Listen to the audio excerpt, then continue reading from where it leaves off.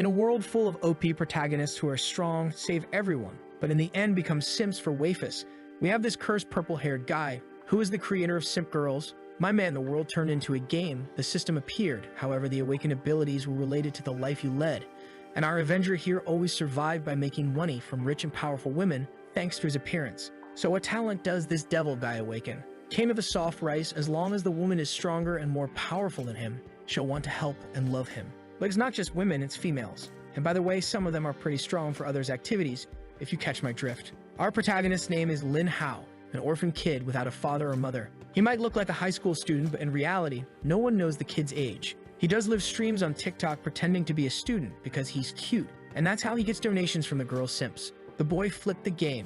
He's the real deal. But while he's crying there, thinking this doesn't have a future, something unbelievable happened. In the sky, a lightning storm formed, and a creature with tentacles and a giant eye appeared. This is the goddess Agatha. No one has any idea what's going on, but the goddess says, "Feel honored, mortals. You will have the chance to become my glorious warriors." A barrier is already rising, trapping everyone inside. Fight for me. Our boy is already confused about what's going on, but the goddess warns that there's no way to escape. The entire area is protected by the void. The goddess then says they have 10 minutes to get ready. Our boy is confused. Man, what kind of webtoon plot is this? People are already on their phones trying to call their wives, kids, figuring out what's happening, but nothing works as expected. A jacked up dude over there loses his mind, throws a bench up. "I'm getting us out of here." The bench hits the ceiling, bounces back, and crushes the dude. The wall seems to reflect any damage caused to it. The kid is already flattened. Our protagonist then stays calm.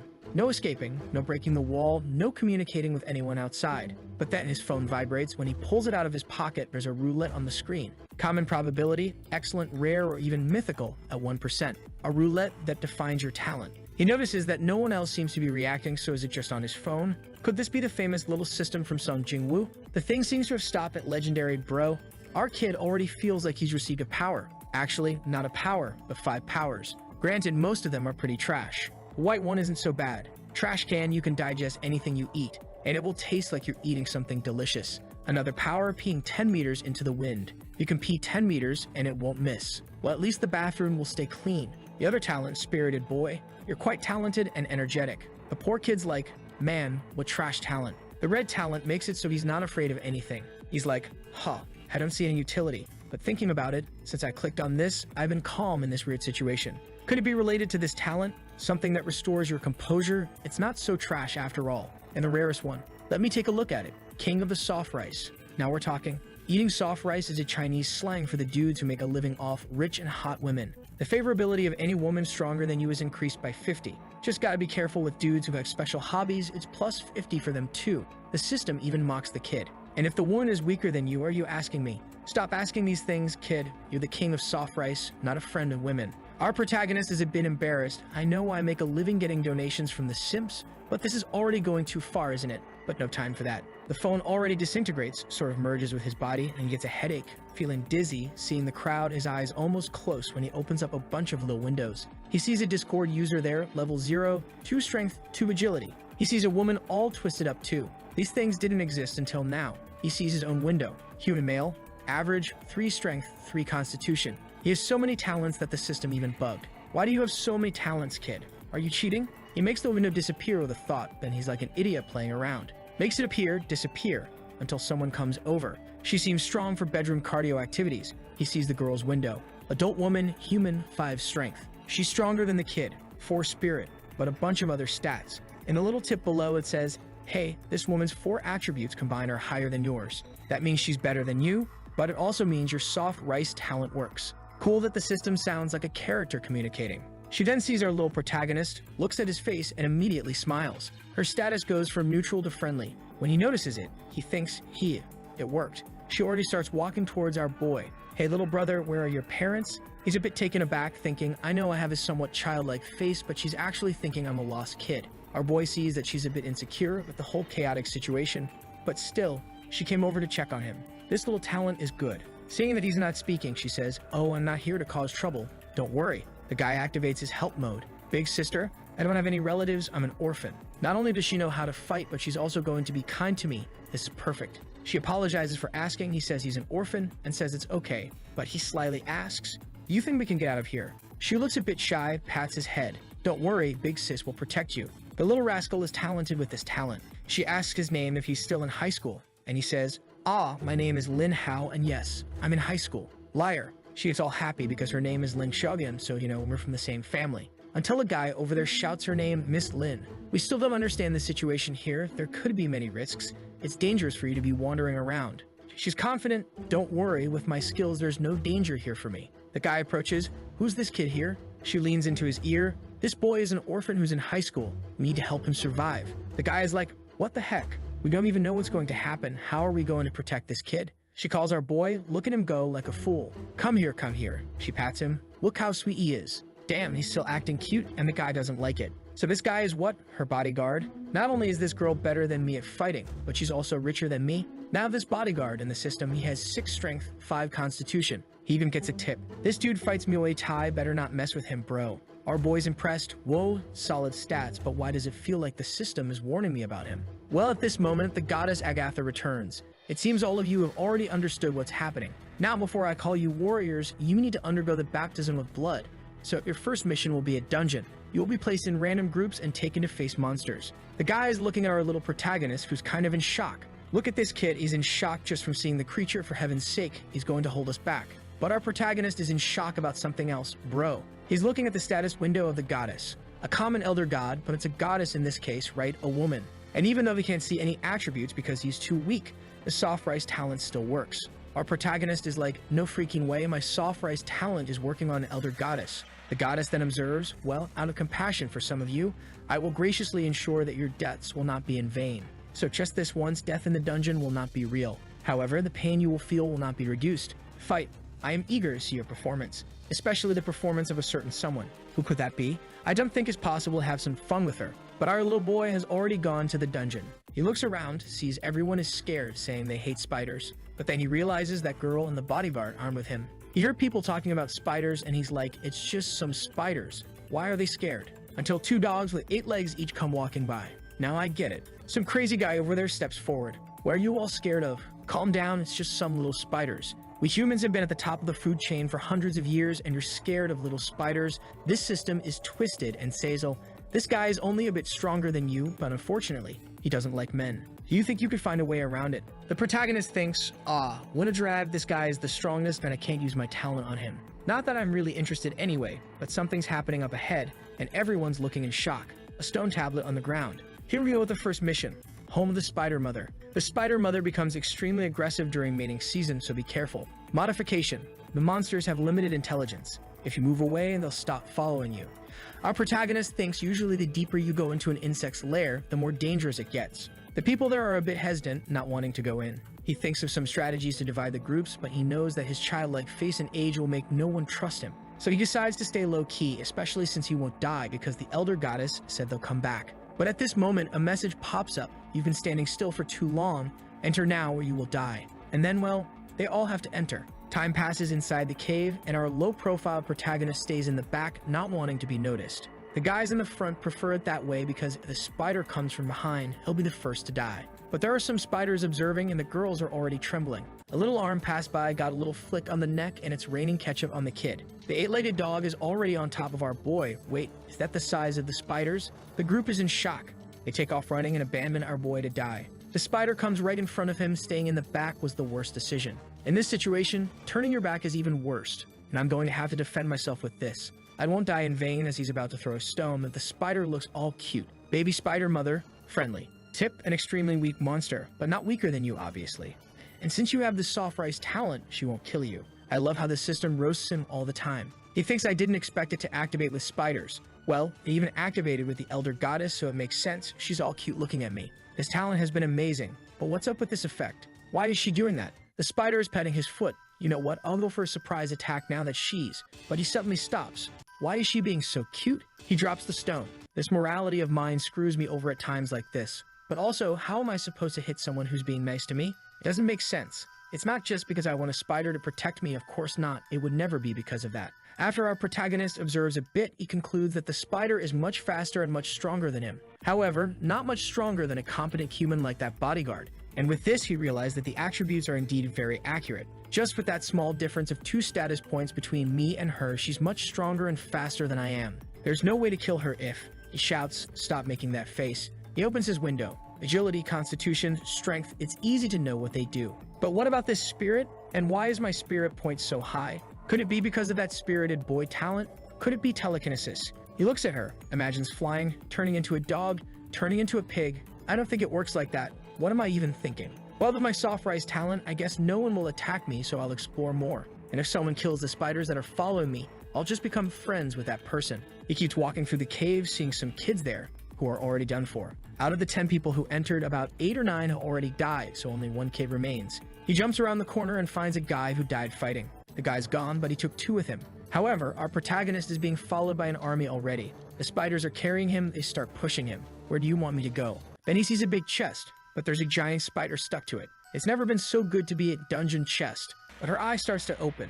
This is bad. She's already grabbed the scythe, the girl's on her feet. Teenage spider mother friendly. Tip from the system, well, there's not much to say. She's going to be pretty cool with you, really cool. Maybe she even wants to, maybe. The system said so. Our protagonist thinks, well, this must be the final boss here, right? My soft rice talent activated again. She won't attack me. But if I remember correctly, the goddess's mission was to reach the end of the cave. I've already reached it, so haven't I completed it? But the spiders are already headbutting his calves, pushing him. What's going on? Did my talent deactivate? He's already being carried on the spider train. These spiders don't seem to be very intelligent, but they clearly guided me here. Wait a minute. Are they trying to pair me up with their mother? I treat you like my little sisters, and now you want me to be your father? Already drop in front of her. She puts away the scythe and starts approaching. My name is Lin Hao. Can I call you? She doesn't care. She's already got her hand on his face. Hey, take it easy, big sis. She just tells him to keep silent. She's serious, already tearing up, coming at him, and our boy is in shock. Calm down, wait a minute. How are we going to do this? It's a web in the mouth, stay quiet. Arms tied, legs tied. He's just there, can't say a word. She's coming closer, his pupils narrow. Next scene, the boy is devastated. I thought my years of innocence were going to be ruined. I didn't expect she just wanted to make me some clothes. The boy's all wrapped up. Well, thank goodness, I don't know how that would have worked. He looks back at her, all cute working on the clothes. Her status shows 13 strength. Better not mess with her, not to mention she's got 16 agility, right? System tip, now that you've fulfilled her biggest wish, which was to sew clothes for someone, she's very happy and will always be in a friendly state towards you. I'm envious of you. Our protagonist thinks her biggest wish was to help someone change clothes. Well, thank you, big sis. She's all happy. She taps her paw, pointing to the chest. Oh, this one. He's already on it. This is the first thing I see of value in this place. He touches the chest and a voice speaks to him. Unexpectedly, someone managed to reach the end of the level without killing any monsters and will still receive rewards. He looks at the spider that doesn't seem to react, looks at the other spiders that don't react. So only I can hear the elder goddess. He tries to be cute. Oh, this is all thanks to the help of the incredible goddess Agatha. Speaking of which, I completed it in an unusual way. I'll get rewards, right? The goddess, well, congratulations on reaching the end of the level and receiving a reward that theoretically no one was supposed to get. He's like, wait, no one was supposed to get this. The chest starts opening and something rises out of it. Wait, what's this special effect? A legendary item? Wait, a book? Is this a golden class change book? Just touch it and you'll receive all the information. Our boy touches the book and some kind of magical data downloads into his head, and he immediately understands everything. So this book allows me to acquire any profession from it. It's like choosing a career in an online game, but it only gave me one option: monster contractor. As the name suggests, I can make contracts with monsters to have them serve me. The contract ceremony isn't complicated, but my mental power has to be stronger than the target. The book didn't give any information about the goddess or where it came from. It only has information about the profession. Well, for now, I can only form a contract with one monster. If I want to increase that, I'll have to practice, but it doesn't say anything about how to practice. Well, with this class, I can summon creatures and coordinate their actions with my thoughts. And what? I'm going to become a Pokemon master. To be honest, a real man should have a giant sword, be buffed up, and cut everything down. But I like staying in the back line and commanding my creatures to tear everyone apart. The window pops up. My guy, do you want to become a contractor or not? Of course I want to. Now I'm no longer immortal. I'm immortal hidden behind monsters. Another sick phrase. Just as he instantly understood the book, he also instantly understands the skills. When he looks at the spiders, he can see how easy it is to form contracts. And the little ones are all marked as simple. Obviously, my charm must help with that. However, as he turns around, who's already in his face, "Hey, big sis, what you want from me?" She's kind of pointing at herself and he's confused. What's she trying to say? When he sees it, her contract is also marked as simple. How is that possible? Isn't she the boss of this place? Why is her difficulty marked as easy? Not to mention she has 6 spirit, and I have 8. With only a 2-point difference, it shouldn't be easy. But with the sum of all other attributes, she's much stronger than him. And then the soft Rice King talent activates like a charm. Immediately, the little rascal thinks, here, If that's the case in the future, all my contracted creatures will be monster women who are a bit weaker than me in spirit, but much stronger than me in strength. Curious, he asks the elder goddess if he can make a contract with the boss of this place and take her away. The goddess is like, "What do you mean? You want to take the boss?" He pulls a little drama. It's so sad to leave her here alone in this place, guarding the chest. I know that feeling ever since my childhood. I've always been alone, and eating alone in the hospital alone, it's so hard to be lonely. The rascal knows how to win over a simp. The goddess, well, this doesn't violate any rules, so it's okay. He gets all excited. Yay, I love you, goddess. Little jutsu and she disappears into his shadow. So she'll always be by my side?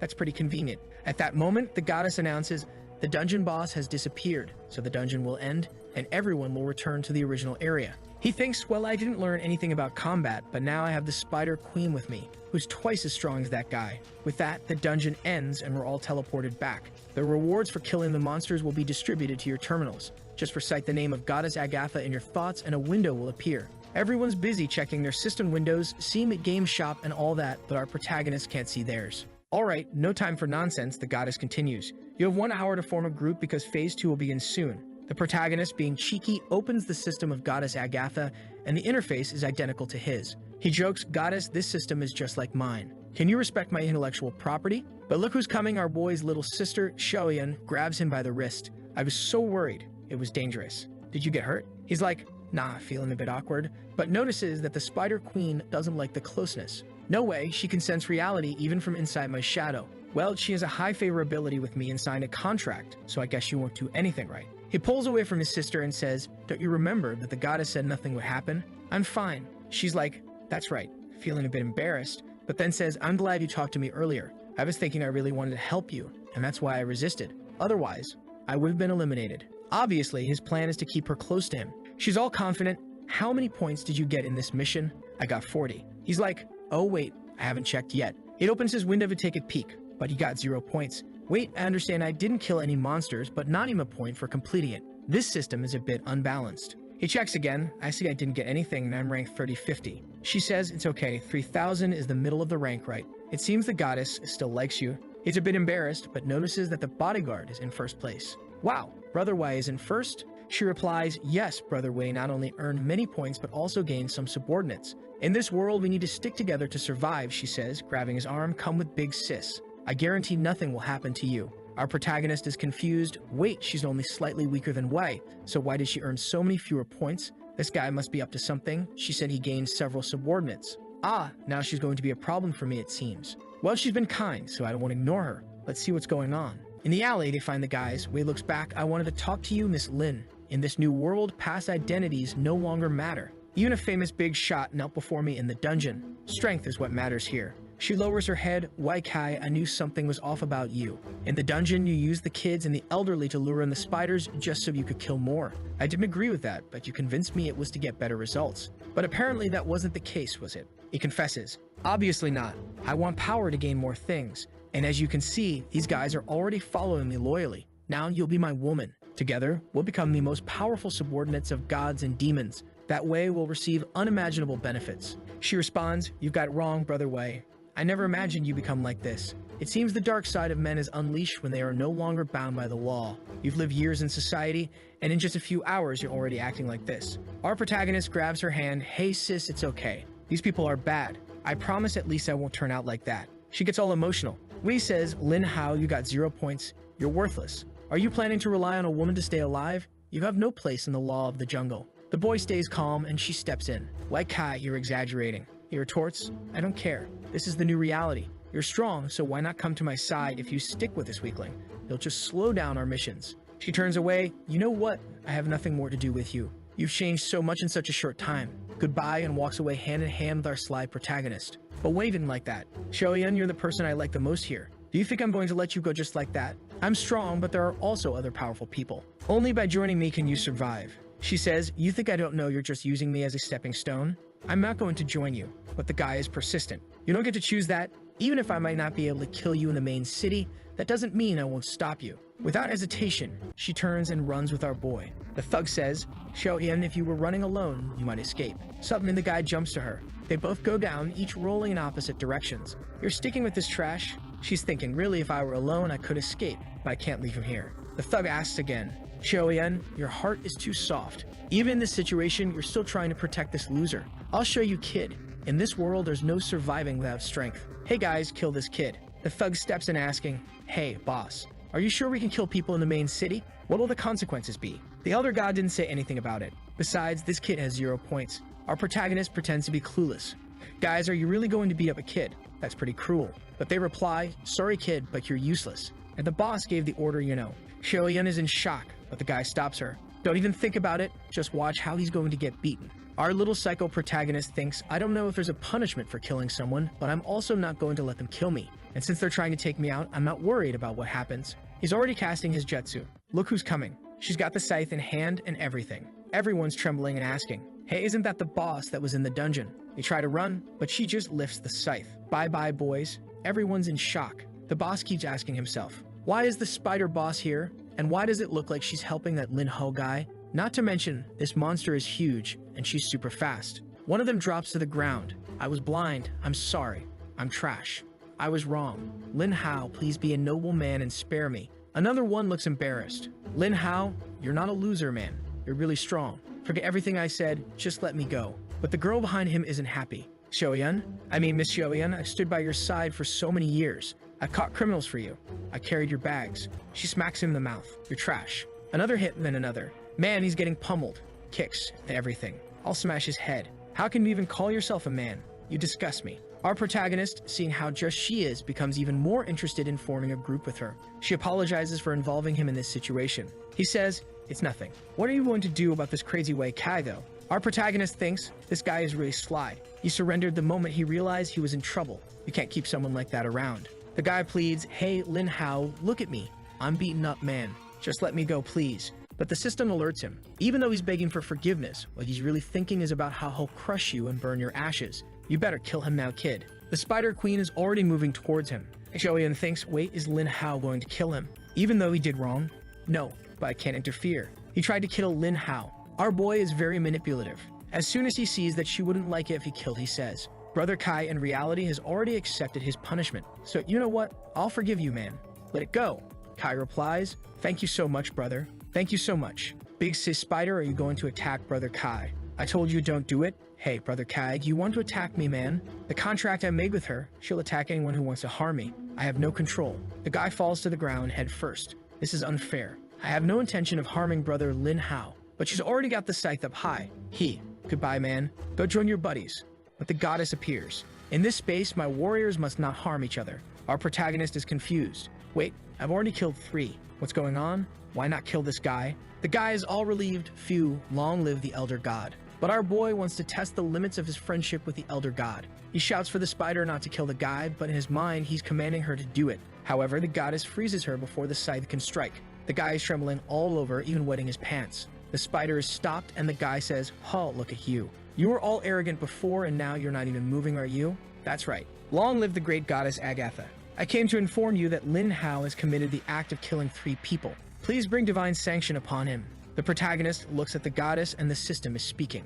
Hey, she's still friendly with you. Why don't you try again? Come on, just one more try. Let's see what she'll do. But our protagonist decides not to do anything. The girl looks at him, thinking he said he doesn't have full control over that spider. Will he be okay? But the guy keeps insisting. Great elder goddess, even though it wasn't Lin Hao directly, this spider has some connection with him. She must be eliminated, or I don't know how many lives will be lost. Looking at Lin, he thinks, the goddess is helping me, you fool. And without the protection of that monster, I want to see how arrogant you'll be. But our protagonist switches to his seductive mode. Oh, elder goddess, I didn't know the rules. Besides, the spider only tried to defend me because of Brother Kai. The goddess responds, well, from this moment onward, the rule has been implemented. You can no longer kill each other in this place. The guy's like, what's going on? Didn't you see? Why doesn't the goddess want to punish this guy? Even worse, he's with that spider. This guy is cheating, man, it can't be. He walks up to the spider and says, come back to the shadow. He looks at the girl, well, now we're safe. The guy's losing it, but this doesn't make sense. 3 of my subordinates were killed, and what? Lin Hao has nothing to do with it, and he still gets to keep. Now the spider, I won't allow this. Great elder god, you can't be so unjust. But his face turns serious and gets struck by lightning. There's your justice, and the kid falls dead on the ground. She asks, why did the goddess attack him? Lim replies, who knows? I think he was just too ugly. The system even notifies him, you survived because of the soft rice talent, my boy. but be careful. And with that, the goddess leaves. She asks where the spider is. Are you giving her orders? He replies, I don't know. In the last dungeon, she chose to follow me. Yes, I'm just lucky. But to be honest, I even wanted to run at that moment, but I didn't have the courage to leave you here alone. You're so kind to me. I'll protect you. She takes his hand, all friendly. No, don't be afraid. It's all good, okay? At least the elder goddess didn't punish you. Poor girl, she's being completely manipulated. This Lin Hao, I thought I was going to protect him, but in the end, he's the one who protected me. Our boy is all happy. Perfect. Now she won't think I'm a bad person. But just then, the goddess speaks again. The penalty of death may be avoided, but the crime cannot be escaped. Those who violated the rule will now be punished. He starts glowing pink, and when she touches him, the boy disappears. He's then thrown into some other place. This goddess, she said she wouldn't punish me, and now she does this. Well, I'd better be careful. He pats the spider. Sister Spider, you work hard and even got caught. Thank you so much. But where's Sister Xiaoyan? The spider got a little jealous, but the goddess already reappears. My beloved warriors, before the official announcement, there is something I must inform you. You've all received the panel and discovered the existence of points. These points are an evaluation of your performance in the dungeon. However, for each dungeon, the reward is different. This time, it was only the number of monsters killed that counted, but who knows what the next one will be. In this world, points are the most important thing. The concept of money no longer exists. Here, with these points, you can buy equipment, accessories, books, potions, all of this with dungeon points. As humans are social creatures, I've implemented a system where if you think about it, you can transfer points to one another. This place will be where all your missions start. Nothing will invade this area, but that doesn't mean you won't die. Let's move on to the next mission. And they've already been teleported. She explains it will last for 2 months. You can hunt or explore to earn points, but if you go 48 hours without earning any points, you'll be erased. And in this world, there's no such thing as resurrection of the dead. The goddess leaves as the barrier falls and officially begins. The crowd starts running to enter the shops and buy potions. Our protagonist thinks it's a shame I didn't get any points. And now death really counts, so I have to be more careful. But you know what? If I don't have points, I'll just find someone who does. He looks over at who he's going to. Brother Wei, the guy gets up. Lin Hao, you punk. He starts running and Sister Spider appears. Don't be so nervous, Brother Wei. I'm just here to talk to you. He says, nervous? I'm not afraid of the spider. You see what happens if you disobey the goddess. Seriously, man, now you're stuck to the wall. Hey, Lin Hao, what do you want? Damn, if I stay trapped here for 48 hours, I'll be eliminated. Let's do this. I have a lot of points and you've got none, right? How would I donate some to you as a little apology? Our boy is thinking, Brother Wei figured out what I wanted right away. All right then, Brother Wei, give me all your points and I'll set you free. But he replies, I can give you some, but not all. I need to survive too. The spider is already measuring him up. Our protagonist thinks this guy is hesitating. The system chimes in, don't doubt it, this guy hasn't given up on getting revenge on you. It seems like he's bluffing. Brother, listen, it's not that I don't want to free you, it's just that the spider, well, she likes you now and is even preparing some webs to keep you tied up forever. I need to buy some items to suppress her man. The goddess won't even punish me because you'll be turned into a puppet. The guy looks at the spider, who's showing off her cute outfit, but in his head, he's thinking, oh crap, I'm screwed. But he complains again. But Lin Hao, if I give you all my points, I won't be able to live. It's the same as dying. How about 80? I'll give you 80 points. The system warns, he's getting pretty anxious. Maybe he's considering crawling back to the top. With that, they make the exchange. Do you accept 80 points from Wai Kai? Yes. Of course I accept. The store has areas for accessories, equipment, books, and potions. However, they only go up to gray or blue quality. The accessory area has various items like medicine, ropes, and survival tools. The rest is more obvious. However, in the potion section, there's only one potion called the Advancement Potion. The products in each area are categorized by their prices. Our protagonist analyzes the situation and thinks it's not worth buying anything right now because he has no idea what he'll face, so he ends up buying a watch that's actually a portable shop that allows him to buy from anywhere. Now that the point usage is sorted out, I just need to figure out how to get stronger. In the book area, seeing that the other books cost 200 and are pretty mediocre, he thinks, the book I got must be worth a fortune. In the top slots are the profession skills, and for now he only has the monster skill. Below are the normal skills. These skills have to be bought from the store and placed there to use. They include things like strengthening the body, gaining agility, increasing mental strength, and boosting your jump. He learns that when you reach 9 in a stat, to advance you need that advancement potion. So considering he already has 8 spirit, if he increases it to 9 and uses the spirit potion, he'll level up to 1. When he has 20 points, he'll be at level 2 and so on. However, he realizes that the books can only raise his stats up to 17 points. So how will he reach level 2? Not to mention, look at that old guy over there who's stuck at level 1 in everything. How does someone like that evolve? This means there are other ways to gain attributes likely related to the mission treasures. Considering that the King of Soft Rice can only form contracts with those who are stronger than him, and he needs more spirit to make monster contracts, That's the stat he'll focus on. With that, he acquires a level 0 mental training book, normal quality. He activates the book in his mind and starts meditating, stretching a bit until suddenly, out of nowhere, someone shows up and Zenshi, here's my business card.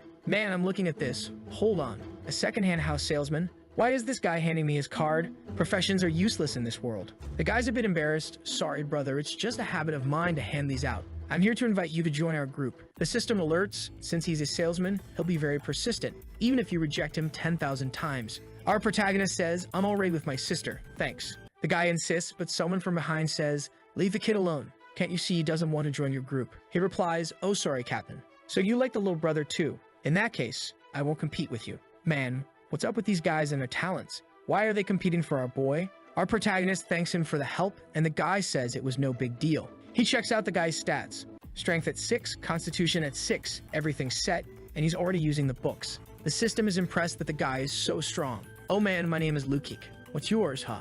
Our boy replies, my name is Lin Hao. He notices that the guy's stats are already well distributed. This guy's a beast. He says, brother Lukik, was that guy trying to trick me and steal my points? The guy replies, no, that brother was just trying to form a team. I noticed you bought the portable stopwatch.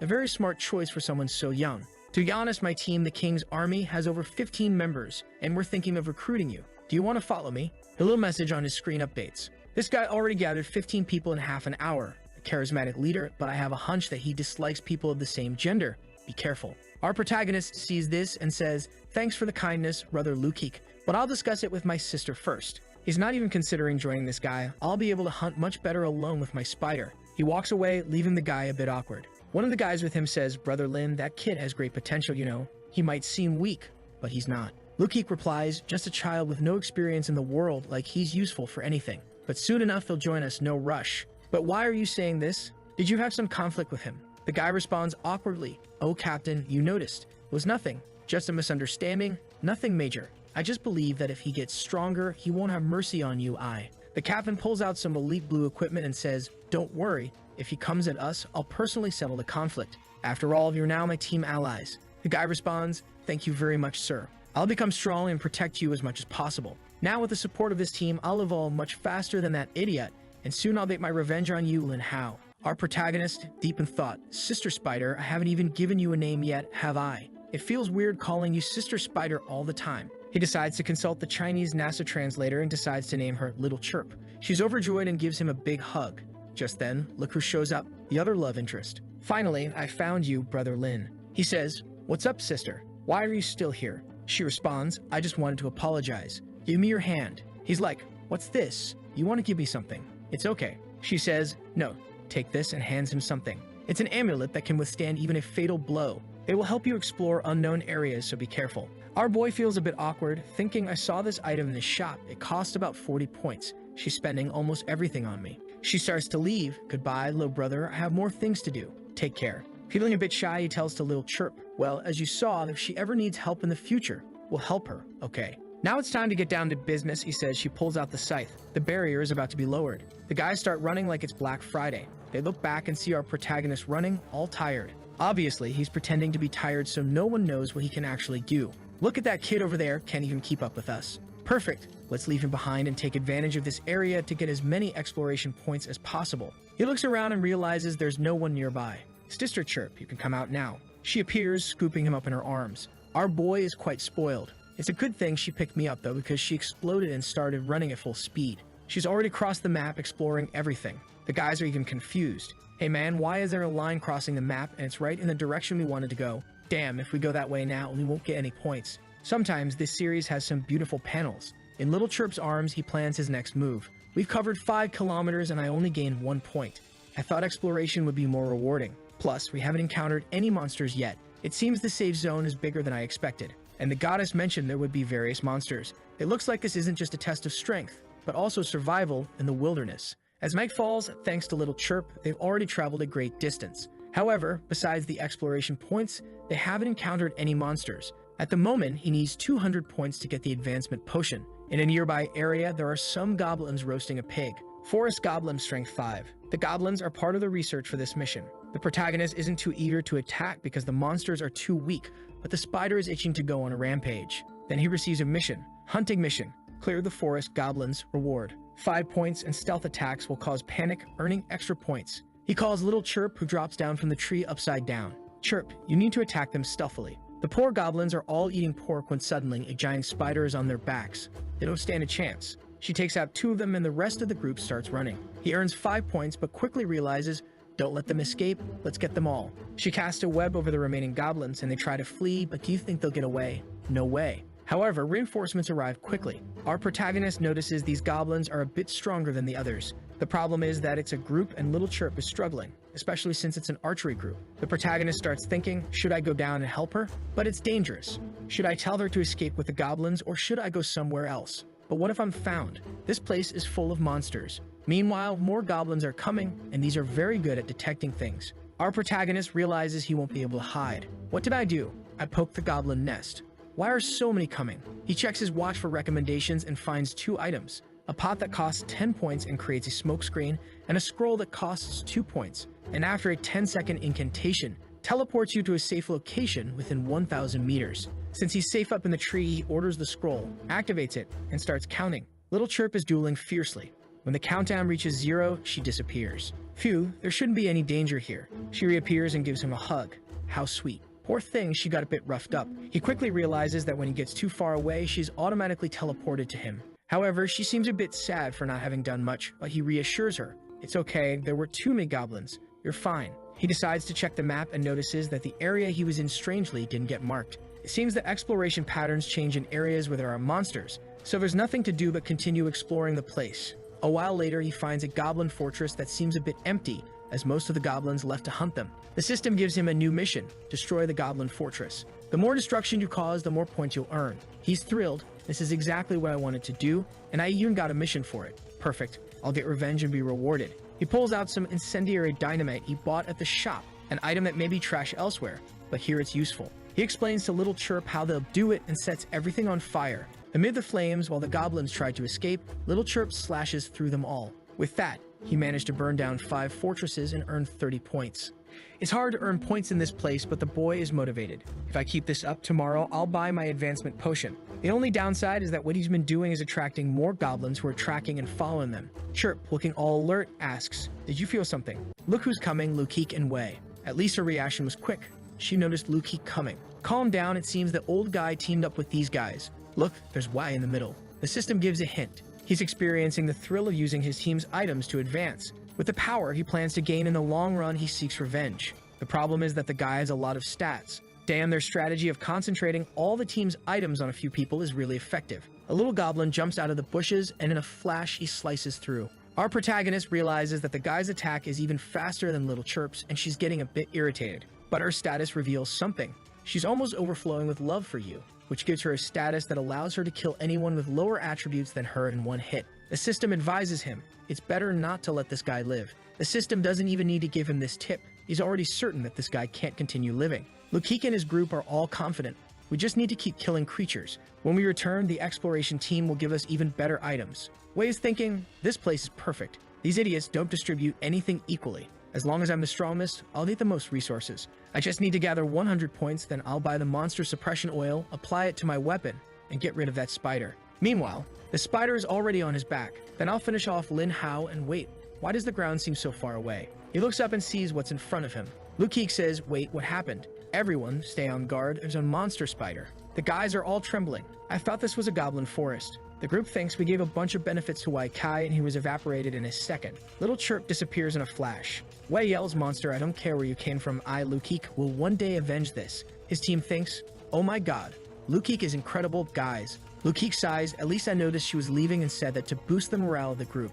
Otherwise, they would have been terrified. On the 3rd day of exploration, a goblin is following a couple, the girl is in shock, a guy says, I don't know what to do, and then decides, turning around and shooting the warrior girl in the knee with a crossbow. She falls to the ground, paralyzed, and the big goblin approaches. The guy says, I'm going to use you as bait. Hey monster, don't follow me. The poor girl, bleeding, cries out, my family helped you so much, how could you do this? The guy responds, shut up, you trash. You kept asking me for gifts, even knowing I'm poor. I was dying to get rid of you. But then a goblin with a big axe appears. She looks up and says, you're coming with me. The screen goes red, but the guy, now a maniac, gets what he deserves. Meanwhile, Little Chirp is busy killing the goblins, and the protagonist realizes that when a goblin dominates an area, that area of the map goes dark again. So it's not just about exploration, it's also about territorial conquest. It seems they'll need to find the most efficient way to destroy the goblin army of the forest. However, with just the two of them and using guerrilla tactics, they're only earning a few points at most. But then, he seems to get an idea.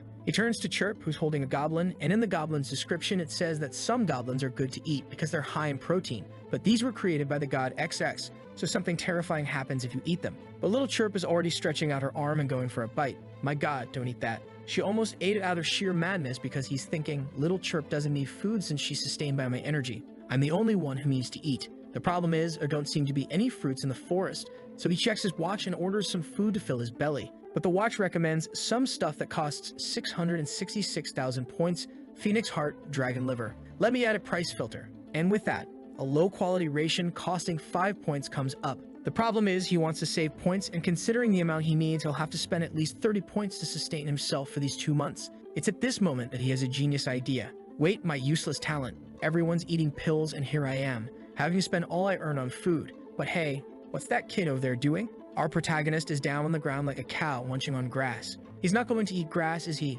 The protagonist has the trashcan talent. Even grass from the ground tastes delicious and can be well digested. But he looks like a maniac biting into dirt. Sometime later, another goblin is down. Poor Little Chirp looks a bit battered. That's because these taller goblins were tougher, even with traps and everything. It was hard because these creatures cooperate very well. But still, she seems happy. Well, as expected of Sister Chirp. No, it's no big deal. She's a little cheerful. But the system warns, it's clear that this spider girl is having difficulty dealing with these goblins. As a monster contractor, you need to help her get stronger. Our boy thinks, I have 2 options. Either I can track someone to help her, or I try to strengthen her. I don't know what I'll get with upgrades, but I've reached 300 points. At that moment, he shines and his spirit level reaches 9.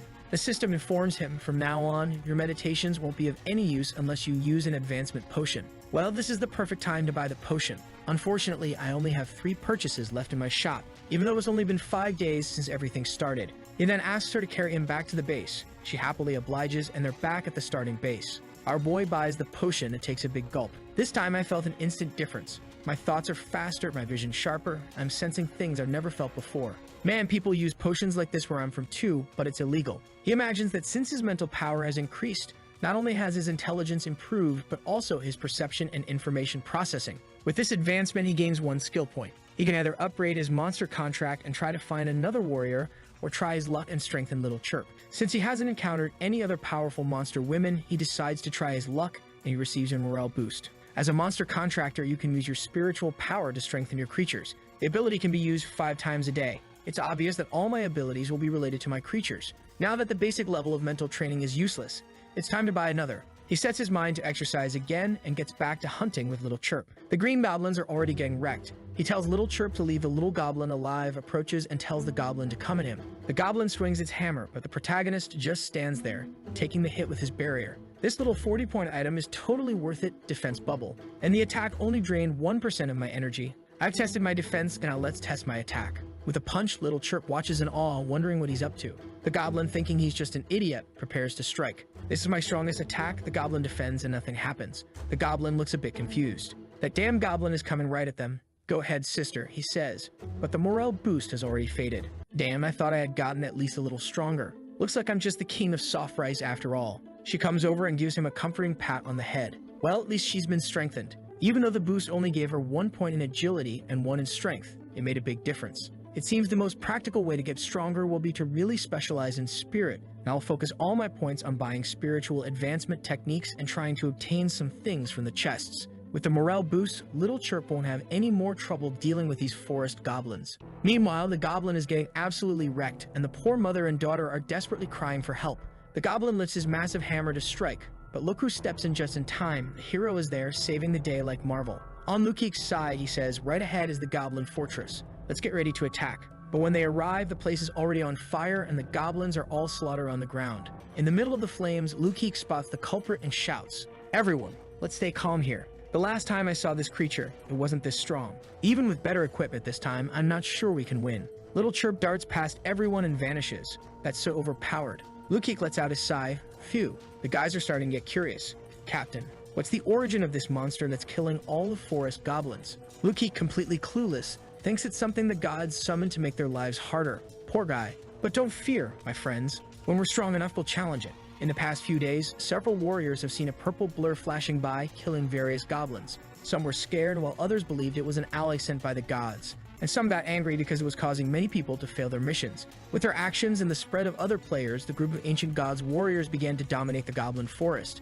After a month of exploration, almost half of the entire place had been explored. According to the judgment of all the players, the source of these goblins needed to be found and eliminated before time ran out. Our protagonist is thinking they can spread as many rumors about the spider as they want. No one will care about me, a weak, scrawny kid who's good for nothing. It's been tough these past few days. I had to spend a lot of points healing Little Chirp, but it's still been worth it. I've accumulated another 60 points and also discovered that after her evolution, she can now stay 500 meters farther away than before. It's a pity that the morale boost only works when I'm close, so I still have to stay nearby. He earned an achievement for killing 10 goblins in 1 minute and received a small chest. The cheeky guy thinks, I'm working hard here and even got a purple chest. Working hard? What are you talking about, you lazy bum? He tries to open the chest, but it pulls away from his hand. The chests from Agatha's achievements can't be opened in this area. Return to the initial fortress. The enemy of the forest goblins achievement had an effect. The forest goblins now know about you and are forming an alliance to attack you. The protagonist remains calm. An alliance? They're already attacking me in groups of 10. How many are going to come at once? Inside the goblin base, there's a shaman casting a spell, and soon after, an army is advancing outside. There are even some centaur warriors there. Meanwhile, our protagonist is munching on his grass, thinking, well, there must be a pretty big group coming, so it's better to avoid the moonlight. Little Chirp is getting stronger, and I've even bought some new items. Too bad, I still have to stay in the background. Our boy is standing in front of a pile of debris, thinking about setting up a trap with Little Chirp's webs, because he knows that since he's been killing so many goblins in this region, they'll probably be looking for him around here. In addition, Little Chirp will leave a bunch of webs around that will alert her if someone breaks through. He's also prepared a return scroll just in case. That's when Chirp says something and he knows the monsters are coming. And here comes the army. Centaurs are a wild and intelligent race, but because they're wearing these slave collars, their intelligence has been sealed. At the moment, they're nothing more than beasts under the cruel training of the goblins. And the cavalry goblin, a forest goblin with a centaur, appears. In this horseman state, it's quite difficult to deal with them. It would be smart to knock them off their mounts first. Then he receives a mission. If he subdues the cavalry force, he'll earn 20 points. The protagonist thinks they have centaurs. I'll need to activate the morale boost right from the start. Little Chirp leaps into action, slashing through when it's not easy. They're already coming from behind and she takes a solid hit. Things are exploding everywhere, so she retreats back to where our boy is. The enemies are all following her, but of course, that was part of the plan. Now Chirp starts pulling on the webs, causing the rocks that were set up to start falling mid-air. Little Chirp moves through them all, quickly eliminating everything. However, something's off. Why wasn't the mission completed? Could it be? Behind her, a shaman appears and casts a spell to strike. But luckily, our boy was alert and managed to pull her back in time. The problem now is that he's exposed his position. Forest Goblin Shaman. This forest goblin uses magic to strengthen his physical attacks and then casts an invisibility spell to attack you by surprise. He's intelligent and will be difficult to deal with. The creature's illusion is spouting some nonsense, and our protagonist is thinking, I don't know how I'm going to win this. You know what? I'm out of here. He snaps his fingers, says bye. The shaman slams the ground in frustration. Back at the base. Fortunately, the 5 gold scroll allows him to choose where he returns. He hears something nearby and immediately tells Little Chirp to hide in the shadows. That goblin shaman was way too strong. There's no way I can beat him right now. For now, I need to find a hidden place to open the chest. The problem is that the base is full of people, including Lukik, who is already heavily armored. This guy managed to form a group, take everyone's points, and still make them love him. Good thing the system warned me, or I might have been fooled too. But just as some did very well, others didn't fare so well. A guy who used to be wealthy is already begging, Kid, I have several houses in the real world. I can give you 4 boxes full of money, just please give me some points and protect me. Our protagonist responds, get lost, man, and walks into a suspicious alley. Looks like no one followed me. Now I can open this treasure. I hope I get something to boost my combat power, or at least an item that can increase my spiritual status to level 2 and make Little Chirp stronger. The chest starts glowing as the rarity of items here ranges from white to gold. And in the shop, almost everything sold is ranked blue or lower. But the item he got is purple, a purple substitution pill. This pill makes the user become another existence. Although the user themselves doesn't change, they will be seen as another existence in the eyes of others. However, it's a level 5 illusion that can be detected by prophecy skills. The effect of the pill lasts for 24 hours. The protagonist thinks, perfect, the shaman was level 1. This will full beams up to level 4 or 5. In that case, I could, for example, transform into a forest goblin, sneak up behind him and take him out. The only problem is communication. Shopping assistant, do you have any item that can help me communicate with monsters? The shop responds with Goblin Flavor Translator Gum. This gum allows you to communicate easily with any goblin after consumption. The effect lasts for 24 hours and costs 5 points. Man, this artificial intelligence is better than ChatGPT. I ask, and it delivers. Now our boy is ready. The shaman and the goblins are with their men lying on the ground. He's mumbling some go-go, but the story translates it for us. Find the enemy who killed our comrades. Use the horn, call for reinforcements. Kill any human you see. Our target is the entire human race. The little goblins are already running off. A small one is wandering around looking lost and calm. When he turns his head, who do you think is behind him? Even when she's attacking, she's beautiful, but the poor goblin is done for. 2 other goblins nearby ask, "Did you hear that scream?" But then, a small protagonist shows up, all tired and worn out. Wait, what just happened? In reality, he's under the effect of the item. At this moment, all the goblins think he's a goblin too. He tells the goblins that he saw the enemy around here and they blow the horn. The shaman hears it and arrives with the crew. He looks at our protagonist, who appears to be just another goblin. "Did you see that horrible spider and her master?" He replies, Yes, I saw them over there, they went that way." The protagonist is thrilled. This is great. They don't suspect a thing. And the shaman, being so unguarded, doesn't have any skills active. The protagonist continues, "Shaman, I have something important to tell you about that person." The shaman replies, "We need to chase after him right now." He lets out, "I'm here for my revenge." The shaman, confused, turns his head, only to find the protagonist already behind him, striking him down. Some crazies rush in to avenge the shaman. The protagonist uses the morale boost, but now without the shaman, it's just centaurs and these turtle goblins. This I can handle in 2 seconds. He's curious about what the next ability will be, considering this boost is really strong. A goblin tries to threaten him. "Don't you know goblins are blessed by the gods? If you keep killing us, you'll be cursed." But our boy doesn't care until the system window pops up. You have killed the leader of this forest goblin tribe, successfully resisted their attack, and earned the achievement, Intermediate Goblin Enemy. This achievement has an effect. Even a goblin 1 year old or the oldest of them all now sees you as their main enemy. He understands that the curse the goblin mentioned is that the goblin's hatred for him is growing stronger. So what he needs is a way to eradicate them all quickly. The goblins are a bit confused as he's just standing there doing nothing. He relaxes and says, "I only left you 2 alive to interrogate you. If I hear different answers from you, the one who gives the wrong answer dies." The kid is the king of interrogation. Where is your main base? Where is your great shaman? How strong is he? So many questions.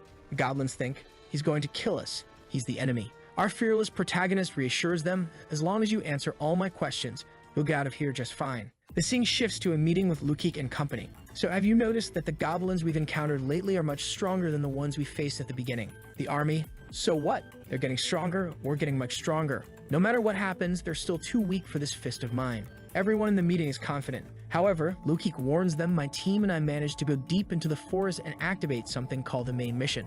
This mission can be shared and given to others. I can even let people join the group and take part. I'm not trying to scare you, but I think this time we'll have to cooperate." Everyone is staring at their screens, but these guys aren't part of Lukik's group, so they're a bit suspicious of him, right? Main mission: cleans the goblin forest. The goblins didn't originally exist in this world. The altar is the key to their appearance. Only by eradicating the root will you be able to get rid of this problem. The mission objective: destroy the Goblin Thunder Tribe. The soldier of the ancient god who received this mission can share it with other warriors. In the end, the ancient gods will reward you according to your participation. The guy with glasses suggests making Lukik the group leader, but Lukik isn't keen on taking all the responsibility. He decides to form a parliament where everyone has voting power. However, the blue-haired waifu isn't really on board. She says that if any decision made by the parliament goes against her will, she won't participate. Lukik says that's fine, everyone can do their own thing, but the goal is to complete this mission. Back with the master of the girls, even this fortified base doesn't stand a chance against Little Chirp with her boosted morale. Now that they've wiped out everyone, there's no chance of information leaking. After roughing up all the goblins, he's able to piece together some information. All the goblins in the forest belong to a single unit, and all orders come from the Thunder Tribe. The strongest person in the goblin race is the Great Shaman. He's protecting the altar, and as long as the altar stands, goblins will continue to appear. At that moment, the protagonist receives the same mission as Lukik, the main quest that can be shared with the objective of destroying the goblin altar. With this, they are now on day 33 of the forest exploration. The blue-haired thick waifu is explaining to the guy next to her that their mission is to find the Centaur tribe. They realize that this race is probably hostile to the goblins and is being enslaved. Meanwhile, the goblins, sensing something strange is happening, also held a meeting. In the back, a goblin looks over and asks, "What tribe are you from, dude?" The protagonist, with the information he stole, already knows what to say. "I'm from the Haptor tribe. I'm heading there to meet His Majesty and pay my respects." Logically, it should have been easy to infiltrate this place, but who would have thought you'd run into something like this? The goblin is staring. I know that place well. If you want, I can take you to the tribe. Man, you have no idea what this goblin is thinking. The system says, as you can see, his status is marked as friendly. Yes, this goblin wants to mess with your body. Even though his level is lower than yours, he still has more total stats, which is why your soft rice talent activated on this jerk. Lin Hao thinks, how did I end up with a guy like this? Damn it. Night falls and the goblins are all asleep. Look at how he approaches our boy, who warned Little Chirp to be ready for action. She's already lurking in the shadows. Grab him from behind, he says, but be careful with the angle so you don't get blood on me. However, before Little Chirp's strike lands, the goblin is hit by an arrow from somewhere else. Our protagonist is puzzled. Wait, could there be another player nearby? That arrow was really strong. But then a rain of arrows follows and he realizes he's in trouble because he's using the pill. So even if it's a player, they'll think he's a goblin. The good part is that he can use Little Chirp freely, as they'll think she's part of the goblins and not an ally of Lin Hao. The protagonist activates his shield barrier and tells her, let's retreat, my dear. But she, looking all graceful, tries to slice the arrows in midair. However, these are homing arrows. They curve and go straight for our protagonist. Fortunately, he has his shield, but he's in shock.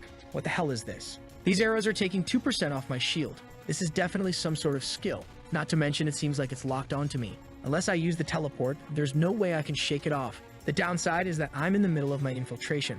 If I use a teleport now, I'll lose the chance to complete the mission. Little Chirp is trying to defend against some of them, but she can't block them all. He tells her that he's going to use the morale boost, but then the arrows suddenly stop in midair and fall to the ground. Huh?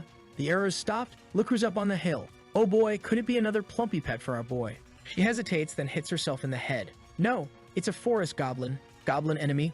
Pull back. I have to kill him. But something's off. Why can't she bring herself to strike? Ordinary female centaur. 13 strength, 7 constitution, 19 agility, and 7 spirit. Lin Hao has 10 spirit. The system advises she obviously hates forest goblins, but she's confused. How can her hatred for goblins be replaced by love for one? Be careful, she's still hesitating. Our boy, feeling a bit insecure, thinks, what the hell is this? How can she hate goblins so much that even with my talent, she's still considering killing me? He decides, system, buy me some translation so I can talk to the centaur. He quickly chews the gum. Sister Sagittarius, please listen to my explanation. Out of nowhere, he calls her Sagittarius. She responds, oh kid, you can speak our language. He replies, yes, I'm also a centaur. I've been cursed by the goblins. She hesitates, you're a centaur. The system notes, even though your reasoning was terrible and ridiculous, she believes you might be a member of her race. The system continues to mock him. Aren't you ashamed of yourself, kid? Lin Hao responds to the panel. Stop giving me grief. I just want to survive. With that, he spins a story about being kidnapped, how a goblin shaman killed his family and turned him into a goblin. He goes into full-on storytelling mode, expressing his desire for revenge against the goblins. She approaches him, comforting him. Oh, you suffered so much. I really have. However, Little Chirp isn't thrilled about this development and pouts. The Sagittarius quickly notices, why do you have a giant spider with you? The protagonist, the least dishonest of men, says he saved her when she was young and she's protected him ever since. The centaur softens up, and they quickly become best friends, though it's the protagonist who truly benefits. He's thrilled. Unlike Little Chirp, who loves me deeply, the centaur seems to have a happier personality and cares more about my feelings. Maybe I can take advantage of this. Since she hates forest goblins, I'll have to make use of that. And just like that, he says, Sister Sagittarius, why don't we work together? Take me to your group and we'll attack the goblins. But she hesitates and doesn't say anything. Wait, what's this reaction? Could she be alone? She eventually speaks, I don't have family, friends, or clan members anymore. The protagonist thinks, I already knew the goblins were enslaving the centaurs, using them as horses, but I didn't realize they were nearly extinct. He tries to comfort her by standing on his toes to pat her head. Big sister, in times of vengeance, those who are alive need to be stronger. We need to make them pay for what they did. Then he starts scheming. As you can see, I was cursed by the goblins, but that gives me an advantage. I can infiltrate their base. She's a bit dull, maybe with a 10 IQ, but she agrees, yes. If you attack from the inside, you can achieve great results, I'm sure. He's thrilled.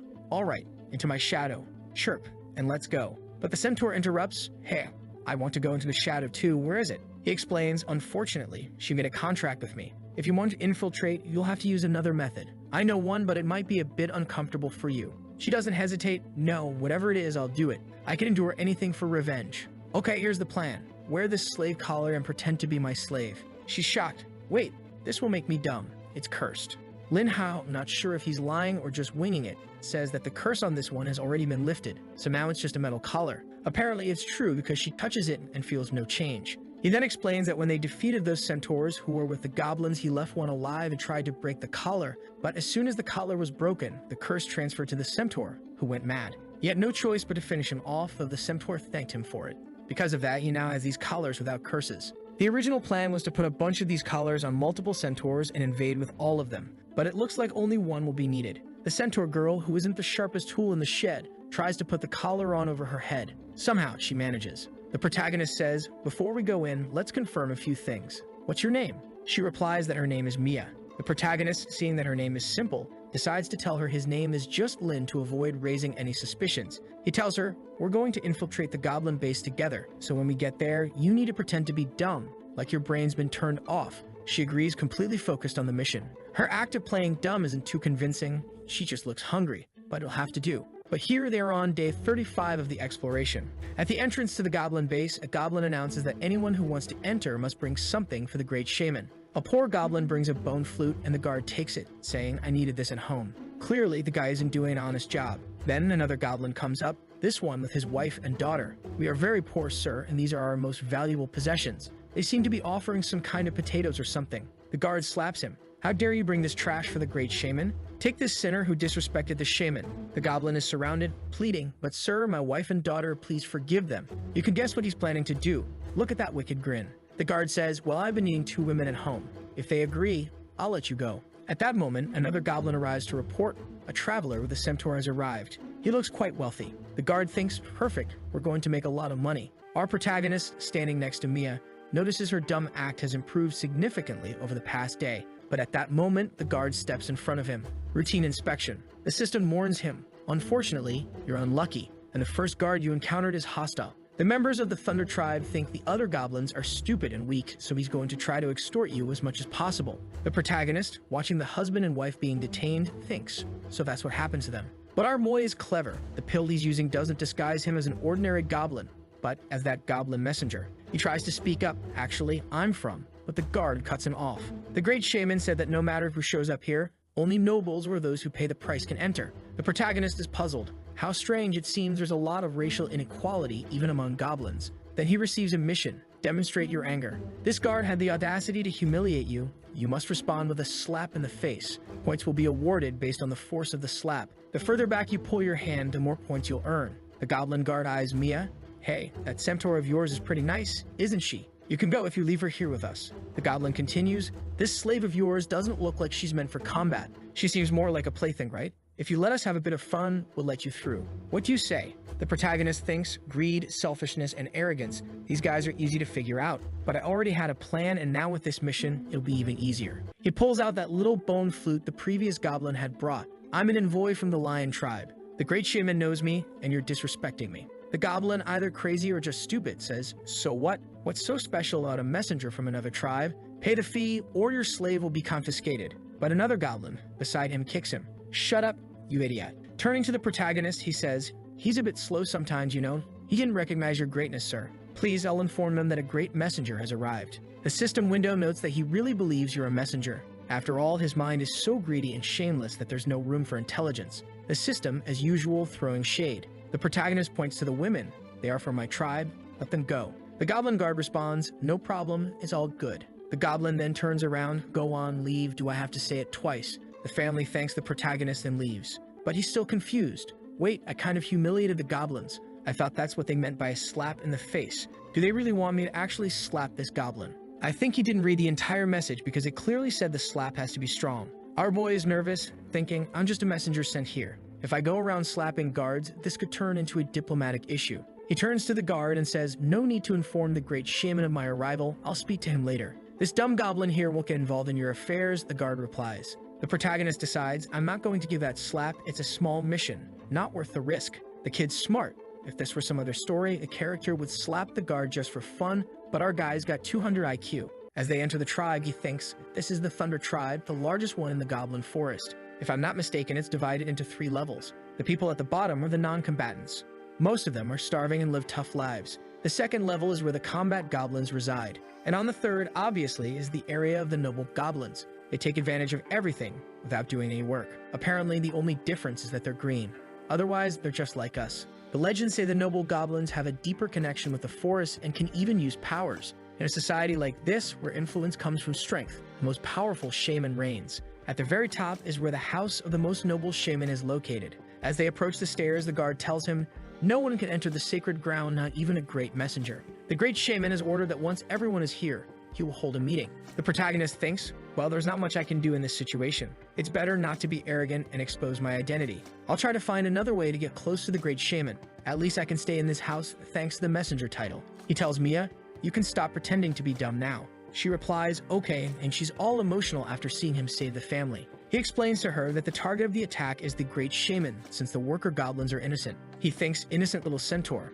She's showing compassion for the enemies of her race. Little Chirp was already setting up traps, but he tells her to hold off, saying, I have another plan. He explains, my original plan was to pretend to be a messenger, lure the great shaman to his house, and then stab him. The centaur liked that plan, but it's clearly not going to work. I've already realized that the great shaman doesn't even respect messengers, so there's no way he'll come to me. He knows he could request a meeting with the great shaman, but there would be many guards, and even with both of them, it wouldn't be guaranteed that they could kill the shaman. So his plan now is to somehow throw the entire place into chaos before attacking. He says, ladies, here's my next plan. He heads toward a large drum. This is the great war drum of the goblin forest. If someone beats it, everyone will gather here. According to the tribe's rules, it can only be sounded in an emergency or if the great shaman orders it. But he gives it a solid whack. The guards shout, hey, why are you beating the great war drum? Others start arriving, our enemies attacking. The protagonist thinks, luckily, I'm a messenger from another tribe, so the guards won't act quickly. Some goblins nearby look anxious, afraid of being exposed. He thinks, all right, I've gathered everyone. It's time to begin. Raising his arms, he declares, I, the messenger, want to announce that today will be a different day. The goblins look around confused, wondering when the great shaman is. Mr. Speech, as usual, begins, I received a revelation from the ancestors in my dreams. Today, I will guide us according to the will of our ancestors. This will bring a happy life to all goblins. The guards are taken aback. A revelation from the great ancestors? Is this guy telling the truth? The protagonist continues, fellow goblins, have you noticed that life has become more difficult recently? Citizens, have you noticed you've been getting more and more work and less food? And warriors, have you seen that no matter how much blood is shed, the price of your sweat is never rewarded? The goblins shout, yes. He shouts, and all this is the fault of the enemies from the other races, right? The goblins echo, yes, but the protagonist says, wrong. The goblins are confused, but the great shaman said it was all the other races' fault. This is too complicated. I don't understand anything. The protagonist thinks, damn it, my speech was supposed to work. Are they too dumb to understand? He already knew about an item that helps with persuasion, but the problem is it costs 70 points, and he doesn't have enough at the moment. The item is a high-quality, simple megaphone. When you use this to speak, your negotiation levels increase by 1, and your speeches will touch the hearts of other creatures more deeply. But just then, that goblin who had triggered the mission shows up. Hey, I spoke with the shaman, and he said he doesn't know you. The protagonist, thinking this is perfect timing, throws a punch at the goblin. Even though the punch doesn't do much, he earns his 20 points. But the guard doesn't like it at all, and is about to retaliate with a club. The protagonist quickly pulls out the megaphone and shouts, stop right there. You're a shameless crook.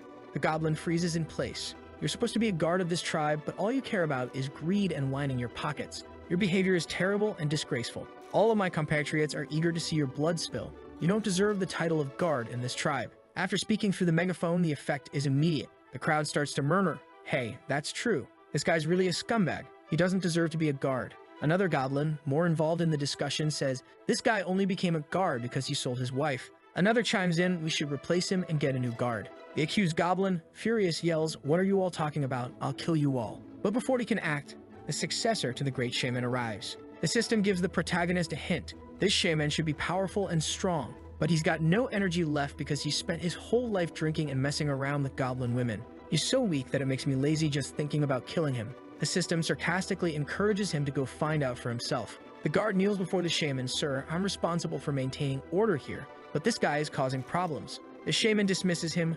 Who are you? What tribe do you come from? How dare you cause trouble in our land? The protagonist, improvising, replies, I am the saint who received an oracle from the great ancestor of the lion tribe, and I will be the pioneer who will revive the great tribe of goblins. The goblins in the crowd are amazed by his words, and some goblin women even blush, starting to swoon over him. One goblin babe confesses, I don't know why, but when I look at him, I see the most beautiful goblin in all the forests. Her husband, understandably confused, asks, what do you mean by that woman? The protagonist, keeping up the ruse, continues, compatriots, the great ancestor has given me an oracle. He explains that the oracle said all goblins are descendants of the great gods and should be treated fairly and equally, deserving happiness and freedom. The goblins are shocked, wondering if the great ancestors really love them. But the shaman, getting angry, shouts, "You are not a shaman. How dare you claim to have received an oracle from the ancestors?" The guards are about to attack when 3 arrows strike the ground in front of them, fired by the protagonist's allies. He continues his speech, but some goblins have been distorting the oracles of the great ancestors. They've created injustice in this land, calling themselves nobility, and using this title to exploit everyone else. The shaman orders the guards to stop him, but the protagonist doesn't back down, blaming the nobles for the suffering of the working goblins. Now the fat goblins who have been benefiting from this system are getting nervous, while the guards shout for the protagonist to be silenced. But before they can act, the citizens, whom he has incited into a civil war, stand in front of him saying, "If you want to kill him, you'll have to kill us first." The deranged shaman commands, "I don't care, kill these guys right now." But then, who comes to the protagonist's defense? The goblin women, all smitten. Even the noble goblin women who stand to lose in this situation can't help themselves. One of them cries out, "Everything the nameless goblin said is true. You can't hurt him." The male goblins protest, "Woman, you're a noble goblin. You know, only the nobles carry the blood of the shaman. It's our right to enjoy more privileges, so let's just get rid of him already." The soldiers hesitate. "Hey, Captain, let's not attack. What if we're wrong?" One soldier adds, "Yeah, Captain, don't attack. My mom's over there." The protagonist thinks to himself, luckily, the social division among these goblins is terrible. It was easy to stir chaos among the population. The only problem is that it's just the poor and the women defending me. The warriors are still undecided about what to do. This isn't enough to bring down the great shaman. I need to incite more rage in the hearts of these goblins. He raises his voice, "My fellow tribe members, listen to me. I'm willing to surrender. Please, great shaman, take me into custody." The goblin women cry out, "Oh no, goblin hero. Why would you surrender?" "I'm tired," the protagonist continues. "I came here to try to bring hope and justice to our tribe. All I wanted was for everyone to live a happy and beautiful life, but all I see is war. All I see is us fighting each other. You don't need to protect me. I don't want to cause any more trouble for you. That's why I'm willing to surrender. You can imprison me, and I'll bear all the sins of our race. This way, no lives will be lost in this conflict. But from today on, everyone will remember that my sacrifice was to eliminate the injustice in this place." The goblin women are moved. "No, you can't do this. You can't." They are overwhelmed, thinking, how can such an incredible man exist? He approaches the shaman. "Go ahead. Take me away, shaman." The women threaten, "Shaman, if you hurt him, we'll never speak to you again." But the shaman, unfazed, says, "I don't care, I'm going to kill him." A soldier warns him, "Shaman, don't do it. The crowd will go crazy. Just throw him in his cell and let him rot there. The great shaman king will deal with him later. It's better if we don't get involved in this." The shaman reluctantly agrees. "All right, take him away." The protagonist smirks and thinks the situation is perfect. The scene shifts to Lukik, who has just defeated some goblins and is studying the map. They seem to be planning a siege on the goblin city when someone arrives to inform him that reinforcements have arrived. However, the group isn't pleased because their ally took too long to arrive. She explains that all she found were the ruins of the Centaur city, which had apparently been defeated long ago. Lukik, in disbelief, comments, "So they already wiped out an entire race." The soldiers are excited, but Lukik is worried. "Our elite soldiers can defeat the goblin warriors, but if they really have an army, we can't guarantee safety. Attribute increases can only be achieved through exercise skills, and if you don't have a high enough level, you can't equip better gear. This way, no one can strengthen too quickly. If we're not going to get help from the centaurs, we'll need to change our strategy." He informs everyone that they'll once again pool their points and distribute equipment to those who are already strong, but he's unsure if the group will agree to this plan again. On day 36 of the exploration, back in the protagonist's cell, the shaman arrives telling the guard, "Stand by the door and don't let any other goblin get in here, no matter who they are." The guard complies. "All right, sir, I'll keep them out." The shaman enters the cell to confront the protagonist. The protagonist thinks, "Whoa, the heir to the shaman actually came here." The shaman gets in his face. "I'm here to let you know that the great shaman has agreed to execute you as soon as we've eliminated the enemies of our race. I'm not going to kill you now, but I'm going to torture you, boy." The protagonist grins. "I didn't expect you to cooperate so much with me." The shaman, confused and angry, snaps, "What are you talking about? I'm going to crush your throat so you can't talk anymore." But before he can act, the protagonist calls out, "Little chirp." Suddenly, the spider appears behind the shaman. The shaman is in shock. What is this? What is this? But before he can react, the spider's scythe is at his throat. He's drenched in sweat. "Wait, I'm still alive? Don't kill me. Okay, I'll give you everything. My family has the greatest blessings, all the treasures." The protagonist silences him with webbing over his mouth. "Quiet down, buddy. I'm not going to kill you because I need you to be my stand-in. After all, there's a goblin from the forest in prison for justice. If I flee the mission, it would be admitting guilt, right? You understand what I'm saying, don't you?" He instructs Chirp to bind him up. He then turns to Mia. "They put your bow in the room next door. Go find it." She nods and leaves. Obviously, the protagonist doesn't want her to see him use the pills. He then faces the shaman. In my eyes, all goblins look the same, but I'll have to beat you up until you're unrecognizable. Outside, the guards hear the noise. Did you hear those screams? Yeah, the shaman must be going overboard with the beating. Well, that's what you get for provoking so much anger. Inside, the protagonist strips the shaman of all his items, shoves a shoe in his mouth to keep him quiet, and smiles. Perfect. Now no one will recognize you. The shaman, panicked, thinks it doesn't matter. They'll realize I haven't returned soon enough. But the protagonist, ever the saddest, looks back. I almost forgot. I'll do this just to see your hopes crushed. He pulls out a pill, and the shaman, terrified, tries to figure out what he's doing. The protagonist consumes the pill and transforms. The shaman is horrified. Wait, I saw it for a moment. He's an enemy of our race. The protagonist has turned into the shaman, and the real shaman is losing his mind. This is a nightmare. I get it. I'm dreaming.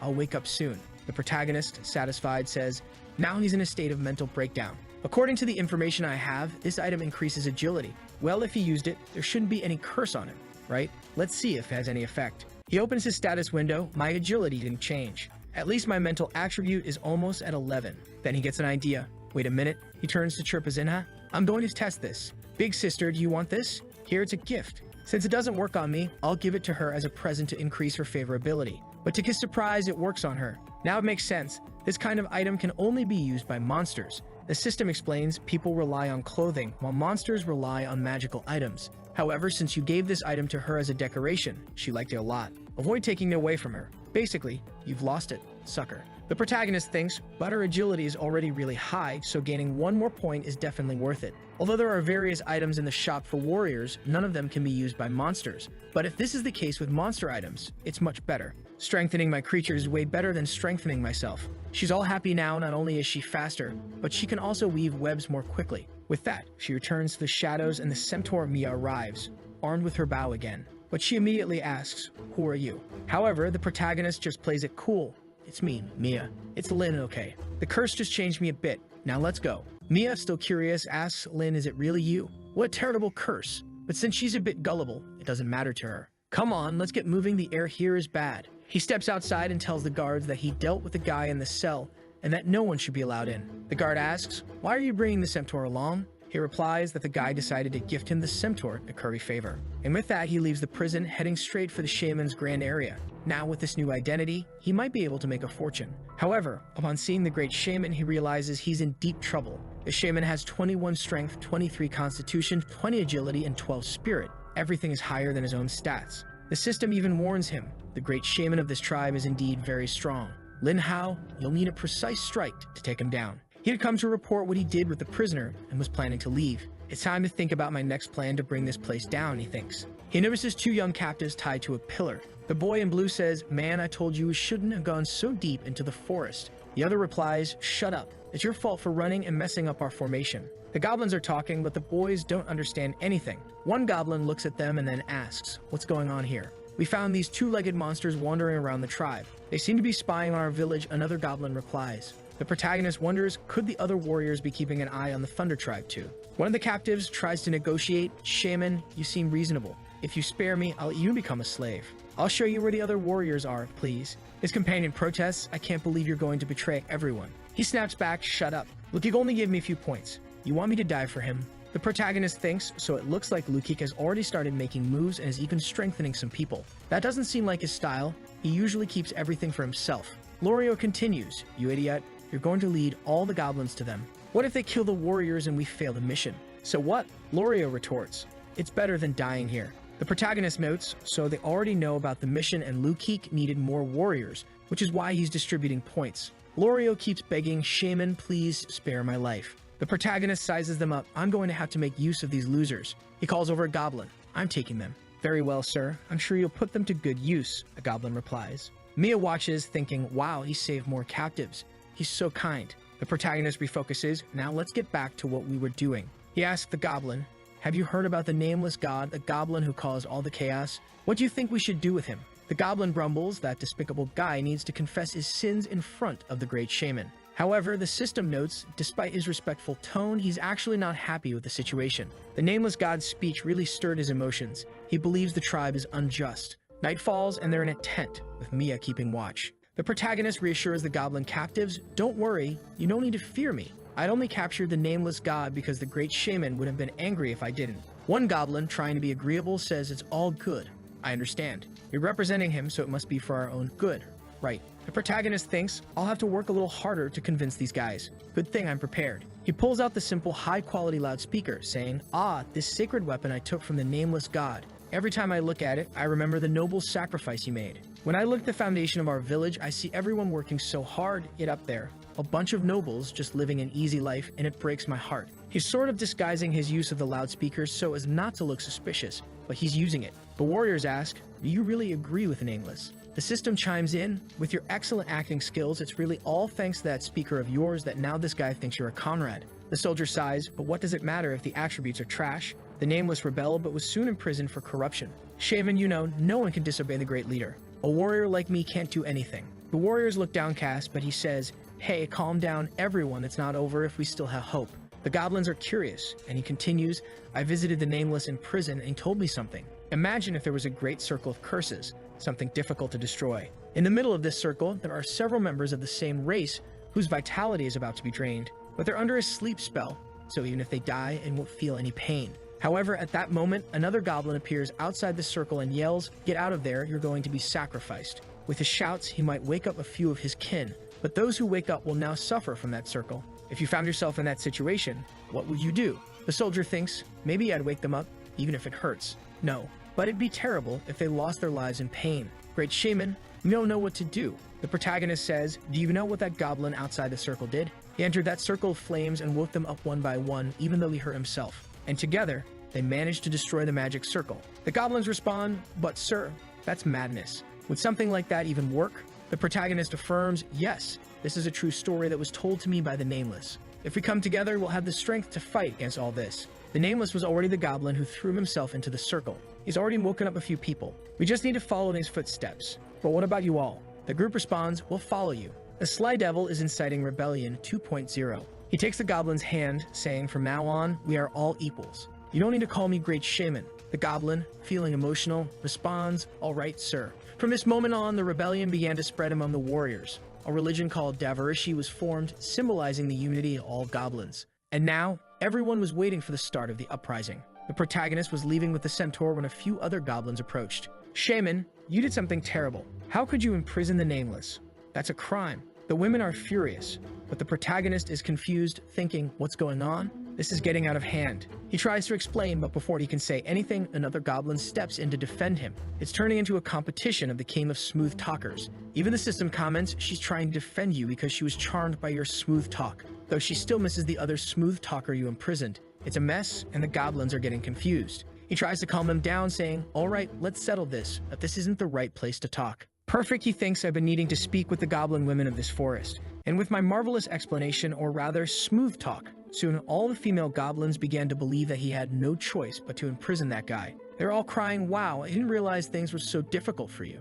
I can't believe you went through all that just to protect the Nameless. He lowers his head, thinking deeply. There's only one way to save that guy. They ask, what is it? The reason the Great Shaman ordered the Nameless to be imprisoned is because the nobles ruined his reputation. So if we want to save the Nameless, we have to make the Great Shaman understand that he was indeed a good person. One of the goblin women chimes in, yes, the Great Shaman was wrong. Another asks, but how can we tell him that? The protagonist pulls out the loudspeaker and reassures them, don't worry. If that happens, I'll talk to these nobles. I inherited this sacred weapon from the Nameless, and I will rescue him. Now the goblin women are fully motivated. After convincing the goblin women, I rushed over to the nobles, not to persuade them, but to inform them of everything that was happening. One of the nobles, surprised, asks, what? Someone's planning to ruin the Great Shaman's reputation? The protagonist nods, yes, you can trust me. This is true. The noble thanks him, saying, good, now we can prepare and put an end to them. Day 39 arrives and the goblin women have begun the revolution. The Great Shaman was deceived. Everyone in the tribe deserves justice.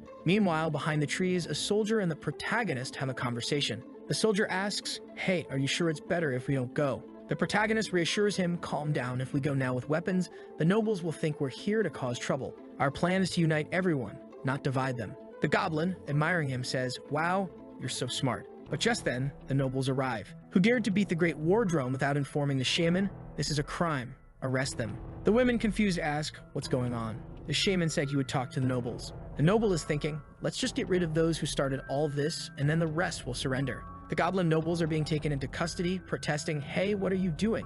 We have the blood of the ancestors. You can't arrest us like this." The protagonist sees the moment has come and brings in the troops. The goblin women are blushing, he's here. The noble, confused, says, "Hey, weren't you the one who told us about this?" But the protagonist cuts him off. "I didn't expect you to come here and arrest your compatriots." The noble tries to explain, "Wait, let me explain something to you all." But the protagonist orders, "Mia, do your thing." And the centaur shoots an arrow, taking him down. The revolution is incited. We tried to talk with our fellow tribesmen, but they wouldn't listen. Let's fight and free the Nameless One. The protagonist looks around and thinks, well, the revolution has already begun. Everything now depends on how the great shaman handles this. Leading everyone, he calls out, "Let's free the Nameless One." The goblin women are fully engaged in the revolution, but then an arrow lands right in front of him. "Stop right there. Take one more step, and you'll be killed without mercy." The women recognize the goblin as the strongest warrior in the tribe, but the protagonist doesn't care. "As long as I can get them to fight each other, it's perfect." He rallies the people. "So what if they brought out the great cavalry against us? We who wish to free the Nameless One will never surrender." The goblin women draw their weapons, and it looks like the revolution is about to kick off. Meanwhile, the great shaman is deep in prayer when a subordinate rushes in. "Great shaman, the hair is bringing troops here. Even the officials are having trouble holding them back." The great shaman is confused. The hair? He's a trustworthy man. "How could this happen? Are you lying to me?" "No, shaman, I wouldn't lie." The tribe leader, still calm, says, "Let him respond. Even though a revolution is happening, you should be able to handle it. Why can't you suppress them?" The goblin explains, aside from the common citizens, some of the warriors and even some nobles are involved. The leader, now angry, responds, "How did these people get swayed by an outsider's words?" He hands the subordinate a totem and says, "Take this ancestral totem and control the situation. Try to preserve as much of the tribe's strength as possible." The subordinate, accepting the totem, replies, "Perfect, great shaman, I know just what to do." However, hidden in the bushes, the tribe is being observed by Lukic's group. "Captain Lu, great news. It seems a civil war is breaking out among the goblins. The perfect opportunity for us to strike has arrived." Down below, the goblins and centaurs are already fighting. The armies are trying to stop them, and the protagonist is impressed. "My plan was to take advantage of the main army's weakness and finish them off, but it seems my side is actually winning." Suddenly, everything stops. The protagonist wonders, why aren't they moving anymore? The goblin with the totem has arrived.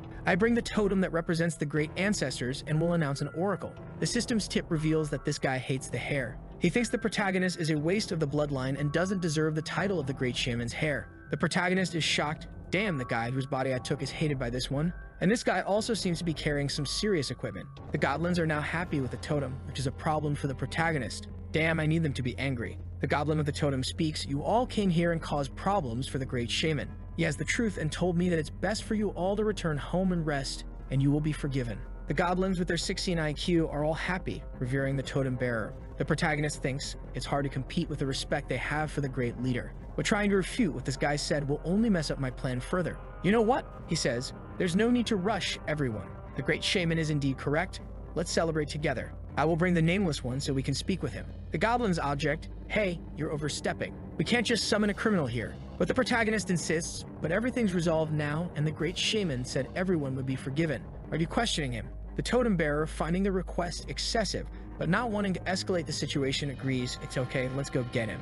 As they walk down the corridor, the shaman reflects, "I always thought you were just focused on pleasure with no ambition at all. Your actions today surprised me." The protagonist finds the situation strange. Why is this guy trying to act all nice now? The shaman beside him comments, "It seems you've been acting like a loser to create this opportunity, haven't you? As soon as you saw the Nameless One cause a little rebellion, you took advantage, didn't you? It was a great plan, even better since I got the totem. So here's a tip. Get out of the Thunder Tribe before I don't let you leave." The protagonist, slightly annoyed, retorts, "You sure like giving advice. Let me give you some too." Suddenly, the protagonist unleashes his spider companion on the shaman. The spider prepares to consume the item, but the protagonist stops her, saying he has another purpose for it. Outside, the goblins are eagerly waiting for them to return. A goblin spots them and exclaims, "Look, he's coming back." But the protagonist emerges carrying the battered body of the goblin he had beaten up earlier. He shouts, "The Nameless One was killed by the shaman. He was unjustly executed by this tribe." The crafty protagonist found a way to incite the revolution again. Everyone is in shock and the guards protest, "Impossible. You were the only one who interrogated him. And where's the totem bearer? Why isn't he with you?" The protagonist responds, "From the start, he had no intention of letting the Nameless One live. All because he wanted to maintain this aristocratic system. He didn't want to end the nobles' indulgence." He pulls out the megaphone and declares, "But I swear in the name of this sacrifice, we will avenge the death of the Nameless One and overthrow this system." Raising his arms, the goblins are fully motivated. Now furious with the cruel reality, No one will listen to any more explanations. The goblins charge, shouting, "Kill those insects. We need to tear down this place. This tribe is unjust." The soldiers are being attacked, panicking and shouting, "What are you doing?" The protagonist smirked, thinking the best and most useful kind of forest goblin is a dead forest goblin. At that moment, the fire of revolution was ignited. Of course, compared to the armed cavalry, the civilian goblins were extremely weak. But this wasn't just any fight, the goblins were fighting for their freedom. Blows rained down, but the goblins pressed on, undeterred by the arrows and spears. They pushed forward, now face to face with the army guarding the great shaman. A noble ordered them to stop, but the soldiers hesitated. The protagonist rallied them. "Davarish, ahead lies the great shaman, and that is where our awakening awaits." The protagonist observed, "All I need to do is destroy the portal that brings the goblins. That way I'll complete the main mission." He watched the battle, waiting for a chance to climb the stairs to the temple. One of the goblins slashed at a guard, but the blade bent on impact. The guard had activated an elite defense skill, making him nearly immune to attacks. Another shaman appeared, offering the protagonist a chance to surrender, saying he could still be forgiven. The protagonist asked, "What will happen to my comrades if I surrender?" The shaman sneered, "Do you dare negotiate with me? Those rebels of yours will be killed one by one. You better surrender and take advantage of the kindness I'm still showing." The system mourned, "He's telling you to surrender, but he's just waiting for the moment to kill you." A goblin pleaded, "Sir, please surrender. Even if we die, you must survive." The shaman taunted, "Why don't you surrender before you're buried with these fools?" But the protagonist, ever the speaker, declared, "To your eyes, they may seem like mere rebels, ants beneath your feet without any will of their own. But to me, they are my comrades, my brothers in arms. We share the same ideals, and we've sworn an oath. We will eliminate the injustice in this tribe." The protagonist continued to inspire, saying, "Today, one of us will die. There's no third option." The goblins were moved, realizing the shaman was a fool. But then a goblin rushed in, shouting, "Shaman, something terrible has happened." The protagonist watched as the goblin reported, "A bunch of those bites, hairless creatures are coming to attack us. There's an army at the entrance." The others were shocked, saying, "Impossible. We scouted those guys and they were all so weak. Any one of us could defeat them." The goblin warned, "The general's group has already been defeated. Impossible. Sir, these bipeds that attacked this time have armor and equipment. We couldn't even scratch them, and their commanders seemed to have some strange barrier." The goblins were rattled. The protagonist thought, "A great enemy. They must be referring to me, the one who's been killing them off. But it seems like Lukek's coming to stir things up. How kind of him." The goblin begged, "Sir, please send reinforcements now to stop their invasion, or we'll all be slaughtered." The protagonist, with a malicious plan in mind, spoke up, "I'm willing to lead all those who follow me to stop the enemy. We'll resolve this afterward." Obviously, his plan was to take the shaman's army with him, leaving the shaman unprotected. The shaman glared at him, thinking, "This bastard, he incited rebellion and now wants to take control of the situation." But the soldiers were also worried. "Sir, as much as the rebellion needs to be controlled, an attack from another race is far more dangerous." The shaman thought, "I'll take this chance to kill him." But he announced to everyone that he forgave the protagonist and that they needed to control the invasion. He even created a new rule in the tribe. Any rebel who killed one of the invaders would be granted the title of noble. The protagonist noticed this piqued the goblins' interest. The shaman's move was clever. Some goblins who were still loyal to the shaman disagreed with this, but the shaman clarified, "This rule doesn't come without conditions." He pointed at the protagonist. "For this rule to be established, you will have to duel me in a sacred challenge and atone for your sins." The shaman's supporters immediately understood. He wasn't interested in granting anyone the title of noble. He just wanted to challenge the protagonist, and once he was eliminated, it would be easy to stop the rest. The protagonist observed, "This guy is judging my combat skills based on the body I've taken over, which is why he's challenging me so openly." He looked around at the others, who were all watching him. But now that the shaman had mentioned the chance for rebels to become nobles, they were a bit indecisive. The system mourned, egoism and greed are consuming these goblins. They've realized they have a chance to become nobles and will go from being the exploited to the exploiters. They're all eager for you to accept the shaman's condition. But the protagonist liked this turn of events, thinking, "I was wondering how I'd create a chance to face him, but now he's challenging me. Fine then, I accept your challenge for a duel." Those still loyal to him were shocked. "No, you can't, sir." The girl cried out, "He knows you're weak in combat, and he just wants to kill you with this duel." But the protagonist, skilled in persuasion, responded, "Our priority now is to stop the invaders. If I don't participate in this duel, they'll destroy the tribe. Unfortunately, this is the only path. Never forget, we fight to eliminate inequality here. If my death can bring safety to the tribe and justice, I will die without any regrets." He rallied his followers of Davarish, "You don't need to fear my departure. Just keep your ideals in mind and don't forget what we're fighting for." The soldiers, even those who were his enemies, were moved. "I'm his enemy, but damn, I respect this guy." And so the great duel was set to take place.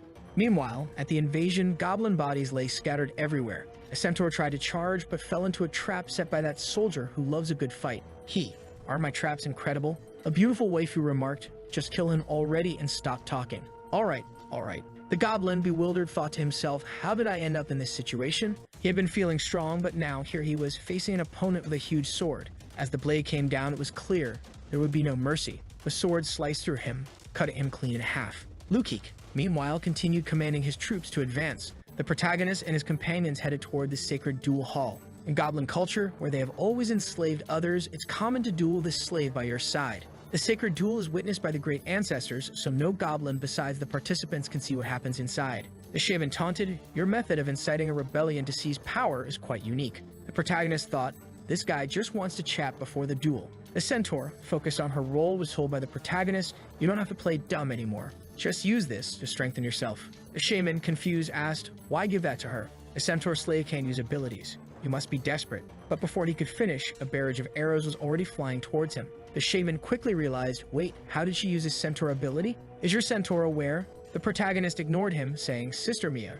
no need to be polite. Use those special arrows we prepared." The centaur unleashed a volley of arrows, each curving through the air with one carrying a special tip. The shaman's centaur tried to dodge, but the arrows homed in on their target. Mid-air, two arrows collided, causing an explosion. Here, the protagonist chuckled. "These explosive arrows I got from my assistant are definitely worth it." The shaman, now cautious, admitted, "It seems I underestimated you." The system chimed in, warning that you caught him by surprise. The protection from the ancestors shielded him from major injuries. He will be more cautious now. This attack won't work twice. The shaman, now exuding an aura of power, said, "I didn't expect that your playful, pleasure-seeking facade was just a disguise for someone so ambitious and greedy." The system further warned, with the barrier he's placed, another explosive arrow will only take 25% of his shield's energy. You think you can defeat me with these secret techniques? The shaman activated a skill called Battle Memory. The protagonist, shield in hand, knew this wouldn't be easy. The system warned him to be cautious as the shaman was accumulating energy. He turned to Mia, urging her to attack the shaman's centaur with her arrows. She hesitated, not wanting to harm an ally. The protagonist reminded her, "To achieve your vengeance, you must understand that some sacrifices are necessary. Now, even though he is of your race, he is our enemy." Realizing she had no choice, Mia unleashed two more explosive arrows. The centaur retaliated with arrows of its own. Arrows twisted and curved through the air, clashing and exploding. Unfortunately, the shaman's centaur also knew how to bend arrows, complicating things. The system alerted the shaman has accumulated 50% of his power.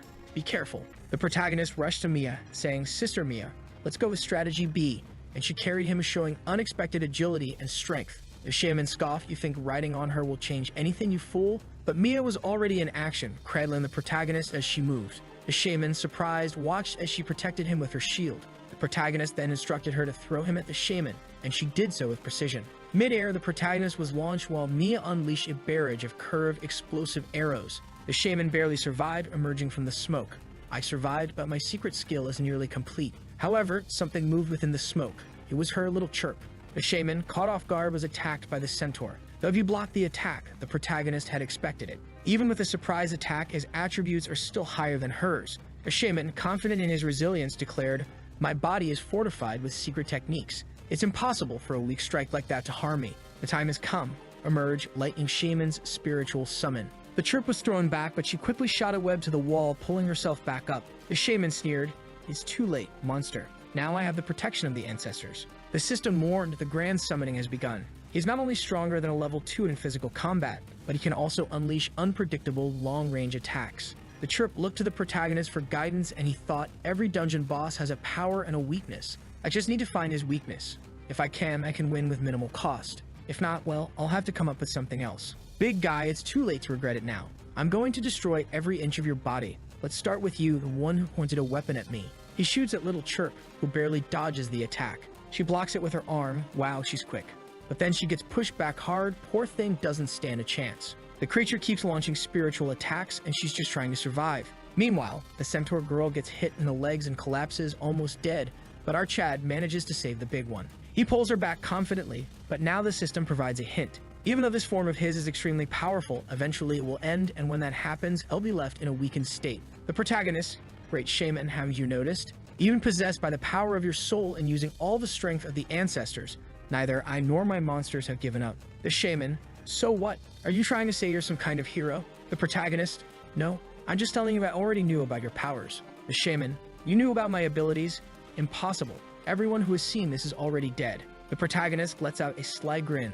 Little Chirp is approaching from behind, glowing purple. The goblin. How does a monster have a death ability? She draws her weapon with a fierce intensity, invoking the mercy of a mother goddess of desire. The big goblin is shocked, but still he thinks he just needs to block it. He uses his spirit to defend against her strike and holds it back. As you can see, the protection of the great ancestors cannot be broken, says the shaman. The protagonist. The more relaxed you are, the easier it is to get killed. Little Chirp's attack combines all of her strength and agility. Based on my tests, the shaman can barely block it if he uses all his power. Alright, it's time, sister. Boost morale. One more point in strength, one more in agility. The shaman is in shock. Will he be able to block it? An explosion erupts. What's happening? There's fire everywhere, glitter raining down. Chirp used her forest ability, she's got one too. And with that, the guy is done for. She collapses, completely exhausted, poor thing. The system alerts, the spider girl used her boss ability. She's now in a severely weakened state, but still much stronger than you. The protagonist. Oh damn system, cut it out. He goes over to gather the remains of the guy who's now in pieces. Damn, I saw her cut him in two, so why are there so many pieces left? He must have had some strengthening equipment. Little Chirp comes over, grabs the teeth he was carrying, and hands them to the protagonist. Another pendant? Do all goblins just wear pendants? He sees her hungry face as if to say, give it to me, man. He looks at her, you want this? Her expression says she does. Well, she didn't even need to ask. Obviously, she gets the best gear. Damn, she's pumped. The system states, since she's weakened, she only has 10 agility at the moment. On the screen, it doesn't seem like much has changed, but the system says, even though you can't see it yet, her body has absorbed some of the item's power and gained an evolution that other spiders don't have. You're one lucky guy, kid. Unfortunately, the power appears to be somewhat secretive, labeled as XX, and our protagonist is like, what the heck is XX man? Well, since the system said it's something good, there's no need to worry. He calls over his little centaur, but when she looks back, she's all sad about her friend who got crushed. It was you who crushed him, you rascal. She tells the protagonist, the goblin is dead. Can't you save him? He's almost gone. The protagonist looks at her and sadly realizes that this centaur hasn't regained his mind. What the guy did was use a battle memory, not free him from the curse. He apologizes and says there's no way to save him after using that collar. She's crying, but the protagonist is already thinking about whether or not it's worth taking her into another fight. Seeing that both of them seem capable of fighting, he says, Sister Mia, we have more important things to do. Right now, we need to destroy the altar in the middle of the temple. As long as that altar exists, the goblins will keep invading and the centaurs will continue to be killed. She gets motivated, saying she understands and that it's their responsibility to help. The protagonist is just observing her actions to see if it's worth making a contract with her. Despite being very emotional, she usually acts when she needs to. Outside, some goblins from the army are talking. Down below, the goblins are all foaming at the mouth. Warriors who clearly aren't going to show up, right? Our troops will advance and destroy those hairless ones. I don't get it, they call humans hairless and two-legged. But hey, you guys are hairless and two-legged. The generalist says, you're being foolish, but the little noble says there's nothing they can do, it's their choice. Outside, the protagonist is strolling along with his waifu, walking in good company. They already passed the bunch over there.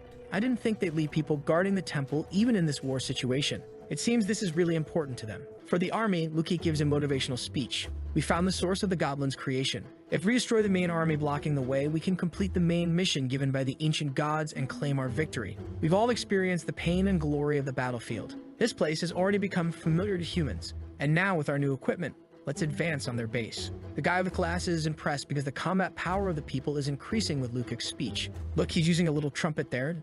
Does it have an effect? He points and the goblins are already coming. You're the right people in the right place. This battle must be won. Yeah, let's win. They start running. I think they're all gonna get wrecked. The goblins are coming like maniacs while our protagonist is pretty chill. With his two warriors and his shield, he's approaching the altar. Apparently there aren't any traps. All we have to do is destroy the altar. But he gets startled when he sees something purple with an aura being poured over the altar. The thing sends a lightning bolt to the sky, which hits the goblins in the middle of the war. Immediately, they receive a buff from the elders, and with that, they start to turn the tide. Seeing this, Lukik knows that if he delays, he'll lose more people. So he passes the commander's position to another and throws himself into the front lines. He jumps out. Brothers, follow me. However, our protagonist is there with the aura emanating. I don't know what this aura is doing, but it clearly can't be good. I'd better run and break this altar quickly. The spider girl already dashes out, slashing at the altar, which starts to crack. The problem is that this aura is causing a lot of damage, and the centaur and spider don't have shields. But when he looks closer, he realizes they're being strengthened.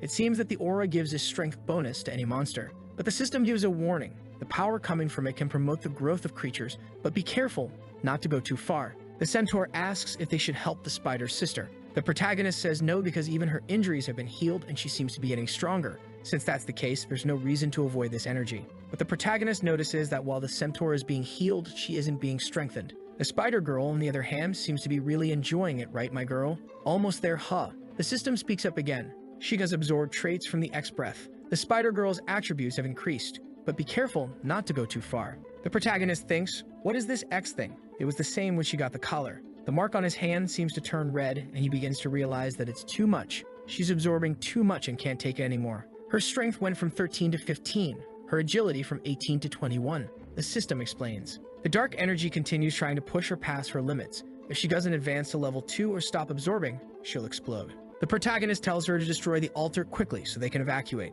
She strikes it with all her might, but nothing happens. He tells the centaur to shoot arrows at it too, but the other one is all worn out, not knowing what to do. The spider girl gets frustrated, gathers all her strength, and slices the altar in half, causing it to explode. Meanwhile, on the battlefield, the goblin's aura fades and now Lukeek is approaching. With his glowing form, the boy punches a goblin, sending it flying, and the army is already running away. Let's flee, sir. The situation isn't looking good for us. Goodbye.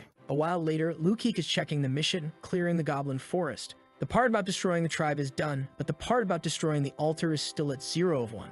Imagine his surprise when he finds out it's already been done. He looks at his troops and says, brothers, we've completed the first part of the mission. Now follow me to the tribe and let's destroy that altar. All the rewards will be ours. The protagonist is quite relaxed with his big spider, who unfortunately lost the power boost when the altar was destroyed, just when she was becoming a real powerhouse. In his mission, he already has 1 of 1 for both objectives. The system informs him that when everything is over, the rewards will be calculated. Seeing that the entire tribe has been destroyed, he realizes that Lukeek and his division probably wiped out the Green Boys. If that's the case, he needs to get out of there because those guys are already climbing the stairs. Lukeek, with his eyes shining, finally says, we've come so far. I gave up so many points, I threw myself into the front lines, I took risks.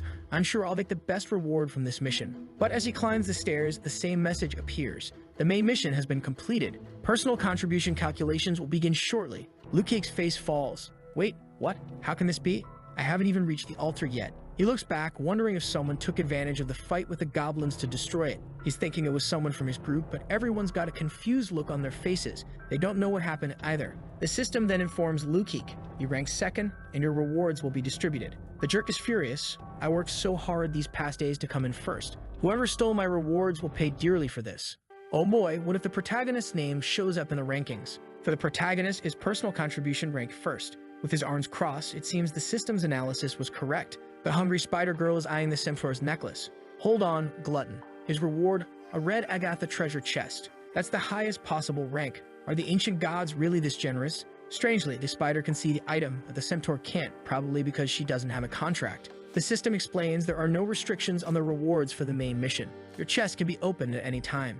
In this red chest, you have a 90% chance of receiving a gold quality item and a 10% chance of receiving a red quality item. The protagonist grins greedily. I got a purple item from the blue chest. What could I get from a red one? Since there's no point in waiting, I'm not going to hesitate. As a golden light begins to shine, will it be gold or red? The thing explodes with a little cloud appearing. A cloud that can fly over mountains and peaks, but at level 1, it can only fly close to the ground. The protagonist exclaims, wow, what amount? It seems so. This is good because now I won't have to rely on the spider girl to escape. He activates it and sees it lift a bit off the ground. The centaur looks startled and says something he can't understand. He realizes, oops, it's been a while since I took my pill. The effects must have worn off. She's confused like, wasn't he a goblin? Now he's human. What's going on? The system reassures him that even though she saw him transform from goblin to human, she doesn't seem scared of him. She really is a silly girl. The protagonist takes another pill to talk to the centaur, thinking, I avenged her entire tribe and helped her achieve what she wanted. Even if she knows I lied, I don't think she'll be too mad. Sister Mia, I'm fine. It seems the curse has changed again, hasn't it? This time, I think it was for the better. She kind of believes it. The system chimes in again, calling her gullible, poor thing. She points to the cloud and says, what's this magical thing here? The protagonist seems to take pleasure in lying because he spins a tale, claiming that after they eliminated the tribe, he received a vision from the ancient centaurs, and this cloud was a gift from them. Where are these ancient centaurs? She asks. He brushes it off, saying, oh, it was just in my head. Never mind, clearly making things up. She looks sad because she wanted to receive a message from the ancients too, and the boy is making the poor girl suffer. He gently pats her head, standing on tiptoe to do so. Analyzing all of this, the protagonist realizes that it might be a good idea to form a contract with her. The problem is that he doesn't have the level needed to form a contract yet. Another issue is that her role in the group would be quite similar to Lil Chirp's. and it might be better to have someone who compliments her instead. Just then, little Chirp arrives all proud, but the protagonist reassures her, saying, "Calm down, girl, there's more where that came from." She thanks him and enjoys the affection. Now the protagonist is pondering what to do with the centaur. She has no tribe to return to, but he also can't form a contract with her yet. What should he do? The centaur looks at him, thinking he must be incredibly strong to have saved everyone. To be honest, girl, he's the weakest one around. But then she starts emitting a blue aura, and the true spirit of the ancient centaurs appears to her. "My descendant who carries the blood of the king, your desire to protect our clan has awakened me. If you truly want to save your people, then head in this direction. Return to our lands and pass the test to inherit my position as Centaur King. You will find my lost treasure and receive a power." The spirit disappears before finishing the sentence. The protagonist, amazed, thinks this centaur girl has royal blood, so if she passes the test, she'll become a centaur queen. Now that's a true leader. His eyes light up at the prospect of her becoming stronger. He can't resist a powerful ally. The centaur, however, is her usual self, unsure and hesitant. Sometime later, the protagonist talks with her, and she explains everything about the Centaur King, the Centaur Kingdom, and everything there is to know. In this world, centaurs were always the lords of the land. They expanded their territory and finally established a rich and powerful community. Although the centaurs had a king, they respected merit, and nothing was determined by bloodline. Anyone who wanted a position of power in the tribe had to pass tests and challenges. But this system of governance only lasted until the first king disappeared. When he died, the centaurs began fighting for power, which coincided with the arrival of the goblins. The protagonist seems intrigued by all of this, but the centaur, glancing down, becomes sad. "The test is really difficult.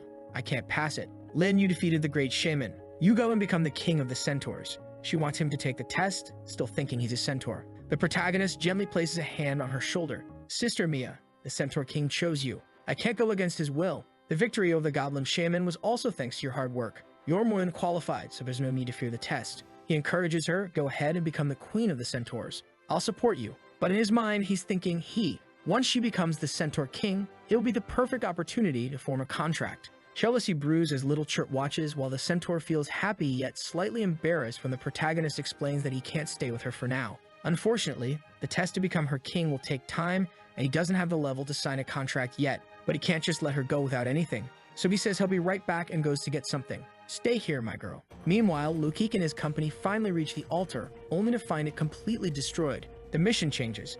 For the next 24 hours, whoever kills goblins will receive even more points. Lukik gives a little motivational speech to encourage everyone to go kill the goblins. Clearly, his intention is to somehow use this to find out who broke the altar. Diocles was impressed with Lukik's plan.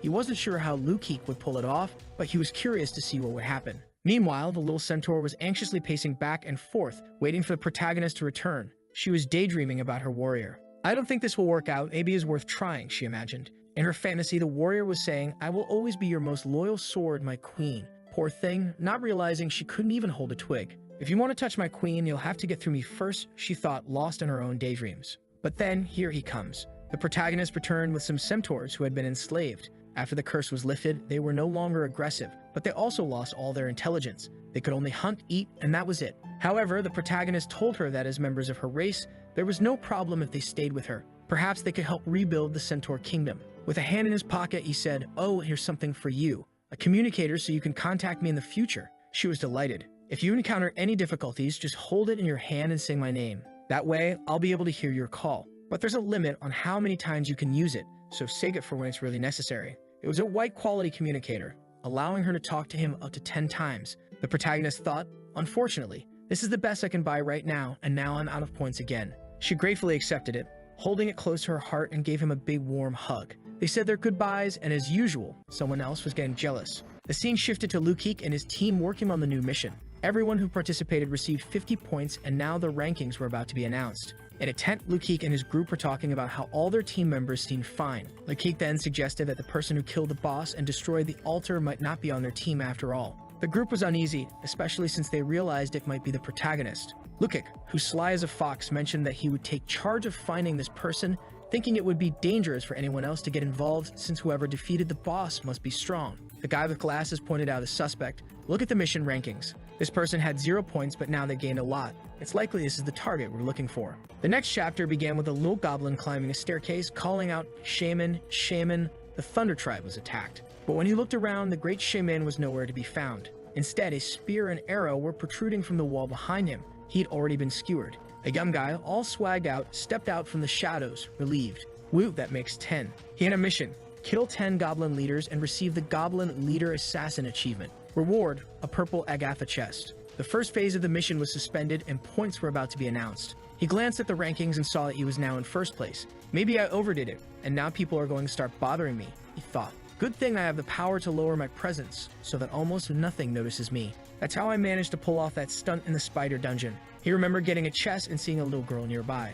But the reward was something no one was supposed to obtain, a class change to User of the 5 Elements. Even though goblins could sense his presence, he could move in and out using his earth ability without leaving any trace. Well, now that I'm in first place, there's not much point in hiding anymore. Time to make the most of it. Back with the glasses-wearing guy, he was discussing this mysterious person who had suddenly shot to the top of the leaderboard. Has anyone seen this person, or are they trying to stay hidden? Everyone responded that they had no idea who this person could be. However, the blue-haired waifu suggested maybe it's just someone who got really lucky and received a good mission, rather than the person who destroyed the altar. A bit of tension was brewing in the group. They weren't getting along too well. Lukeek mentioned that the blue-haired girl was a cop before all this started. Maybe she can conduct an analysis, he suggested. She sort of agrees, though reluctantly, saying that based on her analysis of the bodies, it looks like the creature died from arrows and slashes, so whoever it was uses that kind of weapon. Considering that when they attacked, the village seems stable, it means that whoever did this was there at the same time, so the person must be. And then we switch to our protagonist, who's now wearing a bunch of spider-themed clothing since he had to appease the spider girl after she got mad. To cheer her up, he dressed up in the outfit. After completing the mission, he went back to see what was available in the shop. Even though he didn't have any points, he wanted to know if anything good had appeared. But unfortunately, there was nothing. As he was leaving, he noticed some people gathered around a notice. The conversation among them was something like, "Wow, what did this guy do?" They're offering 400 points. The protagonist, curious, went to see what it was about. The message read that a warrior had single-handedly defeated the leader of the goblins. This person had greatly preserved the vitality of our army, and they wanted to express their gratitude. They were asking for help in finding this warrior, and anyone who found him would receive 400 points. The protagonist thought, whoa, 400 points would be nice, but I don't want to reveal my identity. As he started to leave, he realized that he had no idea how they came up with that image, but it didn't look like him, so he wasn't too worried. Just as he was about to walk away, he felt a hand on his shoulder, but it was just the effect of the charm. The system informed him, even though she seems happy to see you, deep down she feels something different. Why do you keep checking her attributes every time you see her? That's not very knightly of you. The protagonist thought, because women are hard to understand, I need the system's help. But what's this about a different emotion? I'm curious, but unfortunately, I want to say solo. How are you doing? He asked. She replied, I'm fine, but you seem a bit lost. Did you find something? Feeling a bit awkward, he said it was nothing. But she pressed him. If there's anything wrong, you can tell Big Sis. He thought, ma'am, I don't know if it's because we haven't seen each other in a while, but she's serious today. Big Sis, I'm fine. But what about you? How are things? He asked. She answered, I'm fine, don't worry. Clearly, she wasn't fine. The protagonist felt something odd, and then suddenly the goddess appeared, saying she was pleased with the first part of the mission, but that the second part was about to begin.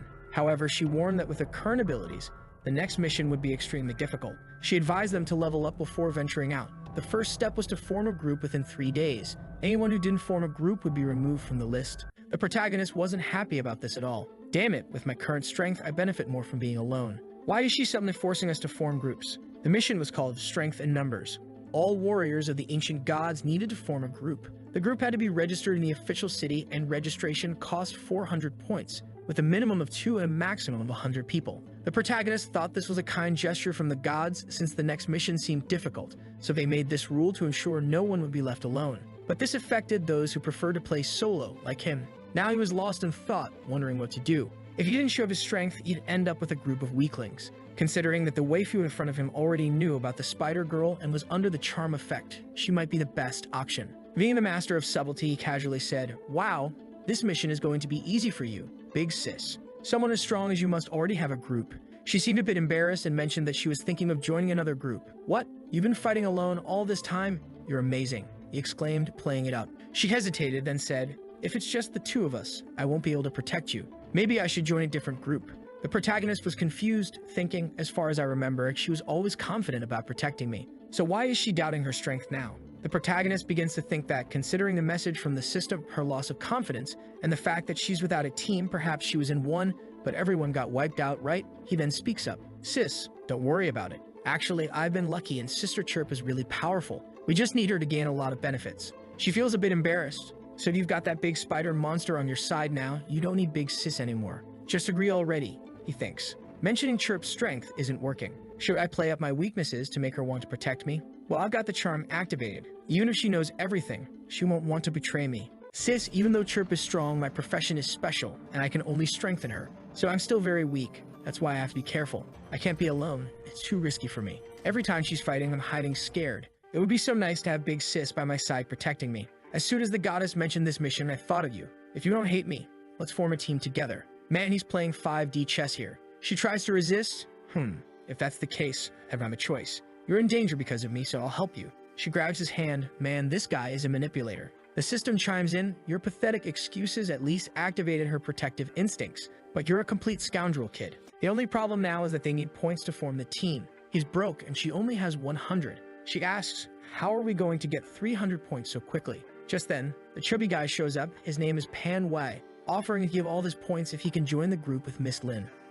This guy is slick, the system notes. In such a cruel world, to survive with such a lousy system panel, this guy must have some kind of ability. The protagonist asks, do you know him, sis? I'd only spoke to him once, and he's been bothering me ever since. I thought he'd given up, but here he is again. The protagonist continues, hey man, are you a stalker? Manhwa replies, no, don't get me wrong, big brother. I'm not some perverted stalker. It's just that, on that day, I caught a glimpse of Miss Lin's combat power, and I was impressed by such strength. The protagonist glances over at you killed a goblin with your bare hands. No, it's not like that, she starts, but the guy doesn't stop. The most unforgettable moment was when she was fighting and still protecting her fallen allies, even at the cost of her own body. She cuts in, what are you trying to say? Spit it out. The guy continues, that battle was so brutal that in the end, only she was left standing. At that moment of despair, I was paralyzed, but I'm sure it's worth trusting her with my safety. The protagonist thinks, as I suspected, it seems her previous group leader was killed. The guy gives a little speech saying that the moment he heard the goddess' message, he ran to speak to her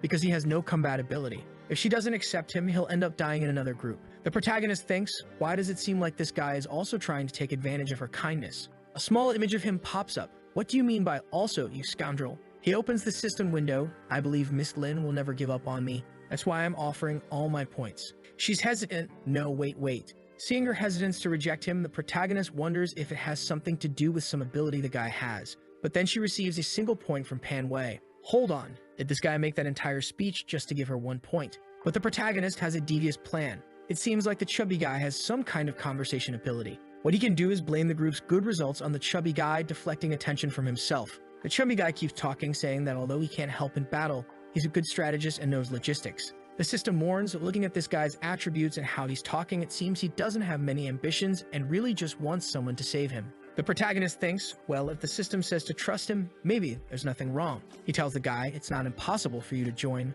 but there's something you'll have to do. The chubby guy responds eagerly, I'll do anything, just tell me. Lin, the big sister, asks him, do you really want to let him join the group? The protagonist reassures her, relax, I've got a plan, just trust me. The protagonist tells the chubby guy to go to Lukeek's group and say that he, the chubby guy, is the person they're looking for.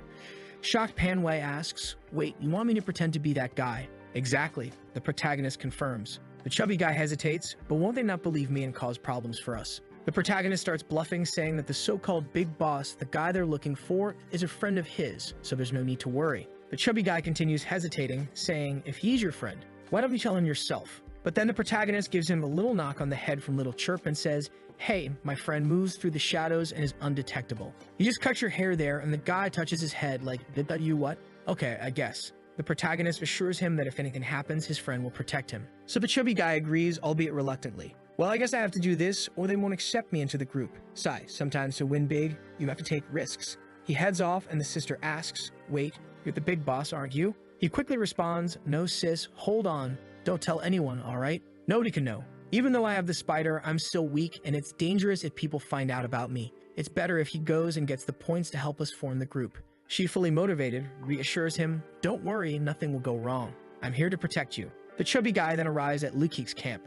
There are a lot of people here, but it's okay. Even if they find out, they can't do anything to me because the boss will help. He's got a communicator through which the protagonist will guide him in convincing the people. The protagonist had already warned him that since the person they're looking for plays alone, will have to go in alone, the lone wolf. As the chubby guy picks up the communicator, Lukeek and his crew are discussing how to handle the distribution, since they now have to form a giant group. Then someone enters, announcing that the person for the bounty has come to collect. Lukeek, looking pleased, says to let him in, and in walks the chubby guy. I was out hunting and just got back, finding out you were looking for me. So are you a friend or foe? Tell me now. The chubby guy is in shock, thinking, there are so many people in this room, I need to wrap this up before they find me out. Lukeek proudly introduces himself, my name is Lukeek, and I'm the leader of this group.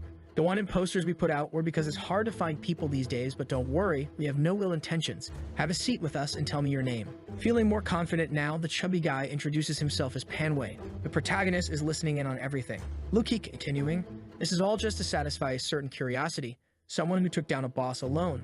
What kind of person would that be? Lukeek is thinking that this person seems quite different from the profile they had in mind and decides to analyze it carefully. The chubby guy responds, all this is just to find me. Honestly, those who depend on groups don't understand the power of a lone hunter. That's why, when I saw the goblins, I realized the only way to take down the leader was to infiltrate their base. Lukeek, now convinced that this information is enough to confirm Panway's involvement, says, wow, Brother Pan, you're very brave. Can you give me some details about your fight with the boss? The protagonist, listening in, realizes Lukeek has some information about how the fight went down and is trying to confirm it. The chubby guy, gaining more confidence, says, all right, I'll satisfy your curiosity. Normally in combat, I finish the enemy with one strike, but this boss fight wasn't so easy. As soon as I entered the room, I saw the goblin shaman on top of a centaur. Many would have been scared, but I stood there, not an ounce of fear. When he saw me, he ordered the centaur to shoot arrows at me, but I easily deflected them. One of the people in the room exclaims, wait, you deflected the leader's arrows with a one-handed sword.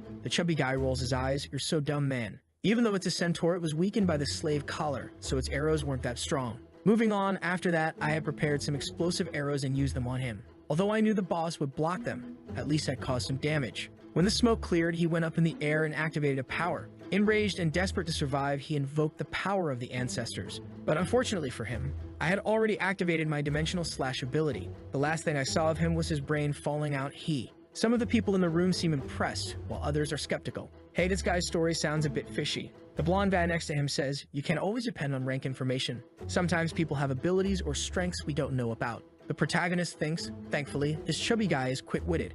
He's managing to convince them. However, Lukeek isn't fully convinced yet. That's an interesting story, Brother Pan, but how did you get there without facing anyone? There were no signs of a fight along the way. The chubby guy gets a bit nervous, but the protagonist advises him through the communicator. Don't panic, just tell him what I told you about the Goblin Temple. The chubby guy then says, I already knew how much they cared about the temple, so I went and attacked the temple first to draw everyone's attention there, fought the boss alone, and then came back to destroy it. Lukeek considers this, realizing that everything Panway says aligns with the information he has, but the image of Panway doesn't match the one they had drawn up. But just as Lukeek is about to speak, another person enters, saying, Captain, we found the person from the wanted list. Things start to get chaotic as it turns out both are lying. The people around them start to get suspicious, wondering if the chubby guy could really be the person they're looking for. Lukeek, now presenting both of them, says, there are two people here claiming to have killed the boss in this camp. Either you two are cooperating or one of you is lying. The chubby guy retorts, you fraud, pretending to be my brother's friend. You'll pay for this. The other guy, slightly taken aback, says, I just came to collect the 400 points, but now there's someone else here. Guess I'm out of luck. The new arrival, examining the chubby guy, says, my 5 elements ability can judge the strength of my opponent, and this guy is weak. There's no way this chubby guy could have killed the boss alone. He's probably a liar trying to collect the reward too. Lukeek then asks him, Brother Huang, do you have anything to prove your identity? The guy with the glasses chimes in, the equipment this guy has looks like what was described in the drawing, and I've seen his strength. If Panway isn't lying, he should prove it. The chubby guy, getting bolder, responds, you doubt me because you haven't seen my weapon? Lukeek asks, what weapon? Let's see it. The chubby guy pulls out a bow, a small knife, and some arrows. This was the protagonist's plan, knowing that anyone who participated in the fight had to use a bow because of the centaur, and a cutting weapon since Little Chirp shredded everything. The chubby guy feels confident, but the girl with blue hair says that the one who killed the goblin must have used a sword. The protagonist is confused, thinking Little Chirp killed with tremendous force, so why are they thinking it had to be a sword slash? It seems there was an error in their analysis. The protagonist tells the chubby guy to make his exit. The chubby guy slams the table, saying, is this your hospitality? You know what? There's no point in me staying here anymore. He leaves the communicator behind and walks out of the tent. At that moment, Huang receives the 400 points from Lukeek. Lukeek is relieved, thinking, we almost got fooled by that guy. But Lukeek isn't fully convinced about Huang either, thinking that although this guy might not be the one who killed the boss, he seems talented and could be worth recruiting. Huang, despite preferring to remain solitary, recognizes that this mission requires a group and decides it might be beneficial to take advantage of Lukeek's desperation for talent. He agrees to join the group but insists on staying independent, and Lukeek accepts. Meanwhile, the chubby guy apologizes to the protagonist for not succeeding. The protagonist, with a sigh, says, "It's okay, don't beat yourself up over it. It was just bad luck. At least you managed to leave the communicator there, and I got a lot of information, so you can still join the team." The chubby guy, feeling relieved, thanks him. But the big sis is curious, wondering, how are you going to get the points, guys? The protagonist comes up with a sinister plan. I was expecting this. If we can't win through intelligence, we'll have to take them by force. The chubby guy panics. Wait, you want to take Huyang's points? I don't think even the three of us together could beat him. He's at the top of the rankings. But the protagonist reassures him, saying that his friend, who is actually himself, will help, and all they need to do is wait for Huyang to go hunting, as he seems to be the type who likes to play solo. The protagonist starts to look thoughtful, and Xiaoyan asks what's wrong. He admits that with his current strength, he's confident he can defeat the guy, but his concern is whether the guy might manage to escape. Xiaoyan, ever determined, slaps a hand on the mountains and says not to worry, she'll handle the escape issue. Meanwhile, Huyang is wandering through the forest with the chubby guy keeping a close watch. Suddenly, out of nowhere, Huyang appears right behind him with a massive sword to his throat. The chubby guy stiffens up and stammers, "Sorry man, I just wanted to talk to you about something." But Huyang isn't in the mood for games. "You're a liar. You can't be trusted." The chubby guy tries to calm him down. "Don't worry, okay? I know you just went to Lukeek to grab the points too. I have some information on how to get a lot more, and I wanted to share it with you." Huyang lowers his sword, thinking this guy is so weak he can't possibly be a threat. Let's see what he has to say. He asks, "Alright, spill it." The chubby guy breathes a sigh of relief. Huyang, still skeptical, considers whether he can trust this guy, but since he's so weak, it might be worth checking out. He asks where it is. The chubby guy, trying to be clever, says, "I'm not stupid. If I tell you the place, you'll just go there and take everything for yourself. If you agree to split it 50-50, I'll show you." Huyang, clearly unimpressed, starts drawing his sword again. "Don't do that," the chubby guy pleads. Huyang reluctantly puts the sword away. "Stop spouting nonsense and let's go." The chubby guy leads Huyang toward the goblin base. Huyang, looking around, realizes something. Wait, isn't this the goblin base? I've already scoured this entire temple and didn't find any hidden treasure. Where is it, kid? The chubby guy insists. The treasure is just inside the temple. Come on. But Huyang's face darkens. "I searched this whole place. It's nothing but palace ruins. Why are you lying to me?" The chubby guy falls to his knees, begging for his life. "I'm sorry, I didn't mean to deceive you. It's just that I admire your strength and wanted to team up with you." But Huyang isn't having it. "You think I'm going to believe that?" At this point, the chubby guy's demeanor changes. "Doesn't matter. I've achieved my objective." Huyang suddenly realizes he's stepped into a trap. The chubby guy smirks. "I was scared of you, but it looks like you're going to have to wait. Where'd he go?" Huyang's already escaped the pitfall and is right behind him. Huyang thinks to himself, "Why is this weakling trying to trap me with such a childish trick? He must have a death wish. Fine, I'll grant it." He raises his sword to strike, but just then, Little Chirp appears out of nowhere, saving the day. Huyang is thrown backward, thinking, "Damn it, this monster is strong. But why is she defending this chubby guy? No matter. I need to escape this place. I'll seek my revenge later. Wait, what the hell? Why can't I move my body?" He glances back and sees that Xiaoyan has used a taunt skill, compelling him to fight for at least 5 minutes. But before he can act, he feels a blade against his neck. "You're not going anywhere." The protagonist steps out from behind a tree. "No need to be scared, Huyang. We're here for riches, not lives. But you trained to be a bandit, didn't you?" In the next scene, Xiaoyan is already receiving the 400 points.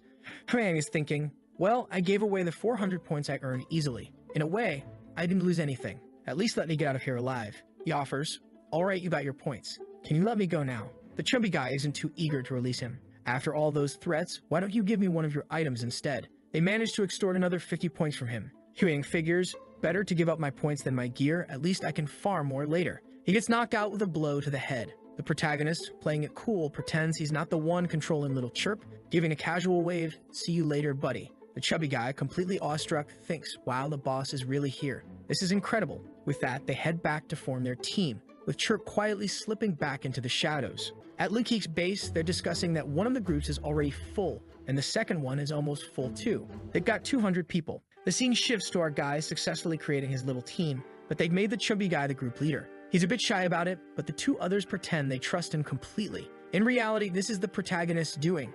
He doesn't want to draw attention to himself at all. The poor chubby guy is so touched, he's even hugging their legs. What a sly move. While Manhwa is negotiating with people, making everyone think he's managing the group, the protagonist is quietly collecting rewards and keeping his identity hidden. It's the best choice right now. At that moment, a portal appears behind them all, transporting them to a new location. They're suddenly thrown onto the floor of a room. The chubby guy gets all banged up from the fall. They quickly realize this must be the work of the gods. The protagonist remarks that the place looks like a shopping mall. Just then, the goddess appears, explaining that as a reward for the start of the mission, they get to use the team station, This station is an exclusive territory for each team. If used correctly, it can yield many more rewards. Depending on the type of residence they establish, they can receive different buffs such as spirit. Additionally, there will be discounts on items from previous stations, and even rare equipment can be purchased here. However, for now, all the team stations are empty, and they need to choose a style for their base. It seems that this is a region they can access at any time as long as they are at the base, because they are teleported back to the beginning. Each room has a qualification level, and the higher your group's power, the better the qualification you receive. Thanks to Chirp and the soft rice, the protagonist team receives a diamond qualified room. They're the only group with a room of this ranking. The only downside is that purchasing any attributes for the room costs 1,000 points, and right now the protagonist is broke. On the other hand, Lukic's team with its 200 members has plenty of points. The problem is that their power is spread too thin, so instead of receiving a diamond rank, they only got platinum and gold ranked rooms. Lukic is puzzled. How didn't we get a diamond rank? We have all the strongest people here. Only those with a diamond ranked rune can buy the station with all the attributes and bonuses. The blue-haired girl suggests that the only one who might have a diamond rune is that guy, Huyang. However, Huyang only received a platinum rune. He gets a call from Lukic, but the scene shifts to our chubby guy. The protagonist spins a tale, telling him that the boss, who the chubby guy thinks is Chirp, decided to give them a diamond room, which is why theirs is so good. But Shoyun points out that, unfortunately, it's still useless because they don't have enough points to buy the residence and bonuses. The chubby guy suggests, why don't we sell this room to someone with a lot of points like Lukic? The protagonist, however, wants to sell the room to Huyang to avoid raising suspicion from Lukic's group, and because he knows that if Huyang is in the group, he might receive support from Lukic, so he can make money without exposing himself. The chubby guy goes off, thinking it might be dangerous to contact the guy he extorted. Little does he know he's about to run into the guy, and Huyang grabs him by the collar. It's time for you to pay the price. The chubby guy stammers, wait, Huyang, I was looking for you. We got a diamond room, you want it. Huyang hesitates, and the chubby guy quickly pulls away. If you're interested, you better respect me. I'm willing to sell the room to you for 500 points. According to the chubby guy, the protagonist did some calculations and figured out that's how many points Huyang has. The poor guy thinks, I only have that much. If I buy this, I'll be left with nothing. But he's already hatching a sneaky plan. The chubby guy is alone again, and Huyang thinks, maybe I should kidnap him and force him to hand it over. But the chubby guy, already anticipating this, says, looks like you're asking for another knock to the head. Either you don't want to negotiate or you're broke, right? Some people just can't take advantage of a good opportunity. Huyang grabs his shoulder. All right, let's make the deal. Although they lost the diamond room and ended up with a regular one, at least now they can decorate it like a cinema. The chubby guy is a bit puzzled and asks, why is it just the three of us here? Where's the boss? The protagonist plays it cool, saying, the boss is kind of shy, not here right now. The chubby guy just nods, but the system alerts the protagonist. Even though he pretends to believe you, he already suspects that you're the real boss. This isn't just any chubby guy, he's a smart chubby guy. The protagonist is a bit surprised. Wow, he's catching on to my plan. Well, as long as he goes along with whatever I say, it's fine. The cinema room they bought increases spiritual growth. In a diamond rune, you can increase up to 4 attributes. But for the protagonist, who doesn't really fight, this doesn't matter much to him. That's why he made this whole deal. They still have 230 points left to buy equipment and items for the mission. The protagonist suggests that the weapons and armor in the shop are pretty lousy and should only be bought in emergencies. The best strategy is to improve their attributes. He pretends that he has a special talent that allows him to know the best attribute for each person to improve, though it's really just the system giving him this info. He starts by checking Shoyun's attributes. Based on his observations, her strong point is strength, which she's already been working on. So the best bang for their buck would be to buy something that trains her physical stats. Shoyun is a bit impressed that he accurately pointed out she's been training her strength. The chubby guy, curious, asks, hey, tell me about my attribute. The coach at my gym said I'm a pretty strong guy, but strangely, the system suggests the protagonist tell him to work on agility. To convince him, the protagonist says he needs to train agility to impress the ladies. Shoyun looks over, thinking, no way this chubby guy has a chance. With that, they buy a book for Shoyun to train her physical stats, a book for the chubby guy to train his agility, and everyone's spirit is being trained by the power of their residence. They purchase potions, return scrolls, and have 130 points left. Some suspicious guys who seem to know the chubby guy are shocked, seeing how he managed to join a group, become the leader, and even buy a style for their residence. As he steps outside, these guys start following him. Look who it is, Brother Pan. Looks like you're moving up in the world, your place even has a style, and now you're the captain. Tell us, where did you get all this? Who's helping you? The chubby guy brushes them off. Get lost, man. You used to bully me, and now you want to bother me. But one of them steps in front of him. You better introduce us to whoever's helping you, or you know what's going to happen. Or the chubby guy quickly assesses the situation, realizing they find it odd that someone as weak as him has managed to get a stylish residence and become a captain. The ancient gods won't let him kill me, but he could still beat me up. I'd rather avoid the pain. He quickly lies, saying that his group has some extremely strong members who prefer to keep their identities hidden. The guys are skeptical. Then why do they make you the leader? He makes up an excuse, saying these people don't want to get involved in this kind of stuff and just want to keep farming and leveling up. He's in charge while they focus on getting stronger. It's a flimsy excuse, but it's enough for him to slip away. He explains everything to the protagonist and asks if this might cause any trouble. The protagonist reassures him, saying he expected they'd attract attention once they bought his style for their residence. The good part is that these guys only know the team's name and who enters and exits the room. Since they've only seen the chubby guy so far, they have no idea that the protagonist or Xiaoyan are part of the team. Then the goddess appears, saying, I think you all understand how the stations work now, right? So part 2 is about to begin. You need to explore the misty mountains beyond the forest, and your first task will be to clear the fog. Everyone will be teleported to different areas. Good luck. In the middle of the mountains, several portals appear and our crew arrives, and yep, it's super foggy. Seeing how vast the area is, the protagonist quickly realizes why they need a team. The main quest: clear the fog from the mountains. Find the source of the fog and bring sunlight back to this place. Strangely, the mission asks to remove a fog, and the protagonist thinks, wait, 1 fog per team? How does that work? The chubby guy was recovering from the trip once again when a highly suspicious person suddenly appeared, saying, long time no see chubby. Obviously, it's the boss of those shady guys, and worse, he's brought his crew. The chubby guy gets up, but the thugs start surrounding him. Pan Wei, you said there were a lot of powerful people in your group.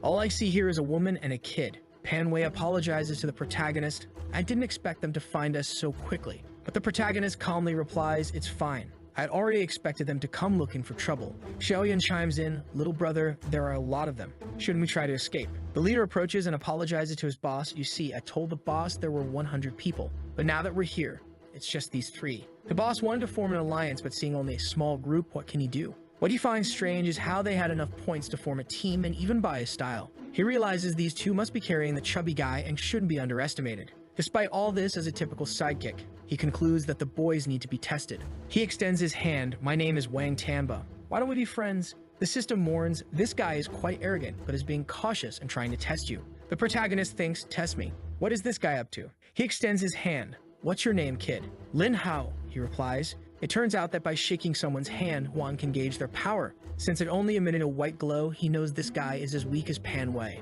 He then moves to shake Xiaoyan's hand, and the system warns his special ability. Scale hand causes a white glow if the person is weaker and a red glow if they're stronger. When he shakes her hand, he sees a faint red light, meaning she's just a little stronger than him. It seems all this stuff they got was just luck. There's nothing to worry about, he thinks. He looks at the 2 of them and says, you guys are exploring this valley alone. Why don't you join our team? As you know, there's strength in numbers, and our group is big and can protect you. Pan Wei immediately retorts, we're not joining. You're a bunch of traitors, clearly plotting something. Xiaoyan adds, he's our leader, and if he says no, we're not cooperating. The thug starts getting more aggressive. Pan Wei, you don't understand what I'm saying, do you? I wasn't asking for your opinion. I was just informing you. He grabs our protagonist's wrists as if to try something funny. The protagonist lets himself be grabbed, looks back, and gives a wink, a code they devised meaning don't do anything. In the next scene, the protagonist is tied up while Xiaoyan and Pan Wei lead the way. The thug looks at the protagonist and says, we always lose people during explorations. It's a good thing your 2 friends are leading the way. That way, our group stays intact. The protagonist isn't too worried because both Xiaoyan and Pan Wei have returned scrolls, so if things go wrong, they'll just escape. The villain plays his perfect role, saying, you're just a useless piece of garbage who's lucky to have found us. Otherwise, you'd already be dead. He taunts, who's here? I was starting to miss seeing that face, even with a bit of ketchup running down it. The protagonist thinks you can never know who will laugh last, but I can tell you it won't be you. The thug pauses. Wait, this doesn't make sense. Why is that boss listening to you? I tested your strength. You're as useless as Pan Wei. The protagonist falls to his knees, pretending to beg, please, let me live, man. I'll be your slave. I could even be a cow for you. What kind of talk is that? He thinks confused, but says aloud, you'll do whatever I say, right? Yes, I will. The thug trembles, transferring all of his points and equipment. Luckily, he's the captain and was holding everything for me. This stuff isn't useful for me, but I'll give it to Chubby or Sister Xiaoyan. The thug, trembling and crying, asks, I've given you everything. Can I go now? However, the system is harsh, stating he's not telling the truth. He still has some things on him. The protagonist thinks, I might still get some use out of him. You know, with all this fog around, wouldn't you have better chances of surviving if you stayed with us? Yeah, he's coming along. As they continued down the path, the protagonist noticed a marquee had left earlier, indicating they might be walking in circles despite moving forward. I thought everyone had disappeared because Chirp had handled it, but it turns out they were separated by some kind of barrier, one that makes you end up back where you started after moving forward. Just as he was pondering this, Chirp seemed to catch a scent and started staring at a tree. She quickly called the protagonist over to check it out. As they approached, a mission activated. This is a tree that watches over the area. Destroying the formation that it guards will break the barrier that covers this area. Let the valley see the light of the sun once more. Mission: destroy the barrier's formation. The protagonist immediately noticed that the thug also received the mission, which made him realize that Chirp wasn't the one responsible for making his friends disappear. So if he destroys the barrier, will he reunite with his team? No, because he's now tied to the tree. The thug was glaring at the protagonist, who didn't seem to care at all. Suddenly, the thug used a shadow clone jutsu, leaving a scarecrow in his place and reappearing behind the protagonist. He started running toward the tree to complete the mission, but then a huge creature emerged from the ground, causing the thug to fall back in shock. Oh crap, we're screwed. This troll-like creature, standing 2 meters tall, looked menacing. Cave goblin adult, hostile. The guardian of the eye formation that maintains the fog. It's a goblin subspecies. Unlike goblins, it has intelligence, not to mention its absurd stats. Kid, you better get out of there. The creature has 25 strength and 25 constitution. The protagonist thought, good thing I didn't trigger that thing. The goddess wasn't lying when she said it wouldn't be easy. The thug started begging the protagonist for help, but it seemed clear he was about to meet his end. The protagonist was enjoying the view, confident that the thug would be finished, but suddenly, the scene shifts to check in on the chubby one. She just punched the thug, who fell to the ground, and told the chubby guy to run. He felt motivated, saying it was much easier after he increased his agility. The look on his face said otherwise, though. The cave goblin had already flattened the thug into the ground, leaving nothing but ketchup behind. But just as the goblin turned, he narrowly dodged a blow. The creature was not only strong, but also fast. It raised its massive hammer, delivering a crushing blow that sent her flying back, battered and bruised. With the element of surprise gone, the fight became much tougher. The goblin had much higher stats. The protagonist wanted to use a morale boost along with Chirp's boss ability, but the problem was that she needed time to activate it. He knew he had to distract the goblin somehow, but the system warned him, kid,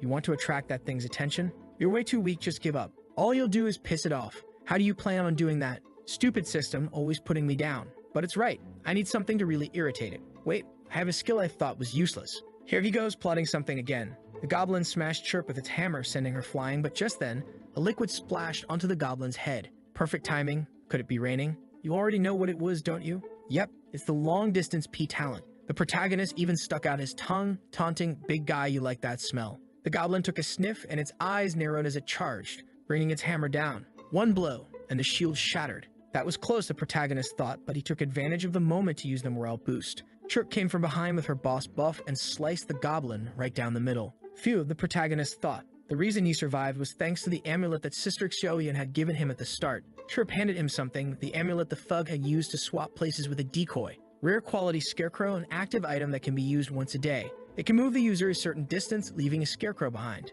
This is amazing, the protagonist said, realizing that this was how Wang had escaped. He thanked Chirp and checked out the mission reward. You were the first of the Ancient's warriors to defeat the cave goblin, so you'd receive a purple quality chest. Unfortunately, these chests can only be opened back at the base, so it would have to stay safe for now. With the cave goblin dead, the fog began to clear. It was time to find the chubby one and his friend. However, after searching for a while, the only thing they found were footprints. Strangely, in the direction of the footprints, it seemed to be getting darker. He asked the little Chirp to find something that could light up the area, but before it had time to react, a cave goblin assassin nearly caught the protagonist off guard. Luckily, Chirp was out of the shadows and saved him just in time. Cave goblin, hostile. 12 strength, 4 constitution, and 16 agility. The protagonist thought, I should be able to handle this one, right? The system chimed in, this is a cave goblin scout. It likes to hide in the ground and perform stealth attacks. Surprise attacks are extremely dangerous for you since you rely on the Rice King's protection. Even though the protagonist had some protection, if he didn't have time to defend himself, he could easily be taken out.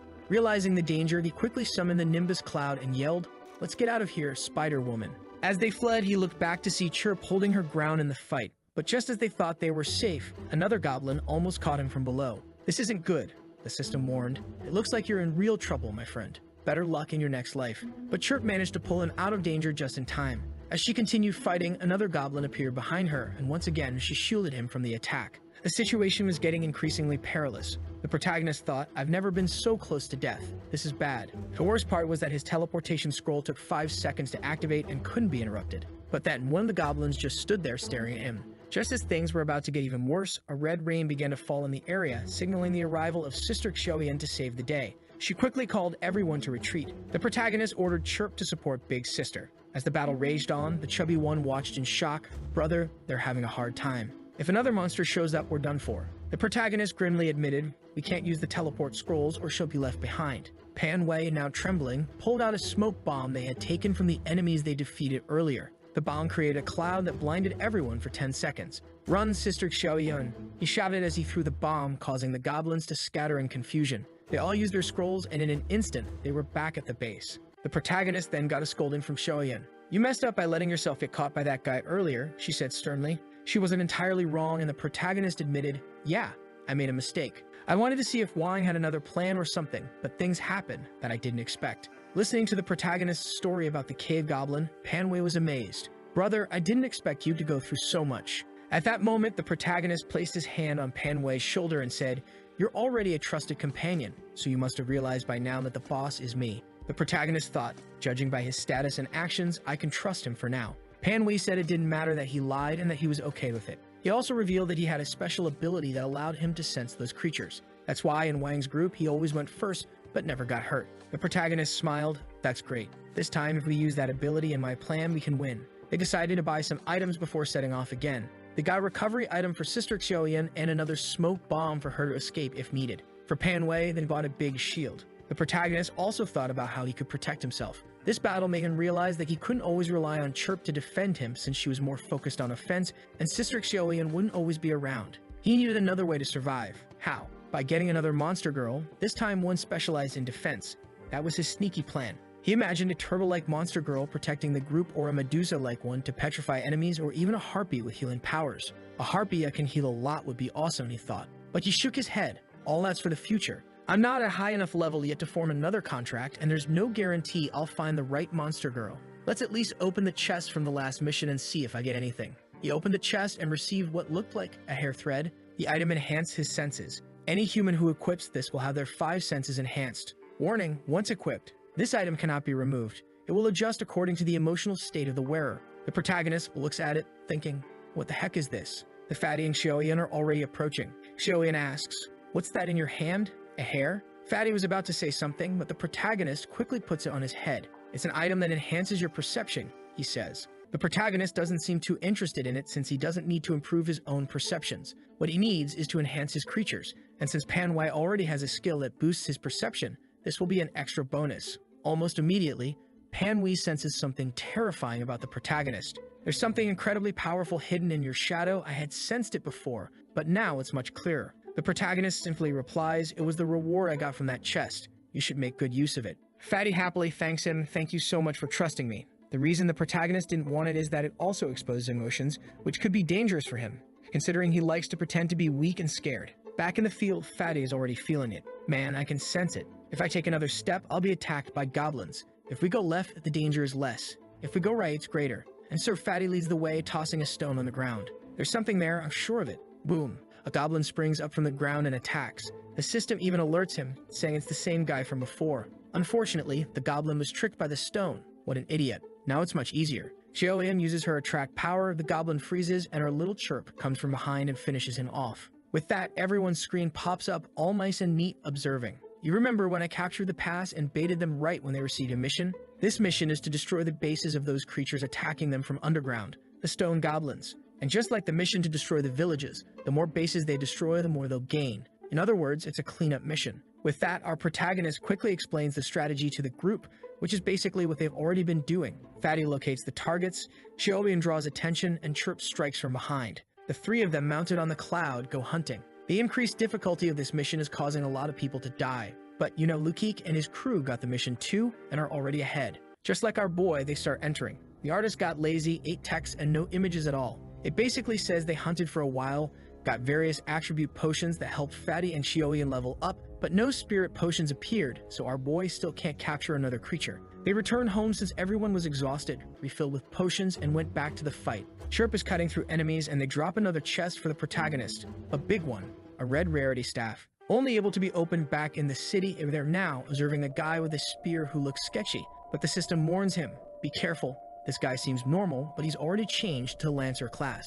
If he hits you, you're dead. The protagonist is confused, class change, he didn't even know about that. But in the second panel, there's a goddess. Man, she's a little monster, telling him to keep his eyes on the prize. Ah, the soft rice charm activated on her, and the system even says, Your soft rice exudes charm, and the young girl intends to nurture you with her mountains, let's say. But don't get carried away, this happens because she's a kind person. However, the protagonist doesn't seem too moved by it. He's happy with his group since Fatty and Xiaoyan reached level 2 and can also change classes. He takes a while to level up since he doesn't kill much of anything. Without much delay, grabs a class change book for the shield class, protector, and hands it to Xiaoyan. Fatty comes over, dab and agility. I don't know why they're so keen on making this Fatty agile, but alright. The only downside is that 2 books cost 400 points, but our protagonist is investing in his party, right? If he gets backstabbed, he's screwed. Back in the little room they bought, both of them changed classes, looking sharp, everyone marked by the devil. Now with this agility assassin class, the system chimes in, you've turned this Fatty into an assassin, and now he can kill you whenever he wants. But don't worry too much because he's not that cruel. The system also mentions that now that our big friend is combining her monster-attracting power with a shield, she's pretty reliable. So hold on tight to her legs and don't let her run away. The protagonist even buys some shields and daggers, such as Soft Heart. And it's time to open the big red chest. The 3 of them say a prayer to the gods for a blessing, touch it, and it shines. What's inside? A coin. What is this? Mythical quality spiritual roulette. Oh boy, with this roulette, the item's quality is linked to your spiritual power. Probability. Red 0.5%, gold 99%, and purple 0.5%. Basically, it's an item that gives you 3 items right, so it's good. There's a button to all in or just one, and he hits all in without hesitation. 3 items drop to the ground and our protagonist is in shock. What happened? Cliffhanger for the next chapter, of course. A book, a crown, and a scroll. These chests are looking great. Our greedy protagonist was hoping for a spirit potion, but let's see what's inside. Fatty is impressed because the crown is gold rank. It's the first time they've seen a gold item. Goblin Prophet's Crown. The symbol of a wise man of the goblin race, a gift from the legendary ancestors, increases spirit by 3 when equipped. He's definitely going to be walking around with that, the little rascal. The skill book that dropped is Alien Body. Whoever uses this skill can convert their spirit points into power for another person at a 5-to-1 ratio. With the 20 spirit points he'll have, he can give an extra 4 attribute points to anyone,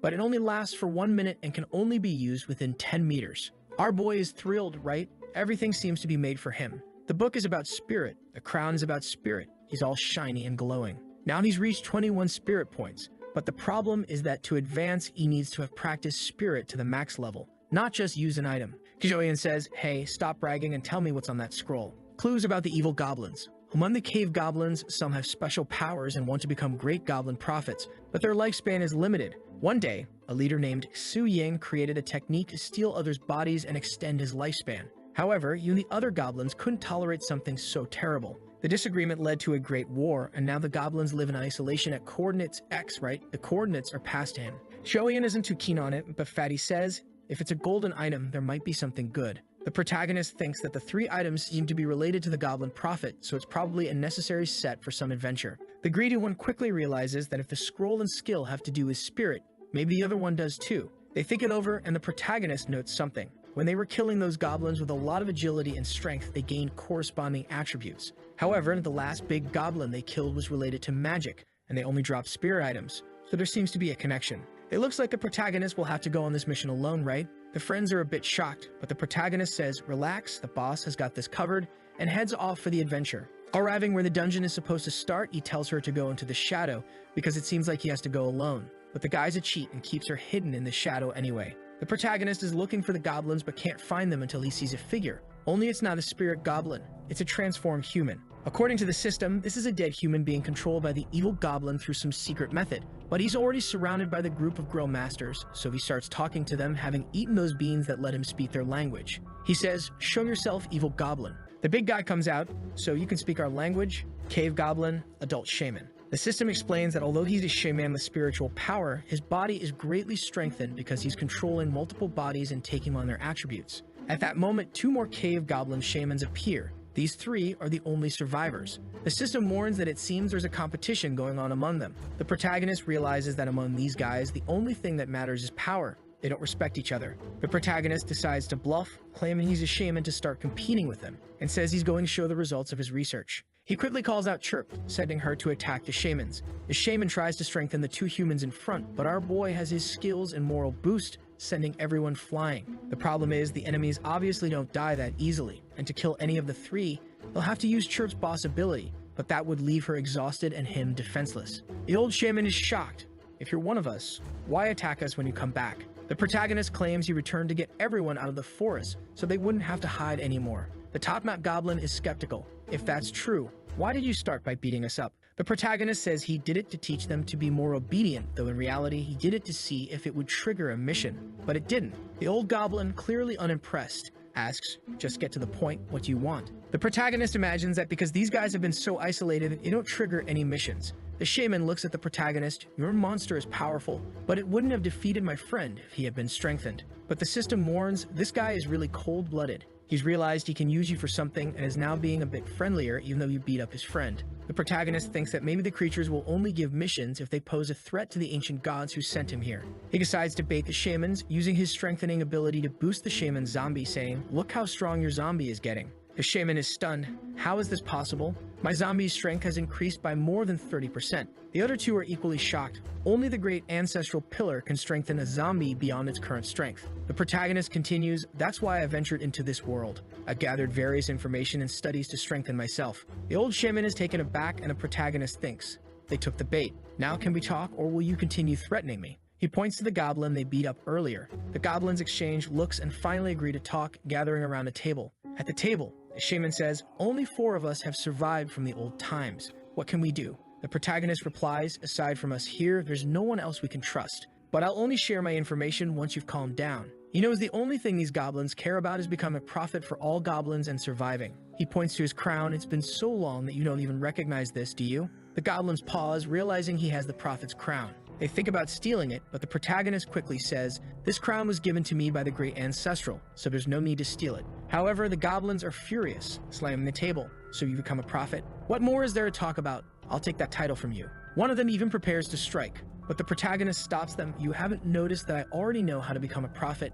If you want, I can explain, but you'll have to do something for me first." The protagonist wonders if these human parasites pose a threat to the ancient gods. If that's the case, maybe he can trigger a mission here. He then explains the technique mentioned in the scroll, which allows them to take over other people's bodies. With that, the 3 shamans take control of the 3 humans they had with them. The goblins now understand the true way to become stronger as shamans. But still, no mission has been triggered. The oldest and strongest shaman sees an opportunity, grabs the other 2 by the neck, and drains their vitality, absorbing it all without mercy. He falls to the ground, having absorbed his friends without any hesitation, gaining a ton of status points, and now with 29 in spirit. The system warns, this guy has absorbed the vitality of his partners and is beginning to develop. However, he's still not willing to help you. The protagonist realizes the situation is becoming dangerous, but he's confident he can still defeat the shaman with the help of Panwei and Shoyin. The only problem is that the shaman became much stronger with just 1 absorption, meaning with a few more, he'd become nearly invincible. However, the protagonist reasons that if the goblins were expelled from the village, there must be some limit to his power,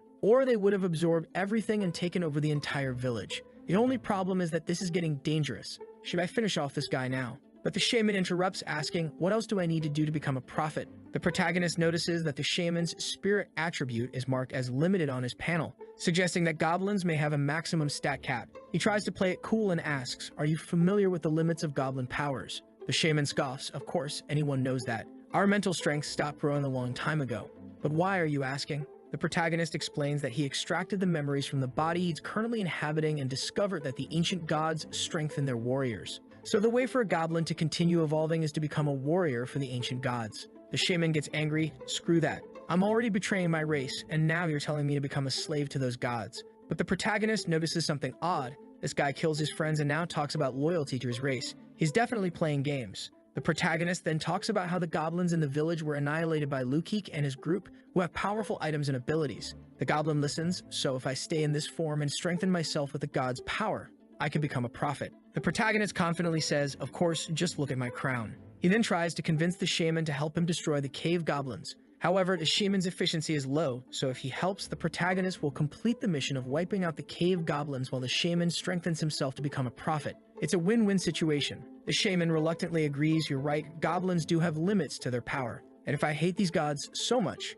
I'll take all the power they have." The protagonist observes his panel and the system. Unfortunately, a goblin is a goblin, regardless of the race. These guys are so stupid they fell for your story. To further convince the shaman, the protagonist floats on his cloud, claiming it's a gift from the gods. With that, the shaman seems to believe him. They head back to the base on foot, and as soon as they arrive, a mission is triggered because the shaman is now a threat to the gods. The mission reads, "The sacred place of the ancient gods cannot be defiled. A malevolent goblin dared to step into the city of the gods. Destroy the shaman and receive a golden spiritual agate chest. The protagonist thinks, finally after all this, I'll get a spiritual chest. He made the goblin a threat for the players and now he's going to take him down. The next chapter begins with our warrior girl punching his sandbag so hard it bursts, all while thinking, where's the little guy? I miss him. He's been gone for so long. The chubby guy lives up to his name, munching on a potato and says, you still don't believe in our brother. He'll be back soon, don't worry. But then he senses something, his antennae twitching like crazy, a potato falls to the ground and he vomits, looking completely distraught. She asks what's wrong and he says, I have a feeling that something really bad is coming, something so terrifying that it made me vomit. She's puzzled, even when we were hunting those cave goblins, he didn't react like this. And we're in a safe city, so what could it be? But then he looks at the door and says, the danger is coming from there, and it's almost here. At that moment, the protagonist and his new classmate arrive on the scene. Hey everyone, I brought an ally for us. The warrior girl instantly calms down, realizing the danger was coming from the direction Lin Hao was approaching, so the person next to him must be the problem. The protagonist tells the goblin, these are the allies I mentioned. Now go and show them you're a friendly person. Remember the human name I gave you? The goblin crosses his arms, of course I remember. But let me tell you, these two friends of yours seem pretty weak and their spirit is terrible. But as the goblin approaches, the protagonist gives a subtle shake of his head, signaling that he's lying, and she picks up on it immediately. The goblin greets them. Hello, I'm your new partner, madam. She replies, welcome. The goblin, slightly annoyed, goes to greet the chubby guy, who's so shaken that he vomits on the goblin. The protagonist seizes the opportunity and tells the goblin there's a bathroom just ahead where he can clean up. While the goblin is away, the protagonist explains everything that happened to his teammates. They seem a bit scared and worried, but then the protagonist explains his 200 IQ plan. He wants to use this guy to attack the fortress, and then kill him when he's weakened. Basically, he plans to use a monster to help fight other monsters. Right, the two get excited about this devilish plan. The scene shifts to the chubby guy saying, as the team leader, I'll listen to Lin Hao's suggestion. He told me that you're strong and can help us with the mission we're heading to, so yeah, I'm in. The protagonist looks over, hey, thank him, and the goblin says, thanks, leader, but in his mind, he's thinking, this group of humans is completely foolish. They're trusting Lin Hao, just like Lin Hao trusts me. But in the end, I'll be the one who comes out on top. The scene shifts to a few cave goblins raiding a forest. The warrior girl alerts them, and they start devising a plan. However, the goblin isn't happy because they're forming a plan to kill these weak creatures. At this rate, I'll never become a prophet, he grumbles, standing up. The chubby guy asks, where are you going? But the goblin just ignores him, powers up his aura, leaps into the air, and lands 2 cursed arrows straight into the goblins' heads, dropping them instantly. These cave goblins are insignificant. After all this time, they still act like barbarians. As the protagonist predicted, they're earning points from the goblins' kills. The only problem for the shaman is that when he absorbs these goblins, he gains only a small increase in stats. Meanwhile, the protagonist and his team are happily collecting items. The scene shifts to the big goblin with a club. Let's see how they handle this. Now they're going to have to do something, but the two are already running, screaming, help, my god, save our boy. The goblin grumbles, why are they so weak? The protagonist is playing dumb, telling the goblin he doesn't want to use his spider because it would scare his allies. You're on your own, buddy, the goblin thinks. Another mistake. As the club comes down, will he take the hit? The protagonist is just waiting for Goblin to reveal his powers. The goblin uses a blood transformation, stopping the club with one hand and punches the goblin with immense force, shattering him. The ability converted all of his spirit into strength, now sitting at 37, stronger than any elite they've encountered before. The system as always mocks him. This guy is way stronger than your spider, don't even think about trying anything funny, or you'll be wiped out. Days pass, and the shaman talks to the protagonist. I've been helping you for days, but I still haven't become one of these so-called warriors of the ancient gods. Why not? The protagonist replies, you need to understand that it took me a long time to gain the approval of the ancient gods. Once you've done enough, they'll notify you. But don't you think I've noticed that in every battle, you secretly absorb everything? How do you expect to earn the recognition of a true warrior with behavior like that? The protagonist is starting to get worried. Most of the guy's attributes have already passed 20. At this rate, he might lose control. The goblin tries to play it off, saying he's just absorbing everything to help more. The trickster tricking another trickster. The protagonist responds, well, in that case, let me tell you a secret. The harder the mission you undertake, the higher the chances of getting the god's approval. The goblin suddenly gets it. So these barbarians we've been fighting aren't even worth my effort? The protagonist affirms, exactly.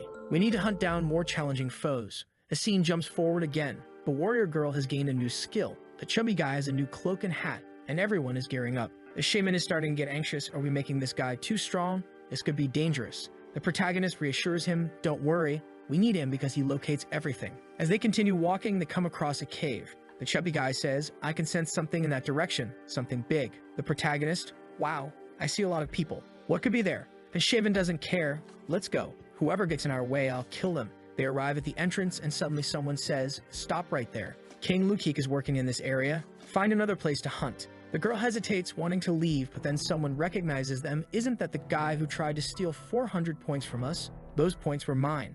As the group approaches the center, they're trying to play it cool. It's all good. We're not here to cause any trouble, they say, trying to downplay their intentions. But of course they can't fool anyone. King Lukik was the first to enter, and according to our readings, there are some powerful things inside. You better not go in because we're going to clear it step by step. The chubby guy decides to agree and backs off, but he's clearly frustrated. The shaman grumbles to himself. The protagonist, seeing the situation, decides to test the shaman and see what he'll do. He turns to the chubby guy and tells him to locate more nearby missions. As the chubby guy heads off, the protagonist pulls the shaman aside for a chat. "Did you notice something? Why don't you want to talk about it?" The shaman, caught off guard, tries to play dumb. No, what are you talking about? But the protagonist can tell from his reaction that something's up. He presses, "Stop lying. How do you expect to gain the god's approval if you're not being honest?" The shaman hesitates before admitting, "There's a mutated stone lizard. It's probably in there." The protagonist, curious, asks, "What's that?" The shaman explains, "When we used the life force for our experiments, we observed it. It's fascinating. But when we were expelled by the barbarians, we lost contact with it." The protagonist, intrigued, asks, "Life force? What do you mean?" The shaman continues, "I'm not sure how to explain it, but if we manage to capture it, our research on life powers will advance significantly." The protagonist, pretending to be impressed, says, That would be a great way to impress the gods. Too bad it's locked up in there, right?" The shaman eater responds, "Don't worry, those guys are idiots. I'm very familiar with this place." As they enter the cave, the girl is impressed. "Wow, you just joined the party, and he's already proving useful." He modestly replies, "It's just because I'm familiar with the place." The chubby guy tries to reassure him, "Don't be shy. Being lucky is a talent too." The protagonist, however, finds it strange that the chubby guy hasn't mentioned any dangers in the cave yet. Could he not sense anything? But just then, the antenna on the chubby guy's head starts pointing in a direction. They follow the path the shaman mentioned, and deep inside, chained up, they find a monster girl. Good taste. The shaman chuckles. "Just as I suspected, those barbarians went to great lengths to control her and create this magic circle." Shobian feels pity. She looks like a child. Stone lizard mother, still a child, the system informs them. This lizard has an extremely powerful healing magic and can recover from most injuries. The only problem is, after being imprisoned in this dark cave for so long, being studied and having her magic sealed. She now hates everyone she sees. The protagonist, now excited, thinks, healing magic, deal sealed. She'll be a second one to capture. But the shaman warns, the chains used to seal her are heavily enchanted. Breaking them will definitely alert the owner of this place. So let's move on. We have better opportunities elsewhere. But do you think the monster-loving protagonist is going to let that slide? This creature fits my needs perfectly. No way I'm leaving her here, he thinks. He quickly buys an item from the shop that allows him to communicate mentally with someone and sends a message into the shaman's mind, blood treasure. The shaman, startled, asks, "What was that sound? Did you guys hear that?" The others, confused, respond, "Hear what?" "This is my test for you," the protagonist continues mentally. "I was very pleased when I saw you abandon your goblin nature to try and become one of my warriors. I've been watching you closely and I'm very satisfied. This will be your final test." The shaman, now ecstatic, thinks, "Wait, the ancient god finally spoke to me. Could he have noticed my existence? If so, this is my chance to become stronger and become a prophet." The shaman, grinning from ear to ear, sees the perfect opportunity. This creature is right in front of me, and the mission is exactly this. The protagonist notices the shaman's expression and thinks humans and goblins share the same nature. It's obvious he won't give up. He's sacrificed too much to create this chance. The shaman announces to the group, "Everyone, I've received a mission. It says I need to free this lizard. I don't know if I can do it alone, so I need your help." The protagonist looks at them with a sly smile, and they all agree without hesitation. The chubby guy immediately responds, "Of course, man. We're a team. You always help us, so of course, we're with you." The lizard starts to wake up thinking, "Wait, humans. It's strange that they sent humans for me to feed on." They all approach with excitement, but the protagonist notices that this time his Rice Emperor skill didn't create a friendly status, only a neutral one. The system warns, the Rice Emperor talent isn't invincible. After all, she harbors a deep hatred for many people. If you're thinking about forming a contract, forget it, and go to sleep, kid. The protagonist thinks this contract is going to be tough. The shaman recognizes the monster girl. "Andorra, we've come to save you. I have a mission from the ancient gods to rescue you." Andorra, however, isn't convinced. "Escape? Is this another one of those experiments to mess with my emotions and extract my powers? You fooled me with the promise of freedom once before. I won't be tricked again. Looks like you were deceived by the goblins of the cave, but enough. I'm tired of playing with the power of life." The chubby guy is freaking out. "Oh my god, she's talking to herself, man. Andorra immediately commands the cave goblins to attack the group, but the problem is that the goblins are all strengthened by her magic. The three companions exchange looks, clearly hatching some plan, but then they leap in front of the shaman. He's taken aback. "What are you doing?" Hyoyeon replies, "We want to prove to you that we're useful too." The shaman watches in disbelief. Why do they suddenly seem stronger? Could they have been pretending to be weak all along to test me as an ally? Well, that's even better. Maybe I can win this without fighting. But then he sees the two of them locked in battle with the goblin. He turns to the protagonist. "I'll handle the other three. You take this chance to break the circle." He charges forward, unleashing his blood transfusion power, and the goblins start dropping to the ground. Andorra, shocked, tries to retaliate, but he doesn't let up. He combines his curse power with arrows, pounding the goblins into the dirt. "Your healing magic is wasted if your goblins can't survive my attacks." Andorra is stunned, thinking, "Wait, I'm sure. This goblin has to be him." She remembers the 4 shaman who used to steal her power and torment her. "This is the cursed goblin who brought me to this abyss of pain." The shaman destroys the 3 goblins with ease, leaving the protagonist impressed. This guy's the real deal. But Hyoyeon isn't having it. "Today you will die," she shouts, using her divine favor. The stone lizard girl, seeing what's happening, buffs the others once more, restoring them. The protagonist is amazed. She really healed everyone up. Andorra locks eyes with the shaman. "I will never let you escape. Even if I have to give up the freedom I'd always dreamed of, I will destroy you." The shaman is in shock, realizing that she recognizes him as the one who imprisoned her all those years ago. The heart of the stone lizard girl is consumed with hatred. The goblins are going crazy, watching as the shaman acknowledges. This is her boss-level ability. He realizes that whoever sealed her here was afraid of her escaping and left her with all her powers. But now that all of her hatred is focused on him, all he needs is for the protagonist to break the circle. He shouts, "Break it now." But when he looks over, the protagonist is holding a scroll, preparing to make a run for it. "You fool. If you want to blame someone, blame yourself for trusting me. From the beginning, I only wanted to use you. Thanks to you, my biggest problem is solved. Now go to hell." The shaman is furious, screaming in rage, but the protagonist has already left. Andorra, the stone lizard girl, seethes with rage. "Suin, I remember that name. Today you will die." The shaman, now desperate, shouts back, damn it, you'll all die." He roars, his arms glowing red. "I'll kill you first and then those wolves." His mental state is shattered as the group uses a teleportation scroll to escape together, though it's incredibly costly. The chubby guy, sensing the shaman's crazed aura, points in the direction. "Let's finish this." They start running, the protagonist not fully sure if the shaman can actually kill the warrior, but at that moment, someone else arrives. It's hard to navigate this place, even with my earth traversal ability. This place is a maze, and I'm completely lost. Suddenly, he spots the group. "Wait, isn't that the chubby guy and his friends? Why are they running through the cave? Maybe they found something. I'm still lost, so I'll follow them for now." Meanwhile, back in the cave, the shaman is holding a goblin in his arms, tearing it apart with his bare hands. The battle is intense, and the protagonist is in shock. 4 of 1, and this guy is tanking everything. Another goblin tries to sneak up behind him, but the shaman lets out a roar, creating an explosion bubble that blows everything away. Hyoyeon is getting worn out. "Should we jump in?" The protagonist asks, feeling the tension rising. The shaman managed to break the magic that connected her to the minions, and now she's weakened. The system chimes in, "You sly dog, now that she's weakened, you want to form a contract, huh? You trash." The protagonist retorts, "Who are you calling trash? I just need to take this chance to take good care of her." The shaman rises, "Even though I was expelled from the clan, I'm still a shaman who almost became a grand shaman. Everything is just magic. If you understand the principle, you can destroy it. When I pierce their bodies, I use my magic to encircle their power, preventing you from strengthening them. But it cost me a lot of magic power. Too bad for you, without your minions, you're useless. Now you'll pay the price." Andorra begins to pray, "Mother Earth, please grant my last wish. Even if it costs my life, kill this man." The shaman grabs her, "You belong to me now." But suddenly, he sees her from a low angle. "What the?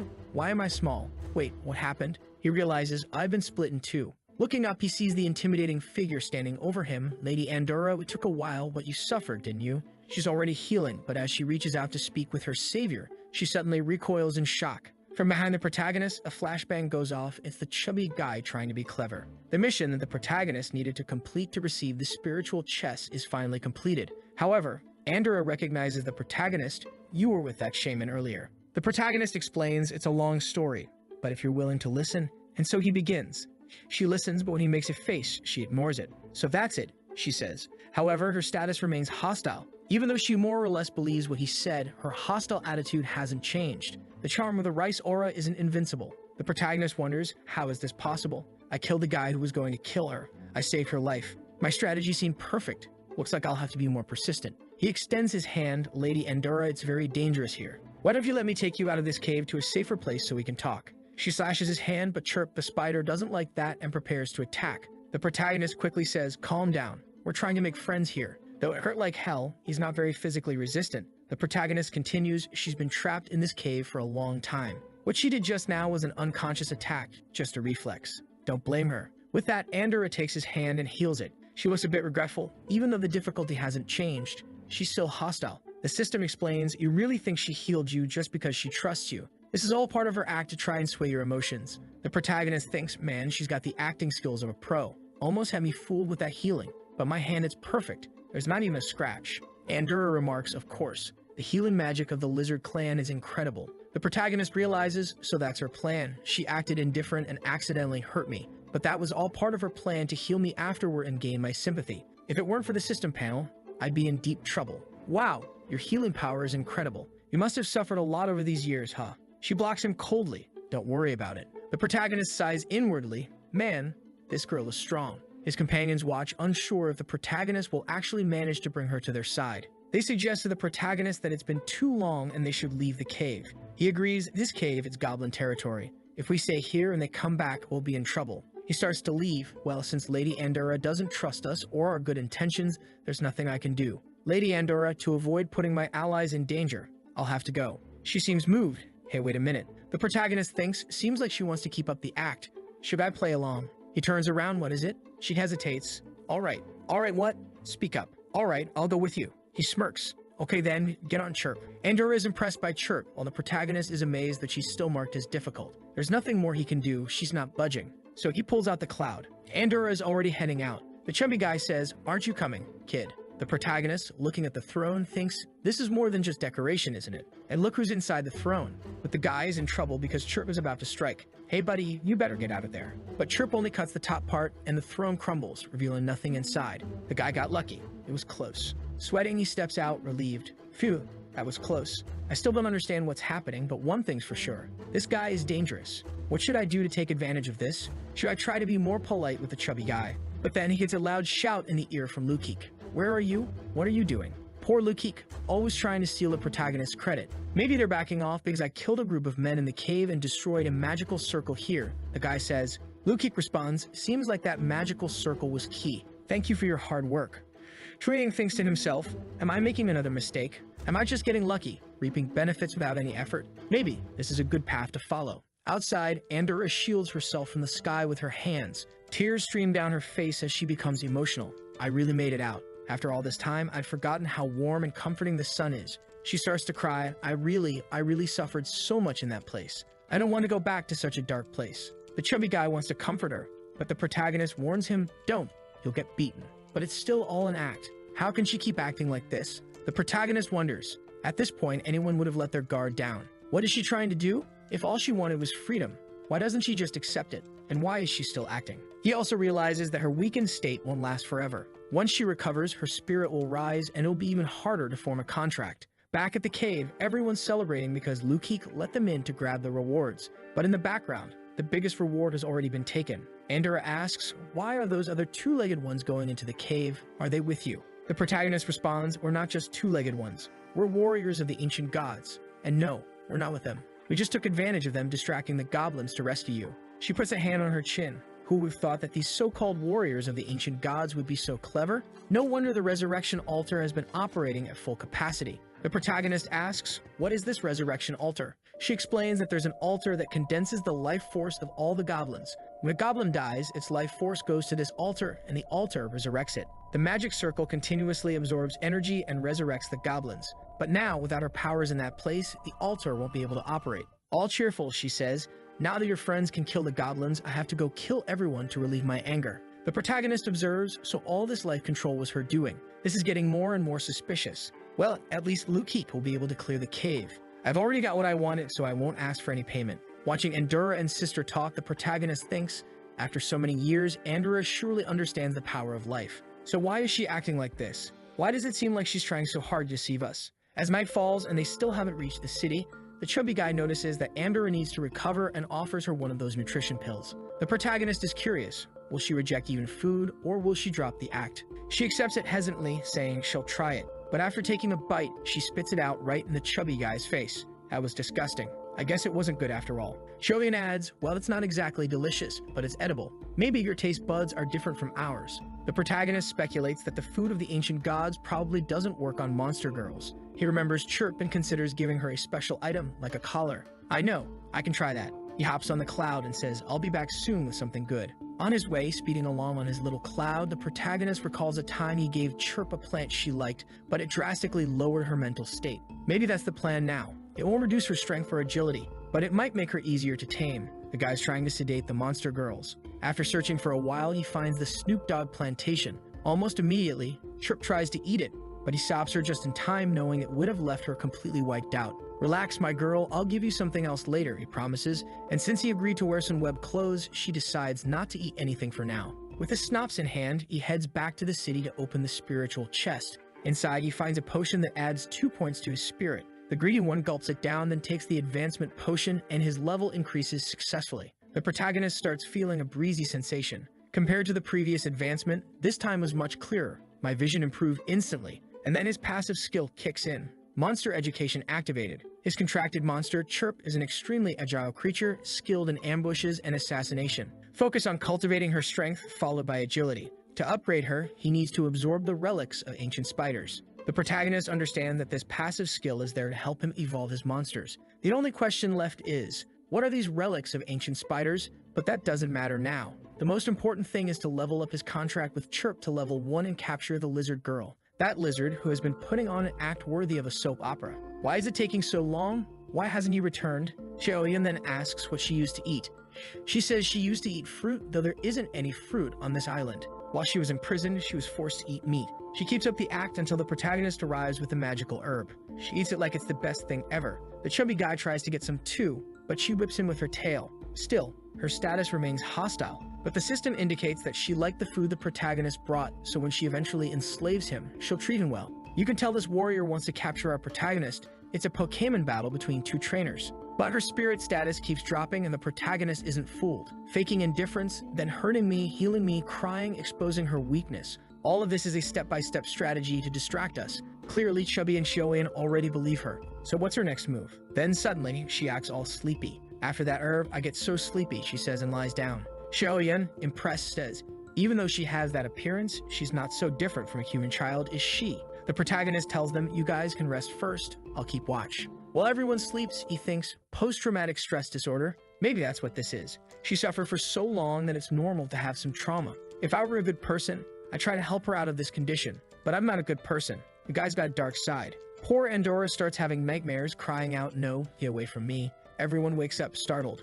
She screams, I don't want to be in prison anymore. Don't come near me. Xiaoyan thinks she's having a nightmare, haunted by bad memories. But the protagonist sees through her. Man, her acting doesn't stop, does it? This is a level 2 monster. The protagonist, putting on his own act, says, poor thing, she must be dealing with trauma. Chubby asks, is there nothing we can do? Will she have to suffer like this forever? The protagonist responds, unfortunately. I think so. But he's already scheming. Maybe she's trying to use her traumas to make us let our guard down. But to convince us, she'll have to let her guard down too. And that's when I'll act. He calls the group together and says he has a plan that might help her overcome her fears, but he needs everyone's help. If we perform our roles correctly, it'll be easier for me to make a contract. They all agree. When Andorra wakes up a while later, she notices that no one is around. She waits until dawn and still no one appears. These humans abandoning a girl like me in the middle of the forest. But I didn't have high expectations anyway, so it doesn't matter. But I can't help but wonder if they discovered something. But I acted so naturally, that shouldn't be possible. Then she sees the chubby guy's body lying in a pool of ketchup and panics. What's happening? Wait, what happened? The protagonist steps out from behind a tree. You guessed it. That guy wasn't dead. He came back to take revenge on us. The shaman, he returned. First, he attacked me and then Pan Wei. But he took Xiaoyan. This is all a disaster. Andorra shouts, calm down. That's impossible. When I was in the cave, I confirmed multiple times that he had to be dead. She was still in shock when someone interrupted her thoughts. Finally, I found you, my dear Andorra. She stared at the figure. You didn't die in the cave? How is this possible? Her mind was racing. He has to be dead. This must be a human trap. But he really does seem like Shu. What should I do? Should I run, escape, or fight? The system chimed in. Although she's still acting a little deep down, the shaman is her greatest fear. Right now, she's completely terrified. But of course, it wasn't the shaman. It was Shoyan using a shape-shifting pill. I couldn't bear the thought of leaving you to wander alone, so I came back from hell to take you with me. The protagonist stepped in. Andorra, be careful. She glanced at him, thinking, is he going to defend me? The protagonist took a hit right to the face, but he kept up the act. Even if I die, I'll never give up. Andorra, run. The shaman sneered, none of you can escape. Taking the opportunity, Andorra bolted. He told me to run, so I better not stay here. Meanwhile, the three were talking. The protagonist said, Shoyan, you need to make it more realistic. She almost didn't believe it. Shoyan apologized, sorry. Andorra hid behind a tree thinking, they're useless. There's no way I can stop that guy. Let them die. But suddenly, the protagonist collapsed in front of her, with the shaman's voice echoing. Where's Andorra? She's good at running, but in her weakened state, she couldn't have gone far. The poor girl was nearly in tears. The protagonist, lying there with vacant eyes, was clearly on the brink. Andorra, it's okay. You don't need to do anything. Finally, her status shifted from hostile to neutral. The system noted, seeing you sacrifice yourself so stupidly for her didn't make her grateful. She's just sad that she won't get to enslave you. But it did change her attitude to neutral. This girl is really difficult. The protagonist weakly, I feel so cold. Could I hold your hand before I die, Andorra? She hesitated but reached out. The contract sparkled, and just like that, success. I felt the monster had to accept it, but as long as the slot is available, just touching hands is enough. Andorra recoiled, wait, what did you do? What magic is this? Shoyan jumped in. Hey, what's happening? The contract was already formed and the warrior girl was about to lose it. Even the protagonist seemed startled. I didn't expect the contract to work with just a touch. When I made the contract with Chirp, she had to somewhat agree. But hey, it worked. Now I just need a good excuse. Andorra, furious, you were talking. One of you pretended to be dead. Another was pretending to be a shaman.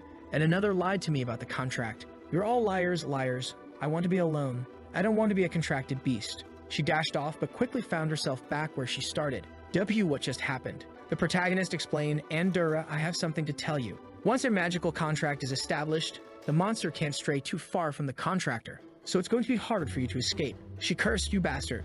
I'll never be a prisoner again. But no matter what she did, her power was ineffective against him. Where's my power? The protagonist calmly replied, Andorra, I'm not sure how the contract happened, but since it's sealed, you can't harm me. She collapsed to the ground, defeated. Why is this happening? The protagonist continued, speaking of control, before I made the contract, you did try to use some mental magic on me, didn't you? She stammered, and no, I didn't. Manhwa spoke up, I get it now. When Andorra tried to control your mind, your contract, which is stronger than hers, counteracted. It must have triggered some kind of backlash. Of course, that wasn't the case, but the protagonist played along. Yeah, that's a perfect explanation. Shoyan added, Andorra, you tried to control his mind, so it's not really his fault, is it? The poor lizard girl began to cry. Why do I always meet such cruel people? I'm just a lizard. Manhwa wasn't having it. Are you playing the victim? You ran as soon as that guy appeared, and then when you came back, you tried to take over his mind. The protagonist concluded, well, whether you like it or not, it doesn't matter. Now that the contract is formed, you'll have to get used to it. And besides, you tried to take control of me first, so don't blame me.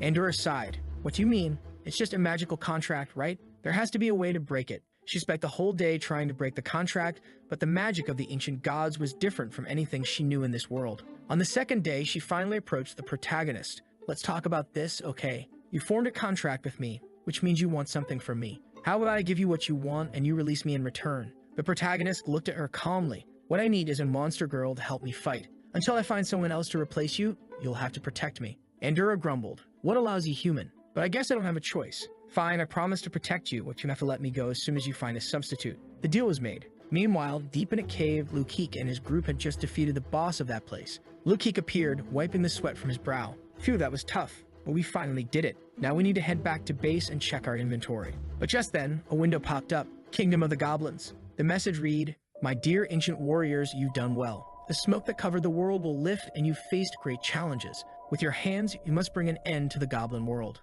Lukik was stunned. So everything until now was just a small battle. Main quest, entering the Goblin Empire. In the far north of the mountains lies a vast Goblin Empire. They have survived through the ages with ranks, dynasties, and an entire civilization. Mission objective, reach the Goblin Empire and become familiar with it. Everyone was confused. Goblin Kingdom? What is that? Lukik concluded it seems like everyone who participated in this raid received this mission. Could this be a reward for us? The system began assigning rewards, and of course, Lukik's group was in first place. He made an enthusiastic speech, declaring that it was time to hunt down the Goblin Empire. All captains, we divided our forces before, but now we must unite and attack a new front. Meanwhile, the protagonist and his group, who also participated by taking down the big boss, received their rewards: 1,500 points and a golden chest. They eagerly opened the chest, their eyes widening as it glowed. The contents: ecstasy, a quality epic item, a mental hypnosis tool that applies a psychological suggestion to the target. The success rate depends on the difference in mental power between the user and the target.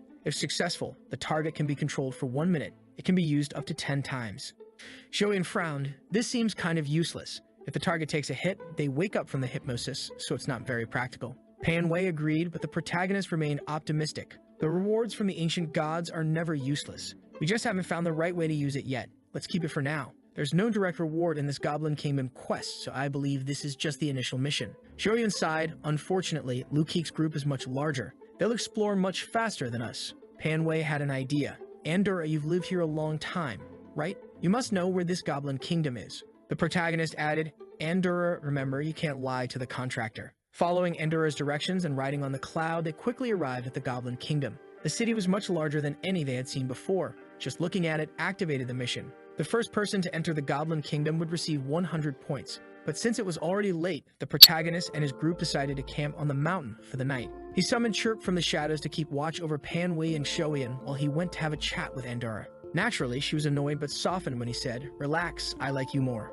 She blushed slightly. Andorra, what do you want? He asked. She looked at him suspiciously. What are you talking about? He cornered her against the wall. You're still hiding your true power, aren't you? She hesitated. How do you know? He crossed his arms. It's clear you're still trying to enslave us. You must have something up your sleeve if you're so confident. Don't you think things would be easier if you were just honest with me? She sighed and revealed a small spell in her hand. Humans are so cunning. I guess you would have figured it out anyway. My plan to plant the seeds of life wouldn't have worked. The protagonist was intrigued. Seeds of life? What's that? It's a magic I developed after much research, she explained. But I can only control those who have complete trust in me. After that, they become puppets in my hands. Andorra continued, the condition to cast this magic is extremely complicated. That's why I pretended to be pitiful to gain your trust. Who would have thought it'd end up like this? The protagonist pondered for a moment.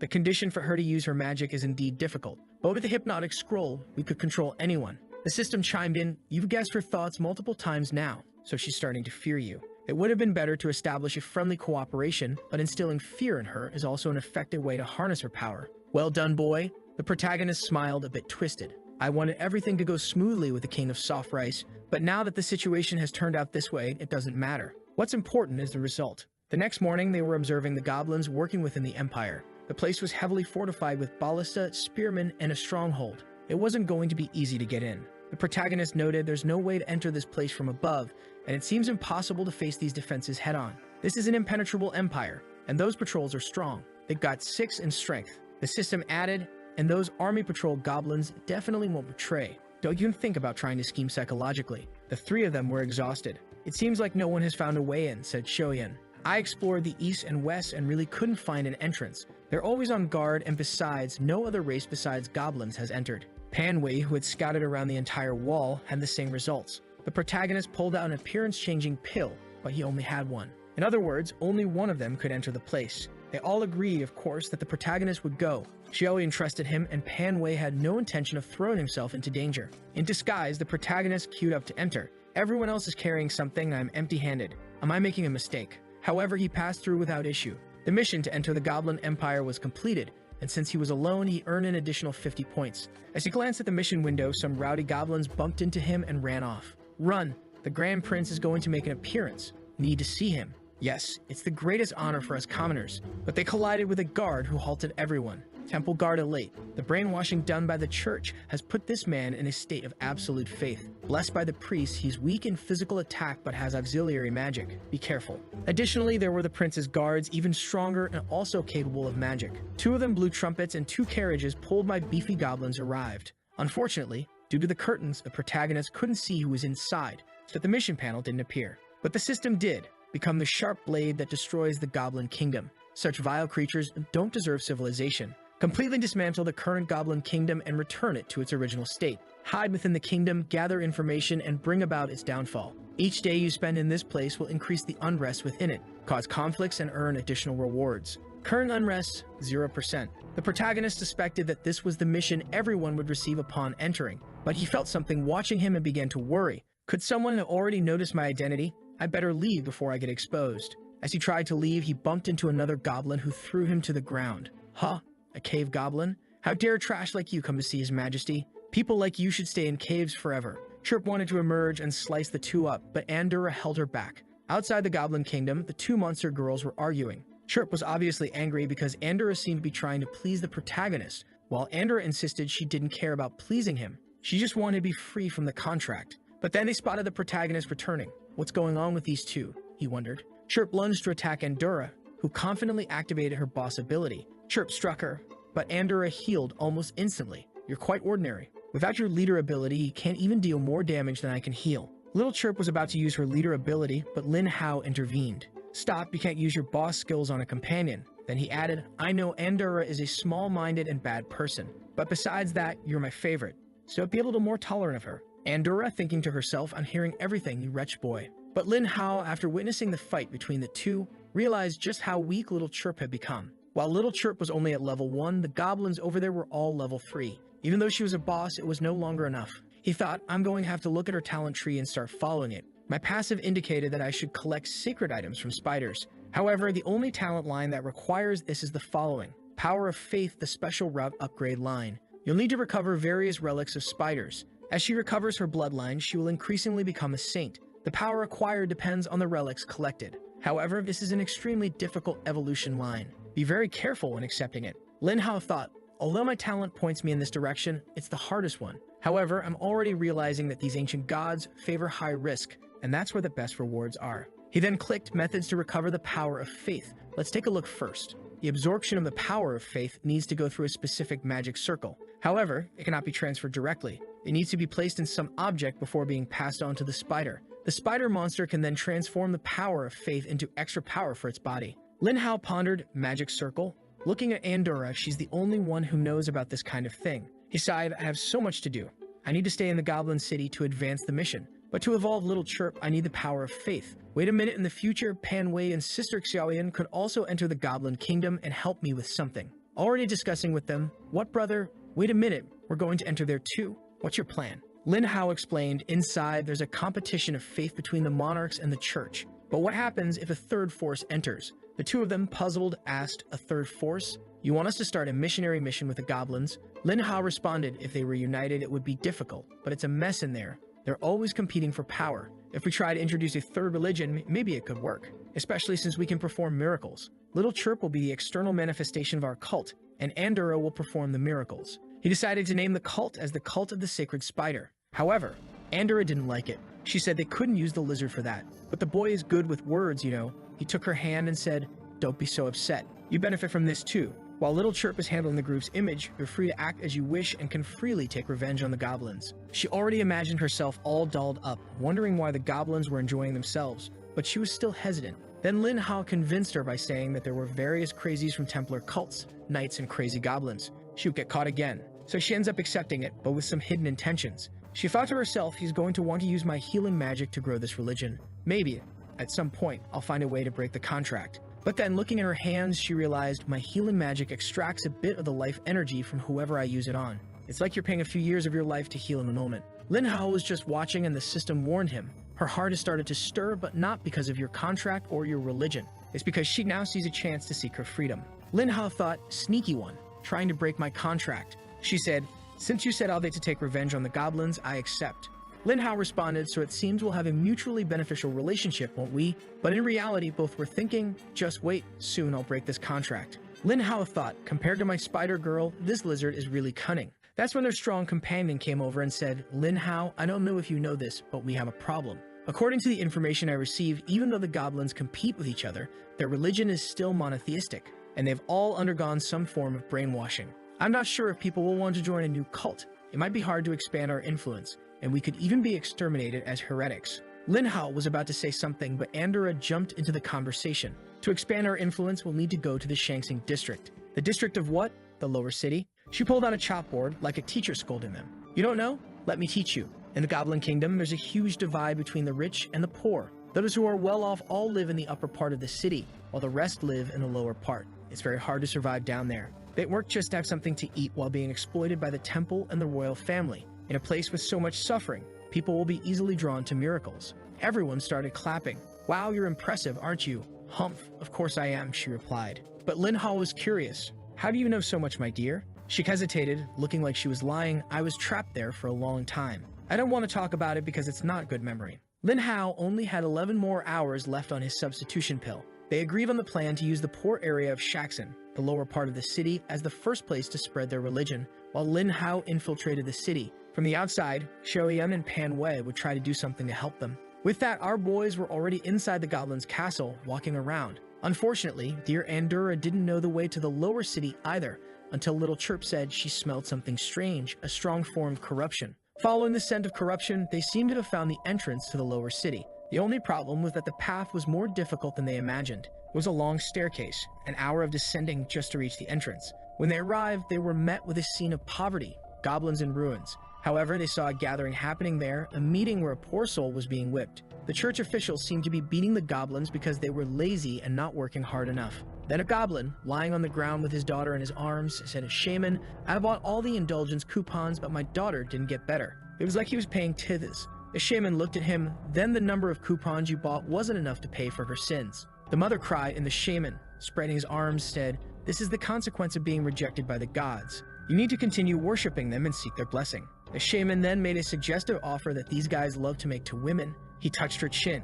You all know what he was offering. She didn't want to accept it, so he left. No one was doing well in that situation. An old lady came to console, until a foot stopped in front of her. "Look who it is, it's the boy," but he's couldn't. He raised his hands. "By the sacred power of the spider, I bring blessings, already healing the woman." Everyone was confused. What's happening? She's glowing. The old lady recognized it. Wait, I've seen this before. The shaman watched as everything was healed. He receives a little mission. Destroy the faith of the beings in the lower city. The goblins of this city have been under the temple's control for many years. Make 100 of them lose faith in the temple. The reward is 100 points, but also 100 agitation points to mess with the city. Of course, the healing happens because Andura is using her powers through the shadows. He tells her, "Andura, do something impressive, my dear. But don't forget that we're the cult of the spider." She releases a giant healing aura of the spider, making it look miraculous, but also a bit scary. The goblins are mesmerized. However, for the mother whose daughter was healed, this is a true miracle. An old goblin woman looks on and asks, "Messenger, who are you?" Noticing that the effect of his pill seems to be wearing off, he thinks, "It's okay, I just performed a miracle." This is the perfect chance to solidify everything. The effect fades and Lin Hao's true form is revealed. The goblins are a bit startled. The mother, however, calms down and says, "You're one of the two-legged beasts." She looks at him, and since he saved her daughter, she's not frightened by his human appearance. But if he doesn't confirm his identity as a divine messenger, he'll be in danger. So he pulls one of his favorite tricks. He loves saying this, "All right, everyone, don't panic. This appearance I have is the price I pay for being a messenger of God. He told me to carry everyone's pain, no matter how strong and heavy it is. The sacred spider wanted me to understand the pain of these humans too, as this is a religion that loves all creatures of the world equally." The goblins, living in the trash of the cave, hearing about a religion that treats everyone equally, are already motivated. With that response, they fall to their knees, pledging to follow the sacred spider. Wow, this is easier than I thought. They even came up with a symbol for the sacred spider. The scene shifts to Lin Hao being hosted in a house with a goblin girl showing him around, apologizing that they are a poor household. But the boy doesn't care about that. Then a blonde goblin girl walks by and accidentally drops a stone from her basket. He asks, "What's this?" The goblin girl replies, "It's just a stone I mined. I don't know much about it. The temple said I couldn't use it as a tithe, so I kept it as decoration." Andura's tail sneaks out from the shadows and tickles his foot, signaling that she wants him to keep it. The blonde goblin girl leaves, saying she's going to prepare dinner. Andura then emerges from the shadows, saying, "I've helped you a lot already. How about a reward? I want that stone." Lin Hao, in his typical manner, thinks, "I already know what kind of person she is. There's something about this stone." She then says, "You're so annoying. Just give it to me. It's useless to you, human." But the system, being ruthless, warns her objective is still the same, to break the contract you made. Since this magic crystal is rare for her, she'll behave well. But as a system of a very devious guy, I already know you won't give it to her. Or will you? The system already knows the sly one. He pockets the crystal, saying, "You think I don't know the use of a magic crystal? If you have a use for it, why wouldn't I?" She grumbles, "Damn it. How does a human know about a magic crystal?" She tries to snatch it, but Lin Hao steps back and puts her in a headlock, or rather, a lizard lock. Magic stone. That's exactly what I need.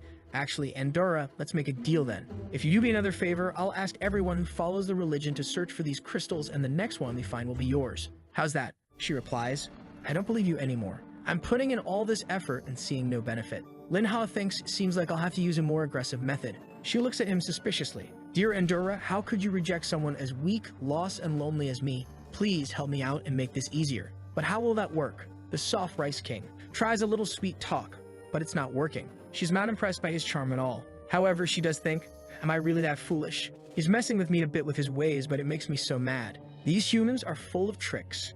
And of course, that little trick he's using is the system. But with that, she asks our boy, all right, just tell me what you want. Seems like she's not enjoying this back and forth. Our boy explains, I want to inscribe a magical circle inside this magic crystal. The circle looks something like this. He starts drawing and asks, do you recognize it? However, she says that although the circle looks similar to the one that trapped her, which was a circle to absorb energy, she doesn't know exactly how to create it. But for Lin Hao, that's already a win. He figured out that the circle he needs to create is one of magical extraction. But Andorra warns, I don't know what you intend to do with this circle, but if you're thinking of using it on this magic crystal, forget it. You won't be able to. When I was used as the center of the magic that trapped me, I survived because I have nearly infinite vitality. However, if this is applied to a magic crystal, it will only last a short time. At most, it will be completely destroyed in 15 minutes. Lin Hao, realizing the challenge, exclaims, so this is the wall of magic? My goodness, how complicated. But if that's the case, they need a large enough crystal to store energy. This whole thing with the magic circle is to extract energy from the faith to help Little Chirp evolve. A little later, the blonde goblin girl comes back with food that looks like a pile of wet rags. But she says it's the most delicious thing ever. Our boy puts on a brave face pretending to enjoy it. However, just as he's about to eat this delicacy, an explosion occurs. They both rush out. Wait, what caused all that noise? Lin Hao, realizing where the noise came from, asks, what's over there? And she explains, that's the mining area, but at this hour, there should still be a lot of goblins working there.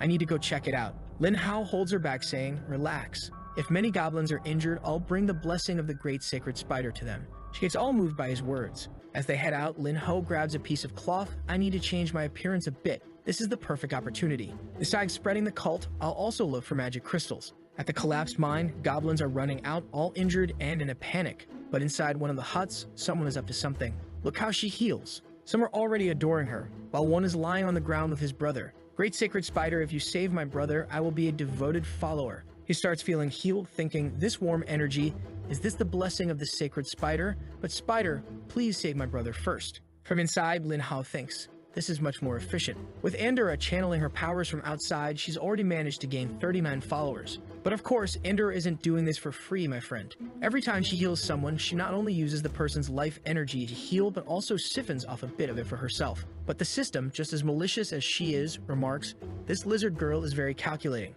During the treatments, she's taking part of the people's energy and keeping it for herself. It seems she doesn't consider you part of the family yet, my boy. But Lin Hao doesn't care, no matter how much energy you gather. The magic of the ancient gods is different from your magic. The only problem is that the mine entrance was destroyed, so he can't take a look inside. With the injured now healed, Lin Hao announces that everything is finished. Endura returns to the shadows exhausted. But when he checks the ranking, all this healing and commotion has only caused a 0.01% agitation in the city. So yeah, it seems like there's still a lot of chaos to stir up in this place. It's a big mission. Soon after, the blonde goblin girl comes to warn him that the Bone Gang is coming, and if they find out about a god in this place, they won't be happy. She explains that the three powers that dominate the lower city are the Bone Gang, the Heroine Association, and the Temple. Looking to the side, they see the leader, Andres. Lin Hao exclaims, so that's the boss of the Bone Gang, a big villainous goblin, buff and menacing. But wow, that shoulder pad of his is covered in crystals. What a beauty.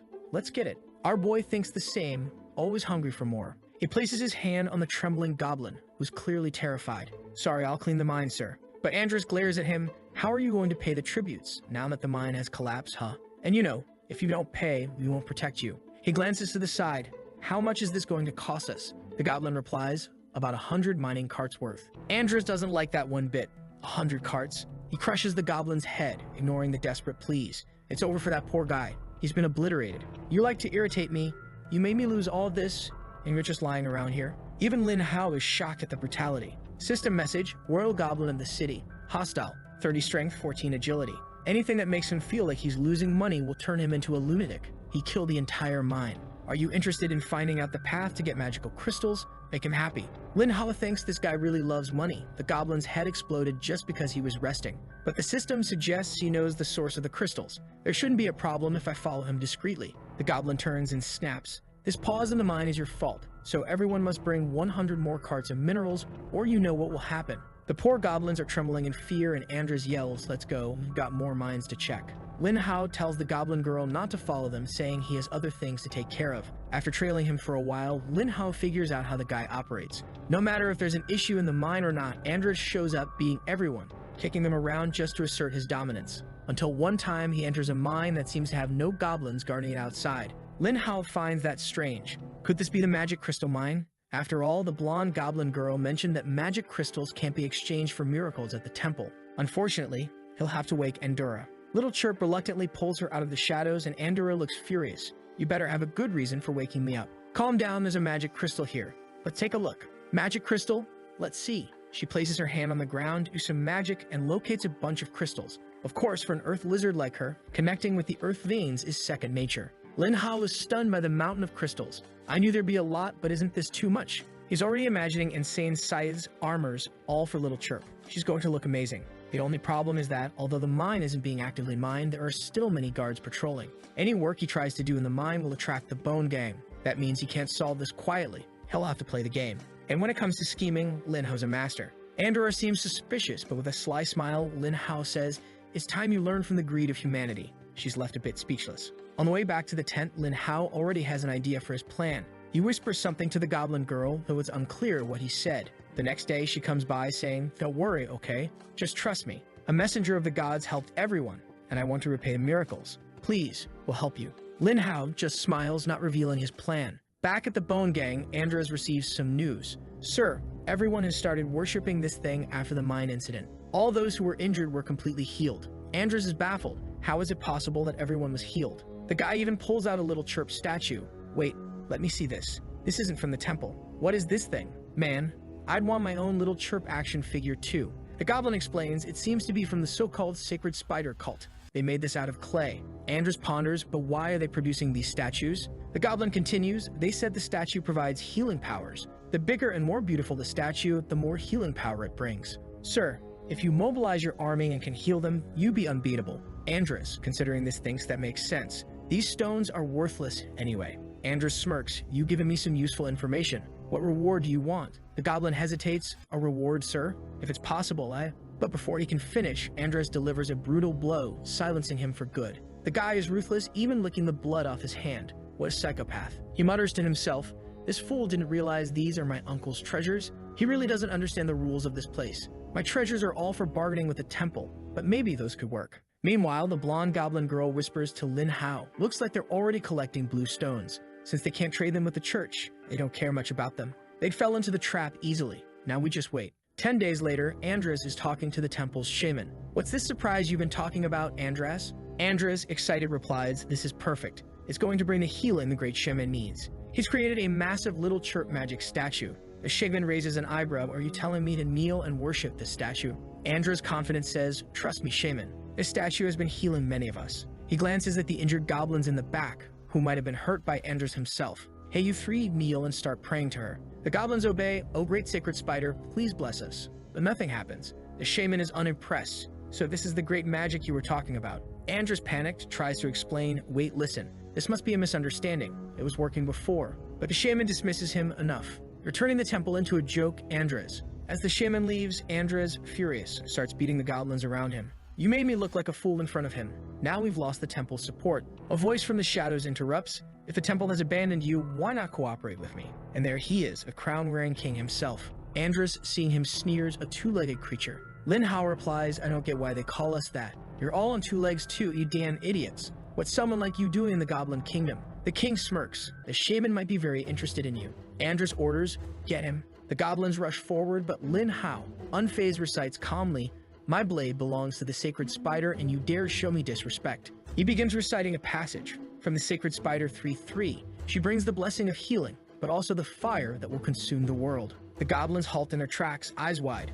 "Wait, I saw a spider. Maybe he really is untouchable." Andres seems shaken, but the system offers some insight. He's a bit shocked by the miracle you displayed. However, he's more concerned about the consequences of offending the shaman. If you don't quickly explain the benefits he'll receive, you'll need to change plans. Lin Hao speaks up. "It's a shame you lost the great shaman's support, and he's starting to dislike you. But you know how he operates. If you deliver more riches, they'll quickly change his mind. And such a wish is always possible with the sacred spider, if you're willing to cooperate with her. Andres, puzzled, thinks, how does this guy know about my situation with the shaman? Does he really have a connection with some god? He hesitates, then asks, so what do you mean by more riches? Lin Hao explains, the goblins in this mining area have absolute confidence in me and are more united than ever. I can make them work even harder for you, or I can make them unite against you. Andres is furious. Are you threatening me? Lin Hao calmly replies, I want to be your friend, not a threat. Andres grumbles, I can't kill all the goblins who resist. If I do, I won't have enough workers left for the mines. He reluctantly concedes,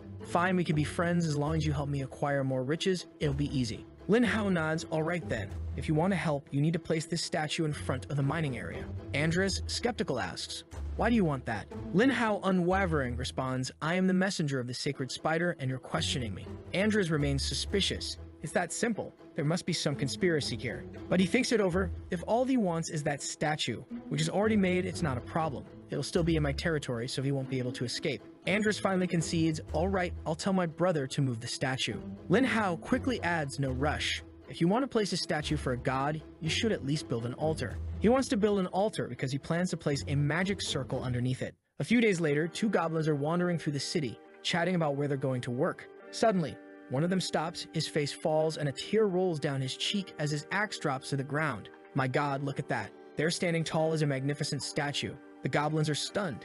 It's the great sacred spider. They start arguing over who gets to pray first, all desperate to worship. Naturally, Andorra had already placed the magic circle there, a circle that absorbs the energy of faith every time someone worships the statue. The growth is slow and will take 10 days, but once it's fully charged, things will get interesting.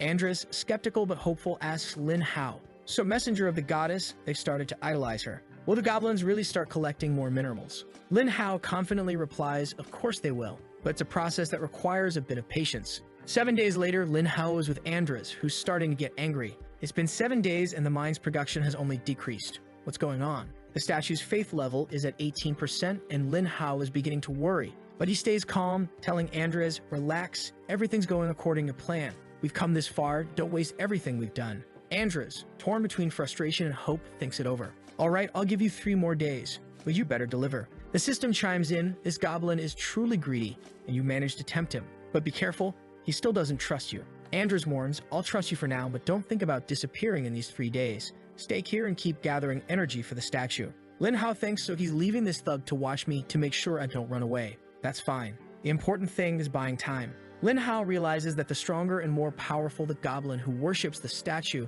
the more the statue's faith level increases. If more members of the Bone Gang worshipped it, things would progress faster. The best outcome would be if the leader himself came to worship it. On the 10th day, the statue is still only at 20%. Andres isn't happy. According to his calculations, none of the Bone Gang members have even kneeled before it. Then the leader bursts in, shouting, get out of here, and he cursed two-legged beast. You said my mines would increase production, but they've only gone down. It's time we clean this place up. But Lin Hao isn't foolish. You forbade your Bone Gang members from worshipping it, and now you're complaining to me? You didn't keep your word.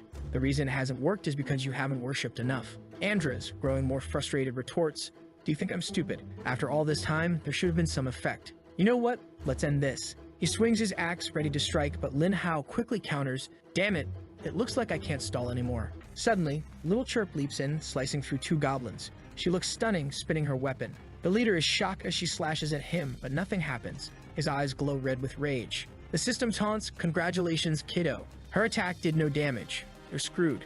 Lin Hao, panicking, thinks our attack was spot on, he wasn't expecting it, and she was even buffed. Nothing happened.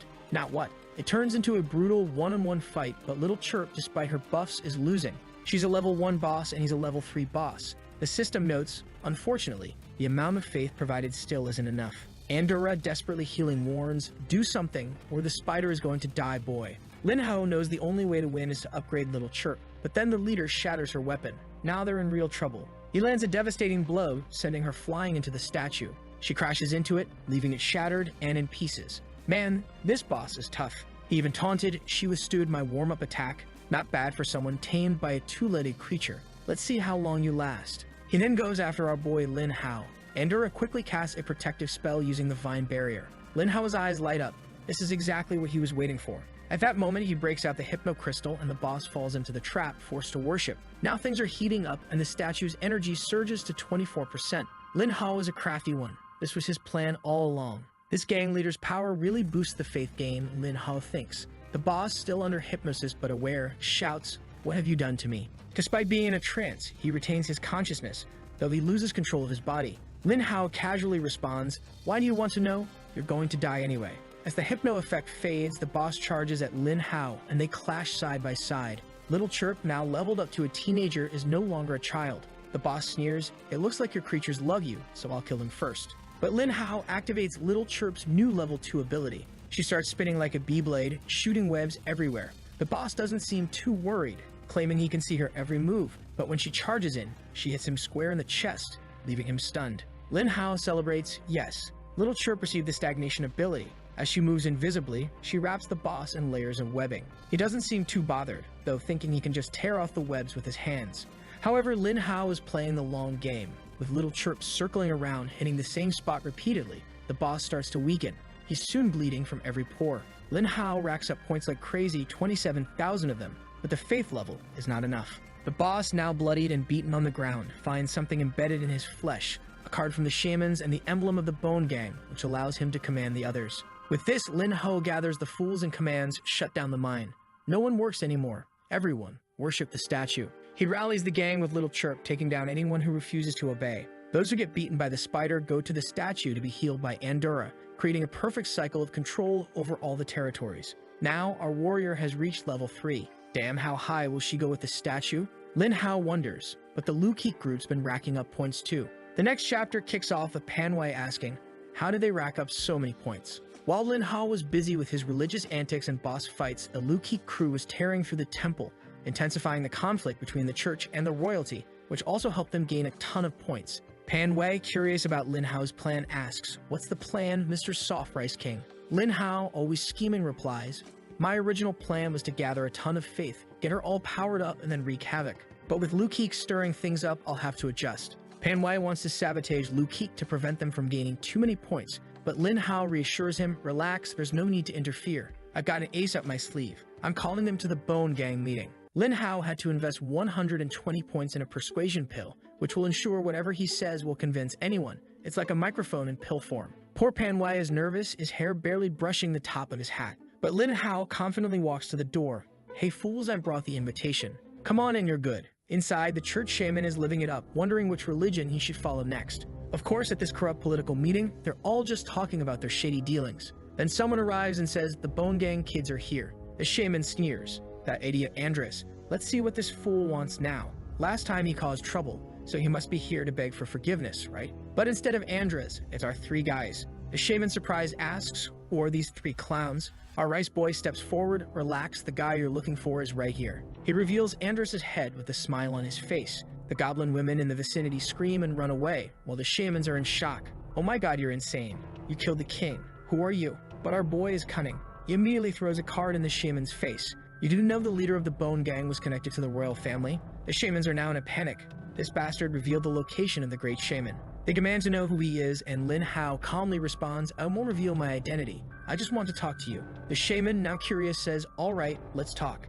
You go first." They're surprisingly courteous. Lin Hao leaves his 2 friends outside, instructing them to keep an eye out and make sure no goblins come near. Inside, the shaman asks, "All right, kid, what do you want? What's your goal?" Lin Hao removes his coat. The shaman, shocked, exclaims, "You're a human." But Lin Hao quickly retorts, "Human? Are you stupid? How would a human know the goblin language?" The shaman realizes his mistake and listens as Lin Hao claims to be a secret agent affiliated with the great shaman, gathering intel for his majesty. The shaman, intrigued, says, "A secret agent connected to the great shaman? I heard of such a group." Lin Hao nods, "Exactly. That's why I look like this. It's all part of a plan to make others let their guard down so I can gather information. That's how I discovered that infiltrator. You don't want me telling His Majesty that you let someone infiltrate your jurisdiction, do you?" The shaman, now nervous, responds, "No, please don't. Sit here, let's talk. Whatever you want, just say the word Rice King." Lin Hao smirks. "To help you, I'll let you take credit for capturing this guy." The shaman is puzzled. "But if you're a chosen one of His Majesty, how can I present you?" Lin Hao leans in. "Let me tell you something. If a traitor made it all the way to your city, what do you think is happening near His Majesty?" The shaman, realizing the danger, says, "True, there are many traitors, aren't there?" Lin Hao smiles. "Exactly. There are so many spies around His Majesty that to return to the upper levels, I need a solid reason." The shaman, now understanding, says, "So that's why you need this indirect recommendation?" Lin Hao replies, "That's right. Now go tell everyone that I'm going to heal His Majesty's body. But remember, this is confidential. No one can know who I really am. The shaman, completely fooled, says, "Thank you so much, young man. I'll take good care of your companions too. You all are truly remarkable." Lin Hao nods. "All right, we're done here." Outside, his friends are waiting, and she looks stunning with her hood up. The door opens, and they all come out. The shaman announces, "I've confirmed this person's identity. He really is a distinguished guest.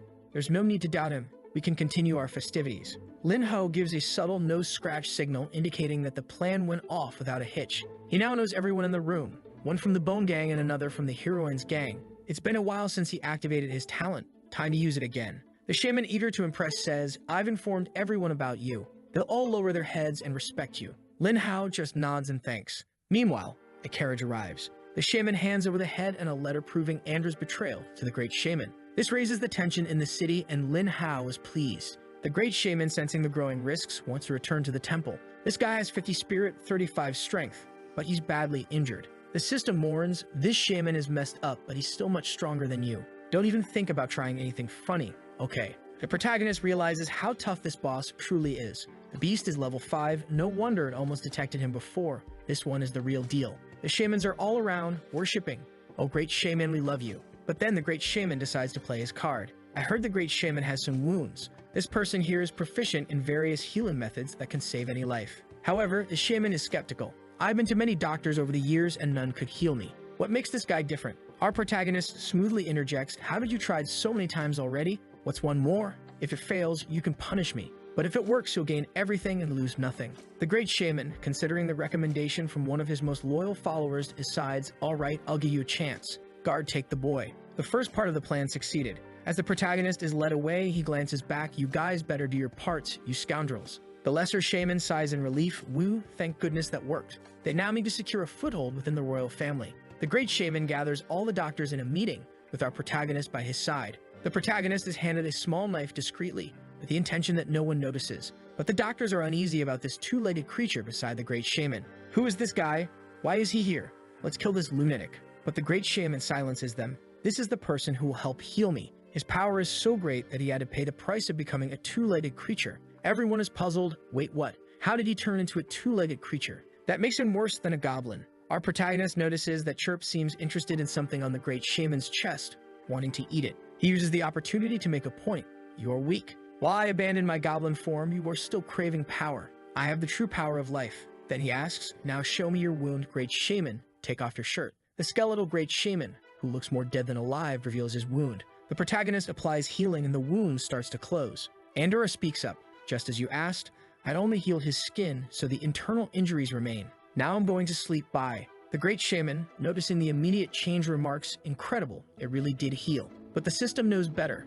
Andorra only healed the outer layer and secretly absorbed a lot of the shaman's magical power, reducing his spirit from 50 to 45. Despite this, the great shaman feels better and asks the protagonist, "This is truly a miracle, doctor. What reward do you want?" Our protagonist, playing it smart, replies, "Unfortunately, the wound is very deep, and the treatment will take longer than expected. But I do have a reward in mind." The great shaman, confident, says, "You can ask for half of the temple, and I'll still give it to you." But the protagonist has something else in mind. "Some of these priests opposed me, didn't they? I want an apology." The priests, realizing they're in deep trouble, start to panic. He continues, "As a sincere apology, I want those items on your chests." The priests now visibly shake and argue. These are relics made by the first generation of shamans. But now that they've mentioned it, the protagonist wants them even more. Even the great shaman looks troubled. "Those are sacred relics of the priests. I didn't want to take them from the boys." But the protagonist plays his next move in the 4D chess game, "I'm not a petty man, shaman. These sacred relics possess spiritual power that could help me strengthen my healing abilities.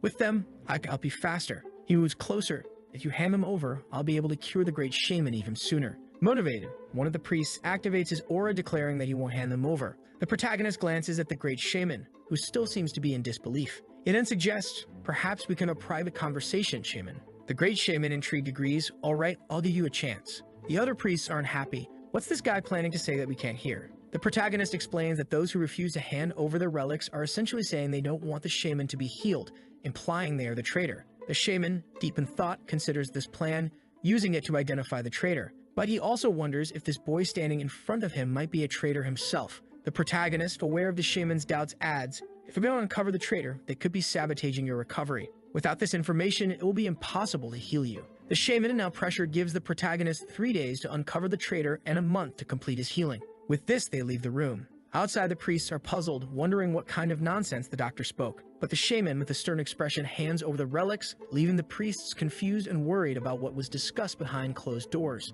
The shaman, clearly not in the mood for questions, intimidates them into compliance. Back in the temple's room, the protagonist collects the relics, which are quickly absorbed by Chirp, who goes into a state of evolution, surrounded by the sacred items. The only problem is that during this evolution, she won't be able to fight, and Andorra is still recovering from her previous exertions. For the next 3 days, while the Great Shaman provides protection, the protagonist is relatively safe, but any unexpected battle could spell disaster. Soon there's a knock on the door with someone claiming to bring a gift in the name of the Great Shaman. The system immediately warns the protagonist. Due to his impressive performance earlier, agents have been sent to eliminate him. This particular goblin isn't incredibly strong, but is still a level 3 fighter, and the protagonist stands little chance against him in direct combat. The goblin servant kneels, offering a bottle of wine, claiming it will restore the protagonist's magical power to aid in further healing the Great Shaman. The protagonist, wary of potential poison and without Chirp or Andorra to rely on, decides to check the system for any potential help. The goblin grows anxious, urging the protagonist to drink, while the protagonist hesitates. Desperate, the goblin draws a knife, preparing to strike. In a split-second decision, the protagonist spends 300 points to buy an item that creates a terrifying illusion, causing the goblin to almost die from sheer fear. Although it cost him 300 points, the protagonist breathes a sigh of relief, having narrowly avoided death. He spins a tale about the illusion, claiming it to be the protection of an ancient goblin ancestor, which convinces the brainwashed goblin to retreat. When the other shamans rush in to see what happened, the protagonist accuses the goblin of trying to kill him, adding that whoever orchestrated this is likely inside the temple. He scans the room and notices one shaman maintaining a calm demeanor, too calm. The system informs the protagonist that this shaman, despite his outward calmness, is deeply afraid inside. The protagonist boldly accuses this shaman, stating, "I know who the traitor is. It's this one right here." The accused shaman tries to defend himself, claiming there's no evidence, but the protagonist produces a blank piece of paper, claiming it's a confession from the assassin before their death. The Great Shaman reads the confession, watching the accused shaman's reaction. Seeing the fear in his eyes, the Great Shaman declares, "There's nothing written here, yet you still appeared frightened. That means you, someone who is usually so calm, must be hiding something." With it, the traitor's shaman is arrested. Once again, the Great Shaman thanks the protagonist, promising a reward once he's fully recovered. However, during a meeting between the shamans, they start feeling a bit uneasy. The Great Shaman has a suspicion that something is off with our protagonist, but he's not too concerned for now. He's willing to wait for the cure, and then, well, we'll see. The protagonist gained a lot of points from his recent actions, especially by revealing that the royal family had infiltrated the temple, which stirred up the relationship between the two groups. Meanwhile, Lukik and his company are smashing through the goblins, but when they check the rankings, they see that someone else is ahead of them. Who could it be? One of the army guys who is getting annoyed thinks, "We see the two groups below us every day, but who is this furry group that's ahead of us? We've never seen them in any fights." With that thought, they figure out, if we're always fighting outside and haven't seen them, that must mean they're already inside. They quickly send Humang to investigate what kind of tricks the protagonist's group is up to. He hides behind a curtain, listening to the big sister and the fat guy talking.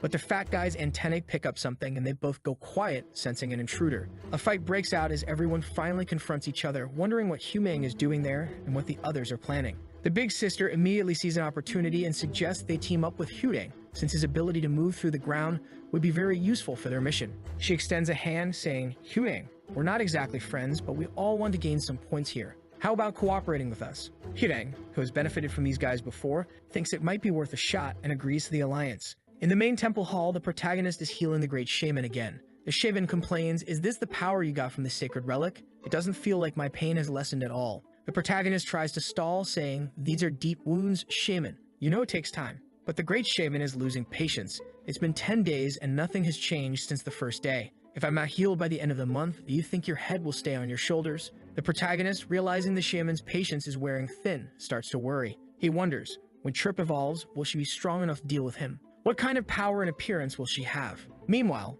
Andorra, who has been secretly siphoning the shaman's power, is growing stronger. As the protagonist gazes out the window, he isn't sure if everything will work out. At least he hopes the fat guy and big sister are up to something. They open a door announcing that a secret order from the Great Shaman has arrived. All temple members must gather to receive the oracle. The Great Shaman, struggling with his pain, asks, "What's the secret order?" The big sister explains that since the Great Shaman is close to being healed, it's time to teach the royal family the consequences of messing with a temple. She orders the full power of the temple to be mobilized for an attack on the prince's troops, revealing that they have learned the prince's location thanks to Fu Yang's intel. The priests are excited at the chance to prove themselves to the great shaman and teach the prince a lesson, hoping that by succeeding, they might be promoted out of the low city district. The plan is set in motion and the shaman agrees. On the other side, the prince receives a message warning him that the shaman is recovering and that several of his undercover agents have been exposed. Just then, a guard bursts in reporting that a large group is coming to attack his troops. The priests, motivated by the prospect of earning favor with the great shaman, are ready to fight, but the prince is fed up with the chaos. He realizes that if the great shaman fully recovers, he's in deep trouble. With his forces outnumbered, he sees this as his chance to strike first. He orders all soldiers to prepare for an assault on the temple, aiming to kill the shaman while he's still weakened. However, a royal advisor, sensing that something is wrong, hesitates. Should he warn the king that the prince is acting recklessly? Meanwhile, a priest who is eager to launch the attack is warned by a goblin ally that many soldiers will be injured or killed in the process. But the guy doesn't care about anything. Dying in combat should be an honor for you. He goes back to the room and informs our guys. Great spies, I did it. I organized an attack on the prince's troops. Big sister replies, good, now we just need to head to the temple, right? But Huvang is already coming up from behind. However, you're not going with us. Bye, sucker. At the temple in the upper city, the protagonist talks to the guy. What do you want to talk to me about? Our boy responds, you've heard that I've been healing his majesty, right? And I know you're next in line for succession. The guy sips his tea. That doesn't matter. As long as you heal him, our future will be bright. However, our protagonist presses. But if I heal him, you won't ascend to the top of the temple, will you? Looks like that caused you a problem. The guy, pretending to be unaffected, says, if you heal him, it's a blessing for the temple. And blessing for the temple is one for me too. Our boy continues, are you sure you're going to be the successor? In these times when the royal family has been infiltrating, you haven't done anything. And I have to say, His Majesty is quite disappointed with your performance. But as a successor, maybe you still have a chance. The guy starting to sweat asks, what do I need to do? Lin Hao explains, in the coming days, you'll have a chance to atone for your sins. The guy demands, tell me, how do I do that? He tells him, in the coming days, while His Majesty is being healed, you must protect him, with all your soldiers and command guards. But just then, someone enters informing him that the prince is arriving with the troops, and he's already demolishing everyone. The goblins are getting trashed. Poor temple don't stand a chance. The prince wants to know who from the temple attacked his troops. The priest is confused. Wait, the temple has always been good to the royal family. Why are you here? But he quickly realizes you're going to be a hypocrite to the end. Fine, I'll kill you. The protagonist panics. He tells the guy that the best way out of this situation is to kneel and ask for forgiveness, because he thinks that a guy from the temple would never kneel before the royal family. But the guy kneels. Our boy is stunned. How could a man of the church kneel before the royal family? But now the sword is in his face. Stiya, pal. With that, our protagonist is happy. Phew, at least he didn't give up the fight. But then there are purple arrows incoming. An explosion. What just happened? Someone already recognizes it. It's Irene's magic. She was supposed to be on a mission and just passed by with a book in her hand. Good lord. I thought Irene would be easy to charm with a little sweet talk. But the fight hasn't even started, and it already looks like she got slapped in the face. She's already ordering the temple guys to surround the guards. The prince's team is outnumbered. 4 against 40. The little prince is sweating bullets until another person arrives. Everyone stop. The king's mandate has arrived. Everyone immediately bows. The mandate tells the prince to pull his troops out of the temple now or take 100 lashes. Aye, but the guy reassures him. Relax, you're not going to get whipped. It's just to make the guys back off. Take it easy. And with that, they leave. The protagonist is in shock because he needed to cause chaos to earn agitation points. Our protagonist is disheartened. The shaman is all happy. But Irene is on her way. Obviously, it worked. This woman must have been charmed, and now she's all friendly. Man, she has 49 spirit points. At least with that much spirit, you can't capture her. She's already saying she heard about a guy who's been healing His Majesty. Is he free tonight? The system even says she's the second strongest in the temple after the great shaman, and she wants you to be her little pet. Go for it, man. It'll be a lot of fun. Just be aware that she has some hobbies, so be careful. The protagonist is confused. Do you remember that the last chapter ended when that beautiful monster lady was seducing our dear Lin Hao? The system warned him to be careful because she was trying to deliver some things to him.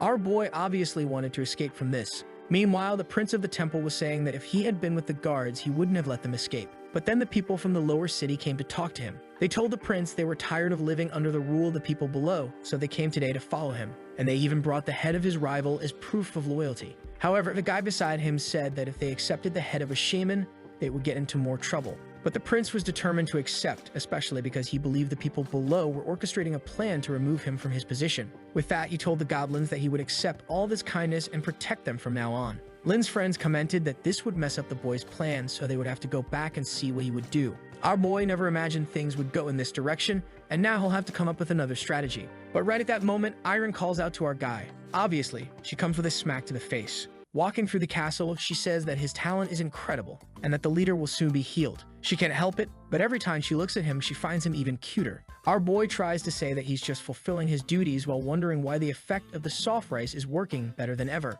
When suddenly, a guy steps up beside them and calls out to the two. A muscular guy asks Irene why she ignores all the affection he shows her, and instead teams up with this cute skinny guy, saying that our boy is always surrounded by a bunch of monster women, making plans to climb to the top and never gets involved in fights. Stating that she got a little irritated, he asks if she doesn't think what he's saying is correct. But she just opens a book and asks if he really intends to insult the divine doctor. Before he can respond, she launches an attack that sweeps across his shins. Lin Hao is shocked at how cruel the girl is. In the same moment, she wraps a chain around the guy's neck and starts dragging him towards Lin, saying she brought him to apologize. Lin, a bit at a loss for words, thanks her, a little confused. She starts slamming the guy's head on the ground, saying it's ridiculous that he wants to compare himself to the sacred doctor. Lin is just standing there, realizing it's dangerous to mess with this woman. Then she turns and says she believes he'll never disrespect the boy again. While thinking to herself that he's so skinny, he might break with the first move. And the system even reveals that at the moment, she's fantasizing about him in various ways. Our boy is wondering what kind of madness all this is when suddenly a guy from the temple arrives, saying he brought a message. She finds out that people from some gangs have now joined the prince and will probably attack the temple again. Lin knows it's his friend's doing and it's time to move forward with the plan. He then tells Irene that it's very dangerous to get into a fight since the king is still recovering, and asks her to let him negotiate with the prince to resolve this. However, Irene says it will be very dangerous and he can't get hurt like that. But Lin responds that this time there will be no problem since he's going to negotiate in search of peace. She just needs to follow his plan and this whole place will turn into chaos. She says her priority is to defend the temple and the great shaman, but she can't help worrying about our boy. After some negotiation and conversation, he finally managed to get rid of the crazy woman who was left there drooling, saying she was anxious for his return. Before meeting with the prince, he spoke with Xiaoyan and Panwei about the next steps of the plan and where they would meet next time. Our boy saw that another guy had come too, and said that now things would be much easier. The guy just said he was participating because he wanted to profit from it too. However, Lin commented that as far as he remembered,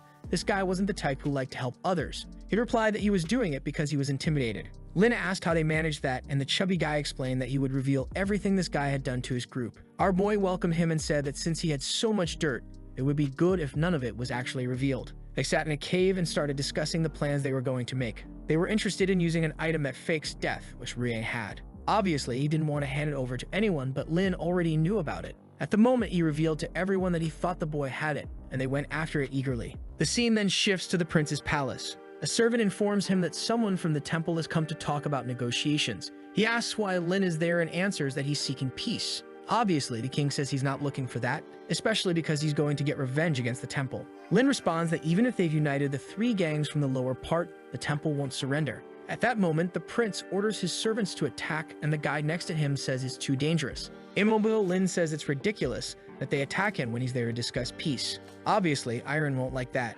She gathers the goblins to finish off Prince Soquero, saying they need to rescue Lin Hao. Of course, her motivation is all like this because she intends to get rid of the boys in every possible way. Meanwhile, in the palace, Soquero says he's going to find out just how hard it is to break Lin's bones, when someone informs him that they're being attacked by the temple guards. The guy laughs, saying that the boy apparently represents quite a lot since they reacted so quickly, while Lin realizes that the show he's been planning is finally about to begin. The prince says to bring the boy, declaring that today he will pay for the revenge he suffered that day. Outside, Irene and the prince with their armies face each other. At that moment, she notices something. Obviously, she sees our boy immobilized and orders them to release him, saying it's a disgrace to the temple that this guy would do this. However, at that moment, Soquero warns that if she really cares about him, she better not make any more moves, and warns that in this situation, the one who should be humiliated is her. Then, a guy beside him steps up and says they can't start a direct confrontation with the temple. These are orders from the emperor. However, Soquero says they have to pay for the humiliation they made him suffer. Lin notices that the guy is hesitating, but he needs to start this war at once. Meanwhile, Panwei and Xiaoyan are getting ready to finish off Lin the moment things get serious. Then Soquero tells Irene to kneel and start apologizing. However, she replies that this would be a humiliation for the temple. And Lin from the cross says that he's too simple, and the temple shouldn't lower itself just because of him. And warns that Soquero is the most shameless and weakest goblin he's ever seen in his life. At that moment, Xiaoyan yells that this guy must be silenced because he brings shame to the temple. And right then, Lin is pierced by her. Iron screams, telling him to try to survive, that she'll heal him in the temple. But our boy dramatically says that the temple will live forever. With that, everyone is shocked, and our boy falls unconscious. Soquero is shocked. The plan was just to cut off a little piece of his ear, not kill him. And at that moment, Iron loses her mind and orders the army to attack. With that, Ellie and the prince himself begin to duel with her, saying that today will be his end. The prince's men obviously have to get involved too to avoid letting the guy die. And in response, the temple people also join in. Amidst it all, our protagonist's friends are seeing that everything is working out. Lin is just celebrating. The item Ruyang got is perfect and showy and acted at the right moment. He remembers when he received the item, and the guy said it was extremely rare, so it was good for this plan to work. The guardian's heart causes the person to be on the brink of death while holding the item until the moment it's removed, and then they are healed. However, the guy warned that although he wouldn't die, he would continue to feel the pain of death while holding the item. Lin wonders where Ruyang is, as he was supposed to start new chaos in this place. One of the temple guys, looking at it all, sees that now it's going to get crazy since she started a war with the prince. He tries to give an order for everyone to calm down and make sure this doesn't turn into something worse. But obviously, someone is already arriving to end that plan. The poor guy is wondering why no one seems to obey when Ruyang is already behind him. Already fallen to the ground, Ruyang says that the only person who had kept their sanity is now dead. However, suddenly he feels the aura of someone extremely powerful approaching. The emperor of that place arrives and sees the people dead on the ground. And Ruyang, hiding nearby, realizes that he would have died if he had been discovered. Then the emperor orders everyone to stop fighting. Irene and Soquero obviously obey. But then the guy informs that there are several enemies hiding and His Majesty needs to be careful. The king tells everyone to calm down while thinking that he can't sever ties with Soquero yet. However, at that moment, Soquero says that this is the perfect chance to wipe out the entire royal guard and take the throne. But the knights say it's too risky since they are outnumbered. He turns around and says they are a bunch of lazybones and asks where those revolutionaries from before are. Obviously, the goblins along with the protagonist's friends are just hiding. Iron says to respect the arrival of the great shaman and stop this idiotic fight. However, Soquero just replies that she doesn't command him, and now he's going all the way. When suddenly the king appears, telling everyone to calm down. At that moment, the temple shaman already realizes there's no way to control this situation. But it's strange that the king's arrival was too quick, almost as if someone had passed on the information. The king asks what's been going on and why there are so many people fighting in front of the palace. While the guys realize that he looks much healthier, so the healer is probably doing something. The shaman says that all this is a misunderstanding between Iron and Soquero. Lin took advantage of part of the commotion to free himself from the cross. Soquero continues insulting Irene, who obviously responds in kind. And the king tells the shaman that if they take Soquero to the temple, it will end all stability in the kingdom. And in the system, it says that this king is very treacherous, because now that he sees the shaman recovering, he already wants to make peace with him. Lin, on the other hand, is excited that all the chaos he wanted is happening and the plan is advancing. In the meeting with the adventurers, Luki comments that everyone is getting stronger and accumulating quite a lot of points. However, the blue-haired girl warns that at this rate, it will take at least 6 months for them to reach the amount they need. One of the guys bangs on the table, saying he doesn't want to be stuck with this bunch of filthy goblins for that long. But she tells him to remember the strength of the elite soldiers since they tried to face one and barely managed to win. As long as the generals aren't at level 4 and everyone else at level 3, it's impossible for them to defeat the Goblin Kingdom. Lukeek says that Yuman is correct and they need to remember that Su Yang has been missing since he went to that place. Meanwhile, the king tells the shaman that since everything is resolved, they should end this discussion here. The shaman knows he's not fully recovered and is being given the chance to end this mess, which might be the best choice. But Iron shouts that they can't let the death of the Divine Doctor go in vain. That's when he is startled and asks if he really died. Iron says yes, and that they only came there to try to rescue the boy. The shaman thinks it's impossible that an idiot like Soquero could have planned to kill the guy who was healing him, and starts wondering if this was the king's doing, intending to prevent his recovery. At that moment, the king realizes that the person who died must have been the one healing the shaman for him to lose his composure so quickly. He then bows and asks if the boy who died was the one recovering his bruise, and says that as an apology, they can offer the sacred elixir. He was foolish in the past, but now he realizes that the Empire cannot lose someone like the shaman. The king is already noticing that someone in the shadows is planning all this, and he doesn't want to fall into this game. And Lin is impressed that with just a few clues, the guy already deduced that there are outsiders trying to cause trouble there. But at that moment, Soquero jumps in and says he won't let them hand over a sacred relic to that guy. However, the shaman just extends his hand and sends an attack in his direction. Soquero realizes there's no way to escape that, and boy, he takes the attack head-on. It looks like the boy disintegrated in midair. At that moment, the king steps forward and says he'll handle it. Manhwa comments that the best strategy was indeed to keep generating chaos. They had no chance of beating these guys. And Xiaoyan agrees that if they had gone against the king or the shaman, they all would have died. Then the king says that if they kill Soquero, it will start a war that will destroy this place. I thought the guy had survived, but it seems he's still alive out there. With that, the king humbly asks the shaman to step back and let this situation pass. The two of them comment that at this rate, the plan will fail since the king is calming everyone down. But Limya appears and says they don't need to worry because he had already planned for this. He knew the king would try to prioritize peace and the balance of power. That's why he had planned a big surprise that everyone will soon learn about. Meanwhile, the goblins from the cave are destroying the entire noble city. It seems they received a vision from the sacred spider that it was the perfect time to invade that place. At that moment, a soldier comes running to talk to the king and the shaman, and informs them that the noble area is being attacked by all the people from the lower city, and the entire district is in chaos. Meanwhile, Sai Riang is just listening to the guard's conversation about the invasion. He's holding a detonator, thinking that lately, his mission has been pretty boring. He just has no idea how they managed to gather enough points to buy so many bombs. Now the people there with the shaman are wondering what they're going to do since they're just standing there while the whole city is being taken over. The shaman asks why they are so agitated and if these people really can't do anything. And Soquero says it's the perfect chance to kill all those people. He tries to leave while Iron says he won't leave that place until the issue of the divine healer is resolved. The king tells everyone to calm down, saying it's probably just a small-scale revolution, until one of the castles is blown up. At that moment, one of the guys goes to inform Lukik that a revolution seems to be happening in the Goblin Kingdom. They go outside and see smoke rising, and everyone realizes that this might be the chance they've been waiting for. And Min comments that it might be Sai Riang's doing. And as soon as they see the ranks, they're sure it's the perfect time to attack. At that moment, he rallies everyone, saying that the chance they've been waiting for has finally arrived. They need to seize this opportunity to bring back Sai Riang and collect as many rewards as possible. That's when the king and the shaman are informed that the entire palace has been destroyed in an explosion.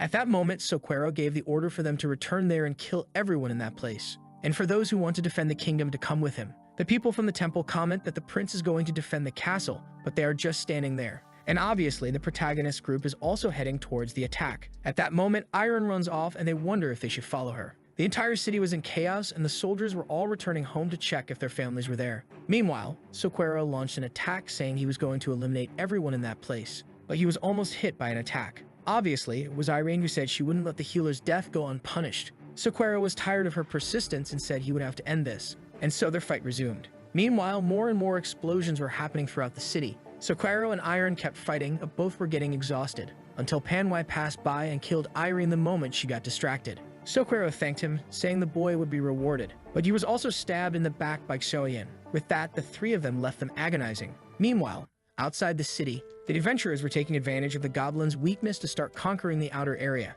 They were taking advantage of the high-ranked goblins who were trying to escape with their families to finish them off all at once. Suddenly, everyone received a notification saying the mission had been completed. There was a group called Furry with 665,000 points, and no one had any idea who these guys were. Lukik knew that he had coordinated all the attacks, so there shouldn't have been anyone besides his people in that place. However, the adventurer's mission bar had reached 100%. The people were celebrating, but Lukik's group wanted to know who they were. Obviously, Lin's group was celebrating even more because they knew they were the winners. The system even informed them that their group was responsible for everything that happened in the lower district and the death of Prince Soquero. With that, they received a purple chest and over 6,000 points. The chubby guy was all happy, saying he was finally going to get something worthwhile, and he asked to be allowed to open the chest since it was the only thing he had ever wanted to do. Lin told him to go ahead and open it, but if it turned out to be something bad, he'd be paying the price for a month. The chubby guy said he was lucky and that his charm never failed. However, what he got was a simple level 2 power potion.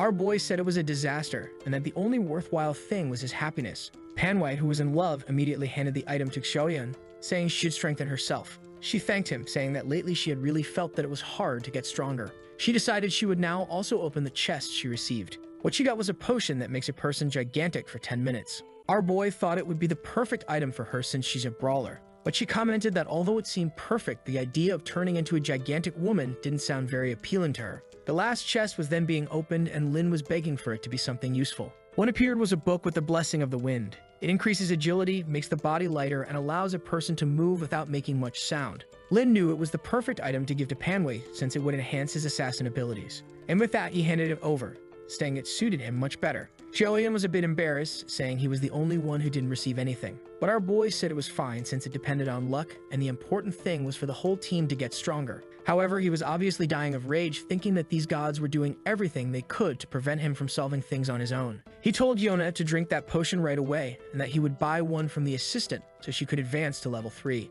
With that, she took a sip and started glowing, saying she felt her power increasing. The system congratulated her and told the protagonist to always keep someone as strong and passionate as her nearby. Lin thought that thanks to the king of soft rice, having her around always made him feel stronger. Once again, a notification appeared, and they wondered if it was a new mission. At that moment, the mission changed to collecting the heads of the Goblin King and the Shaman King. The reward would be a mythical quality red chest. This was the rarest thing that had ever been offered, and everyone was shocked. But the chubby guy said that this mission was completely impossible, considering the feeling he had when those guys approached. Lin wondered if the difference between level 5 was really that unattainable. Then Shoyan said she had something to say about Sikhin and Irene.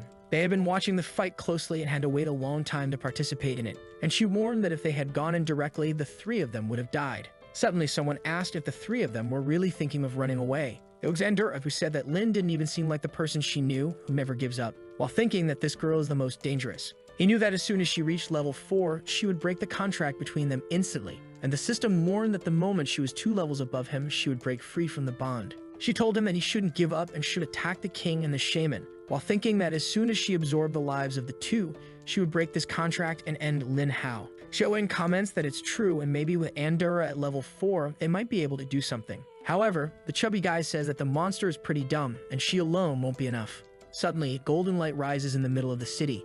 Xiaoyan tells everyone to look, asking what that is. Pan Wei says that energy is immense, and he's never seen anything like it in this place. Andura comments that it must be the power of the ancestral spirits that the king and the shaman were talking about. She heard in the goblin's cave that the king himself can summon the energy of the ancestors and become very strong for a while. Lin Hao wonders why the king is trying to gather more power, considering there's no one who can defeat him at level 5. And at that same moment, another aura rises behind Pan Wei. Xiaoyan comments that this new energy is quite similar to the king's power. Andura says she's sure that it's the power of the temple shaman's faith. Lin starts to realize that in this moment of chaos, they've decided there can only be one voice in this kingdom. It seems they want to eliminate each other so they won't have to worry about being stabbed in the back in the middle of this fight. The chubby guy exclaims that he's come to the incredible conclusion that there's a feud between the shaman and the king. But Lin says they still need to be cautious because even if one of them wins, they won't be able to defeat him. Andura, trying to get him to participate, says that the higher the tree, the sweeter the fruit. She knows she's about to evolve and can't miss this incredible opportunity. But then she's startled to see Chirp's magic being activated. Our boy says she should still be in the cocoon and wonders if she's finally going to be ready. Thanks to the contract, he can sense part of her consciousness and realizes she's acting purely on instinct, searching for something to feed on. The truth is, she's eager to consume the energy available between the two. He knows that even though it's an important mission, he can hold on for a while because the guy's wound will end up killing him anyway. Especially since the biggest danger now is Andura advancing in level and breaking the contract between them. One problem is that as soon as he reaches level 3, that troublemaker will have already reached level 4 and he'll always be behind. The only way to stay alive is for the spider to become stronger than her, which means he has to make her evolve. Andura is there saying she was an innocent, peaceful girl and would never seek revenge on her master. With that, he tells the two of them that they'll have to participate in this altar battle. That way, even if Andura tries to escape the contract, he has the spider to protect him. Pan Wei says it's very dangerous, but Xiaoyan says she trusts his judgment. He says the goal is not to complete the mission, but simply to help the spider evolve. At that moment, Andura grabs him from behind and says she's also going to take advantage of it to level up and find a chance to heal everyone. Since he's going in disguise, the two friends withdraw, saying they'll wait for him outside the city. Then he looks at Andura and says it's time to go because he already has a plan in place. She smiles back and says that's fantastic to hear, while he thinks that even though she wants to escape, she'll always be connected to him. She's celebrating, saying she can't wait to break free and show what true freedom is. Outside, the others are fuming. They just struggled a lot to kill those guys outside, so how are they going to take down the shaman and the king? The guy with glasses tells him not to doubt the missions given by the gods because if it were impossible, they wouldn't receive something like that. The guy yells at him, saying then to explain this incredible plan and stop acting like a know-it-all. Low-Key tells everyone to calm down and says it's not the time to get stressed, but to think of a solution. Yumi then says it's better for everyone to return to the city and pass on the news since there's no point in staying there. Low-Key thinks that the group that scored so many points can't possibly defeat level 5 bosses. Meanwhile, at the altar, the two leaders are facing each other. The shaman tells the king that the scale of events clearly shows that someone has infiltrated and says maybe it would be better if they calm down. The system even mentions that he hasn't advanced to level 6 only because he's injured, but has gathered all the faith of all the generations. However, the king responds that in this moment of chaos, they need to unify everyone, and for that, there can only be one voice. The system says the king is at the peak of his power and rage and desperate for combat. Meanwhile, in the mountains, the protagonist and Andura observe everything. He's using binoculars he bought from the shop. Watching the fight, he knows this was an impossible mission to accomplish through direct combat. And obviously, Andorra is just there, observing that the energy is enough for her to advance. Lin is thoughtful. All the information so far shows that this altar battle is crucial for this moment, when suddenly, someone touches his shoulder. It's Andorra, who asks how she's going to open up the energy and says that as soon as she evolves, she'll become the most powerful ally he has. Lin just says that for now, she can go ahead and set up an ambush. However, Andorra says that if she approaches and gets discovered, it's the same as being killed. Meanwhile, from a distance, the two of them watch a bunch of explosions happening. Lin tells her to just stay back and wait for them to get exhausted and try to absorb some of the energy. Additionally, they have a contract in hand, and he will always stay at the perfect distance. If at any moment she is in danger, he can send a signal to distance himself even further, and she will be brought closer. She is impressed and says that if this is the real plan, it does seem a bit more realistic. She then says she'll set up the trap and tells him to be ready to save her at the right moment. In the fight, the king says that the first great king of all established the kingdom and granted power to the royalty. Moreover, back then, he helped the most powerful person who became the great shaman. However, over time, this division of powers only created instability in the kingdom, and that's why he cannot let the shaman live. The shaman simply responds that if the king is so confident, he wants to see this power in action. And at that moment, he begins to conjure the power of the ancestors. The two face each other, saying that only one of them will leave alive today. And it's like a Dragon Ball Z scene with a Kamehameha from both sides. The king is pushed back, and the shaman is too, saying that the king is no weakling. From above, Andorra is observing everything. She notices that the two are fighting and expending all their energy, yet she would easily die from one of their attacks. The king congratulates the shaman, but says he must have realized by now that he will lose this fight, so it's better to give up. However, the shaman tells the king to stop worrying about him, because he's about to send him to eternal rest as well. Suddenly, a green aura begins to emanate from both of them. The shaman feels it as if it's a familiar magic, and the king asks who is doing this. Obviously, it's Andorra up above, absorbing the energy from both of them. She says that the world belongs to those who seize opportunities, and she can't miss a chance like this. The shaman and the king are suffering and are furious that they are being drained by a cursed caterpillar. The king continues to be absorbed, and much of his attributes are already declining. The same, of course, happened to the shaman. Even the system comments that this little lizard is getting too bold, and it seems the shaman has lost the advantages he had. Lin, watching from afar, already knows that she is absorbed enough to level up, and at that moment, it happens. Andorra is impressed that it took much less energy than she thought it would cost. However, at that moment, someone says she has crossed the line,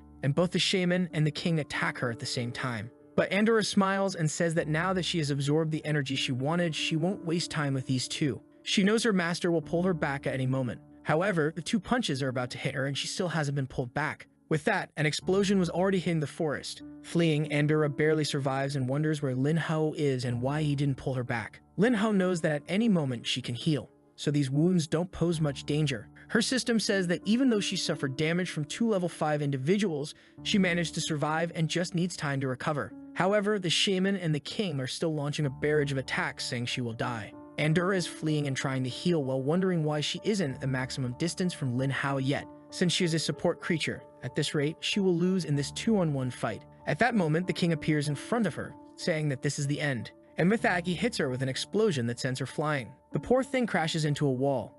Andorra had to use all the energy she had to create a shield, which was still broken. One more attack and she'll die. The king is complaining that because of that sudden attack from her, his power has become a bit unstable. He then jumps for the final blow, saying she deserves 1,000 deaths. At that moment, Andorra tries to protect herself with her arms, begging to be saved and saying she doesn't want to die like this. And right at that moment, she disappears in front of the king. Obviously, it was Lin who saved her and says that now she's safe and can recover. At that moment, Andorra begins to use her healing magic. The system warns that she narrowly escaped death and that she is currently much weaker than a level 4 creature and will need a lot of time to recover. Lin, seeing her status at that level, thinks this is the perfect time. The problem is that it seems the Shaman Master has already detected the direction of her teleportation, and it looks like he's already teleporting to find where she is. Lin Hao says that everything is going as he expected. These guys wouldn't let anyone escape after ambushing them, but he's already hopped on the Nimbus cloud and is fleeing the scene. The king and the shaman arrive at the position where he was before and wonder how they disappeared so quickly. The king asks if that was really the position where the lizard girl should be.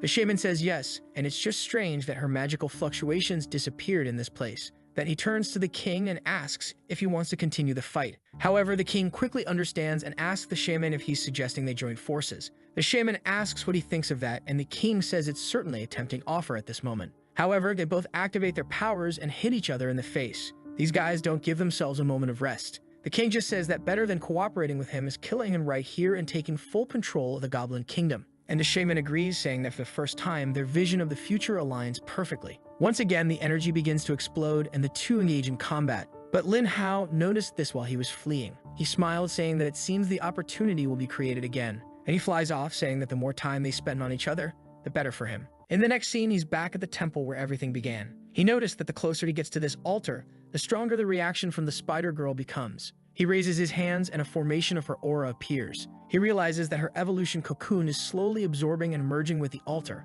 As long as the two are still in battle, the altar's energy will remain active. According to the information, he will need at least another 10 minutes to complete the synchronization. In the fight, the shaman says that the ancestors always watch over him, and that's why he will lead this kingdom to glory. And at that moment, the king is pierced by magic from all sides. The shaman says that he just needs to absorb the king's energy to recover from the damage caused by this fight, when suddenly, an aura explodes behind him. All the goblins in the city ask what that massive energy is. Lin's group questions whether this has something to do with him. The followers of the spider religion begin to cry, saying that the great leader is coming into their world. Pan Wei immediately says that he's sure Lin Hao is involved in this. A soldier asks if this is the sacred spider's energy, and another says it seems to have appeared from where the fight was happening. As she begins to appear, people start to wish long life to the sacred spider. Meanwhile, Lukik is shocked to see that the Goblin King has been killed. The mission to kill the Goblin King that everyone thought was impossible now had one part completed. And in the meeting, everyone was silent, not knowing what to say.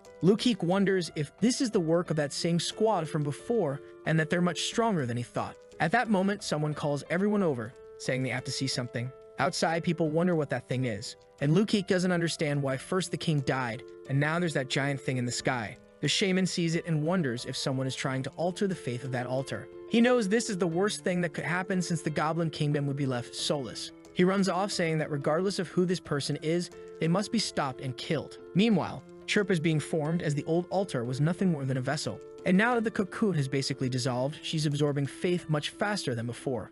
Finally, Lin had created the spider's relic. He thought he would have plenty of time before the guy noticed, but she's getting so strong that it's impossible for him not to appear any moment. But most of the faith has already been absorbed and the evolution is about to be completed. At that moment, someone says that Lukik suspected him to be the thief. Looking back, Lin thinks it's no wonder he's the great shaman. This guy arrived way too quickly. The shaman says he knew he was a heretic with strange plans, but Lukik imagined his target was the altar itself. The system mentions that the shaman is weakened, but it's important to understand that even without much status, he's still extremely dangerous in combat. Lin says that Your Excellency must be misunderstanding something. He's just stealing energy to heal his wounds. However, the shaman simply says that now that the king is dead, his wounds are irrelevant. Lin is shocked to see that the guy isn't hesitating and wonders if he should abandon this crazy plan. But he pulls out the scroll and says there's no time to hesitate and he'll have to make this happen. At that moment, a shield appears, and immediately after, a dagger. Lin asks what the two of them are doing there. Xiaoyan says she knew all this commotion had to be caused by him, and it's a good thing Pan Wei informed them.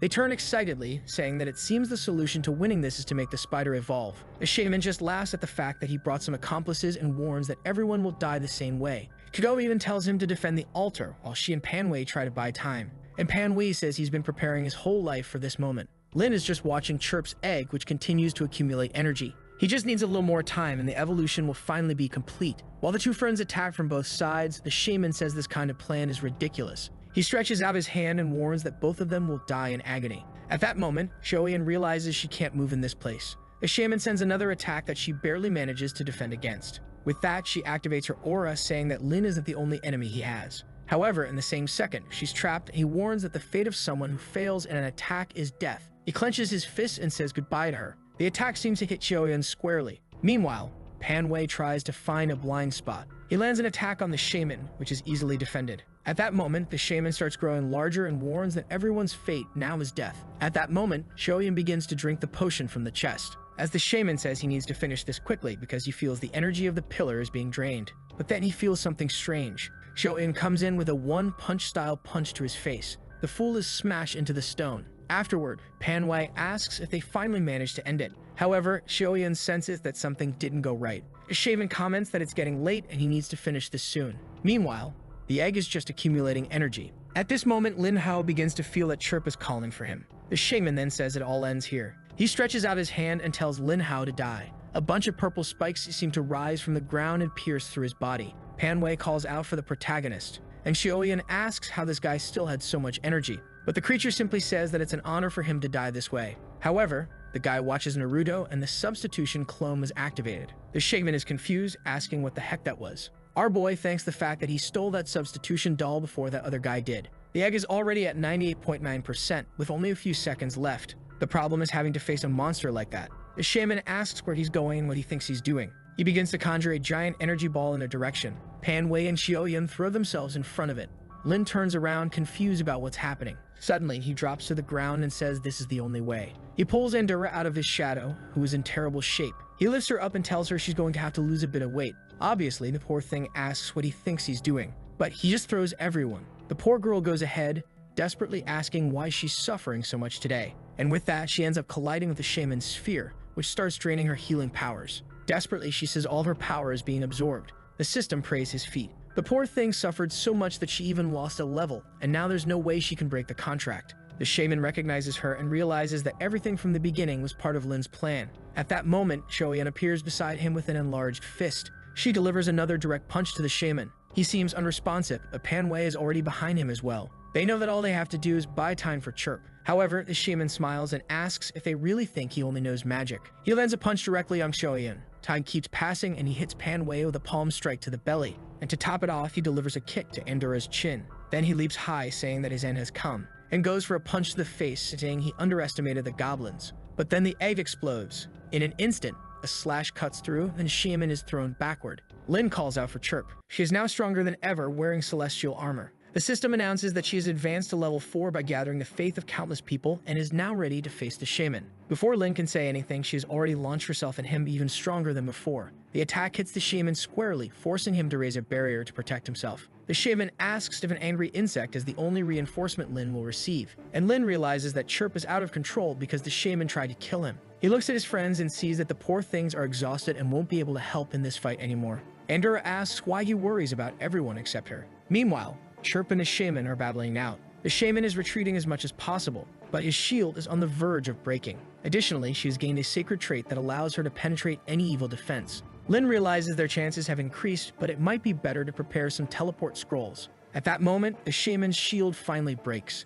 He had a serious expression, but he was thrown against the wall, and Chirp points her staff, activating a spell. A giant golden spear forms in the sky, and she conjures a giant projection in the air. She just points at the shaman and tells him to die. The attack hits him squarely, and he realizes there's no way to dodge this. The entire mountain explodes. Chirp is furious, but much of her energy has already been drained. The system warns that she's still standing, but if the shaman tries anything, she will finally die. Lin, now scared by this finally business, realizes it's a good idea not to try something like that. However, Lin now has the ability to lead the group. He can cause sacred area damage, but it can only be used twice a day. But then everyone is shocked to see that the shaman is still alive. At that moment, the shaman appears and says he expected more from this group. The 10-second teleport countdown begins, and the shaman says that a slightly more resilient insect is still just an insect. The system warns that he's recovering his attributes, and it's best to flee or he'll die in this place. But there are still 9 seconds left for the teleport. Pan Wei says that was the strongest attack he's ever seen, but it only tore the guy's clothes. Lin asks Andorra and Chirp to hold on a bit longer so they can teleport. At that moment, a web is thrown on Andorra's back, and Chirp seems to have caught her in her arms. The group is waiting out the last 5 seconds they need to escape, but the shaman just snaps his fingers and asks if they are really trying to flee. He warns that it's foolish to think they can offend him and get away unscathed. The protagonist's system informs him that his teleport has been invalidated. Lin is shocked, realizing that the shaman seems to have nullified the elder's items. He turns and tells the two to prepare for combat. They have no other option. Chirp begins to resist the attacks while Andorra tries to provide some support. The shaman just says it's irrelevant and that no one will escape this place. But then he wonders, where are the 3 people who were in that place? He asks if they are really going to abandon their companions to flee. Meanwhile, our boy is escaping on the Nimbus cloud, thinking that it was indeed a very good item to acquire. The shaman says it's a pity, but he'll have to kill the 2 who were left behind. Andorra tells Chirp to keep resisting because they'll be teleported by the distance soon, but the shaman says their end has come. However, just as he's about to attack, the 2 disappear. Andorra appears, angry, saying it's the 3rd time today they almost died. But Lin just celebrates because everyone made it out alive. He says he's going to use the teleport scroll now, and he'd like to see how the shaman will locate them this time. The shaman arrives at the location and wonders why their magical aura suddenly disappeared. But he raises his hand and says that since they stole an altar, he will follow them to the ends of the world. And with that, his magic begins to sweep through the entire forest, While healing Xiaoyan, Andorra thinks that if it weren't for Chirp's evolution, she would kill Lin Hao right now. Panwei asks what they're going to do next. Lin says the focus now is to rest, recover, and then return to finish everything off. But at that moment, a strange mark appears on his face. Not only on his but on everyone's, and they ask what it is. Panwei says that the damn shaman is determined to kill them, and at this rate, they're just waiting to die. Lin tells him to calm down because the distance between them and the shaman is still quite large. In the meantime, Xiaoyan will have recovered, and they can pick up new items from the store. Panwei says it's unfortunately their only option, but it's what they'll have to do. They decide to check the shop and spend all the points they have, since unfortunately, there's no time to train. Even though it wasn't his plan, dying with a point to spend would be foolish. Sometime later, Xiaoyan had recovered and finally woke up. But now they're staring at each other because an entire day has passed and the damn shaman still hasn't appeared. Panwei asks if maybe the mark failed. They go to talk to Andorra, who says she has already submitted and asks what more he wants. Lin just asks if the shaman will really know where they are as long as they have this mark.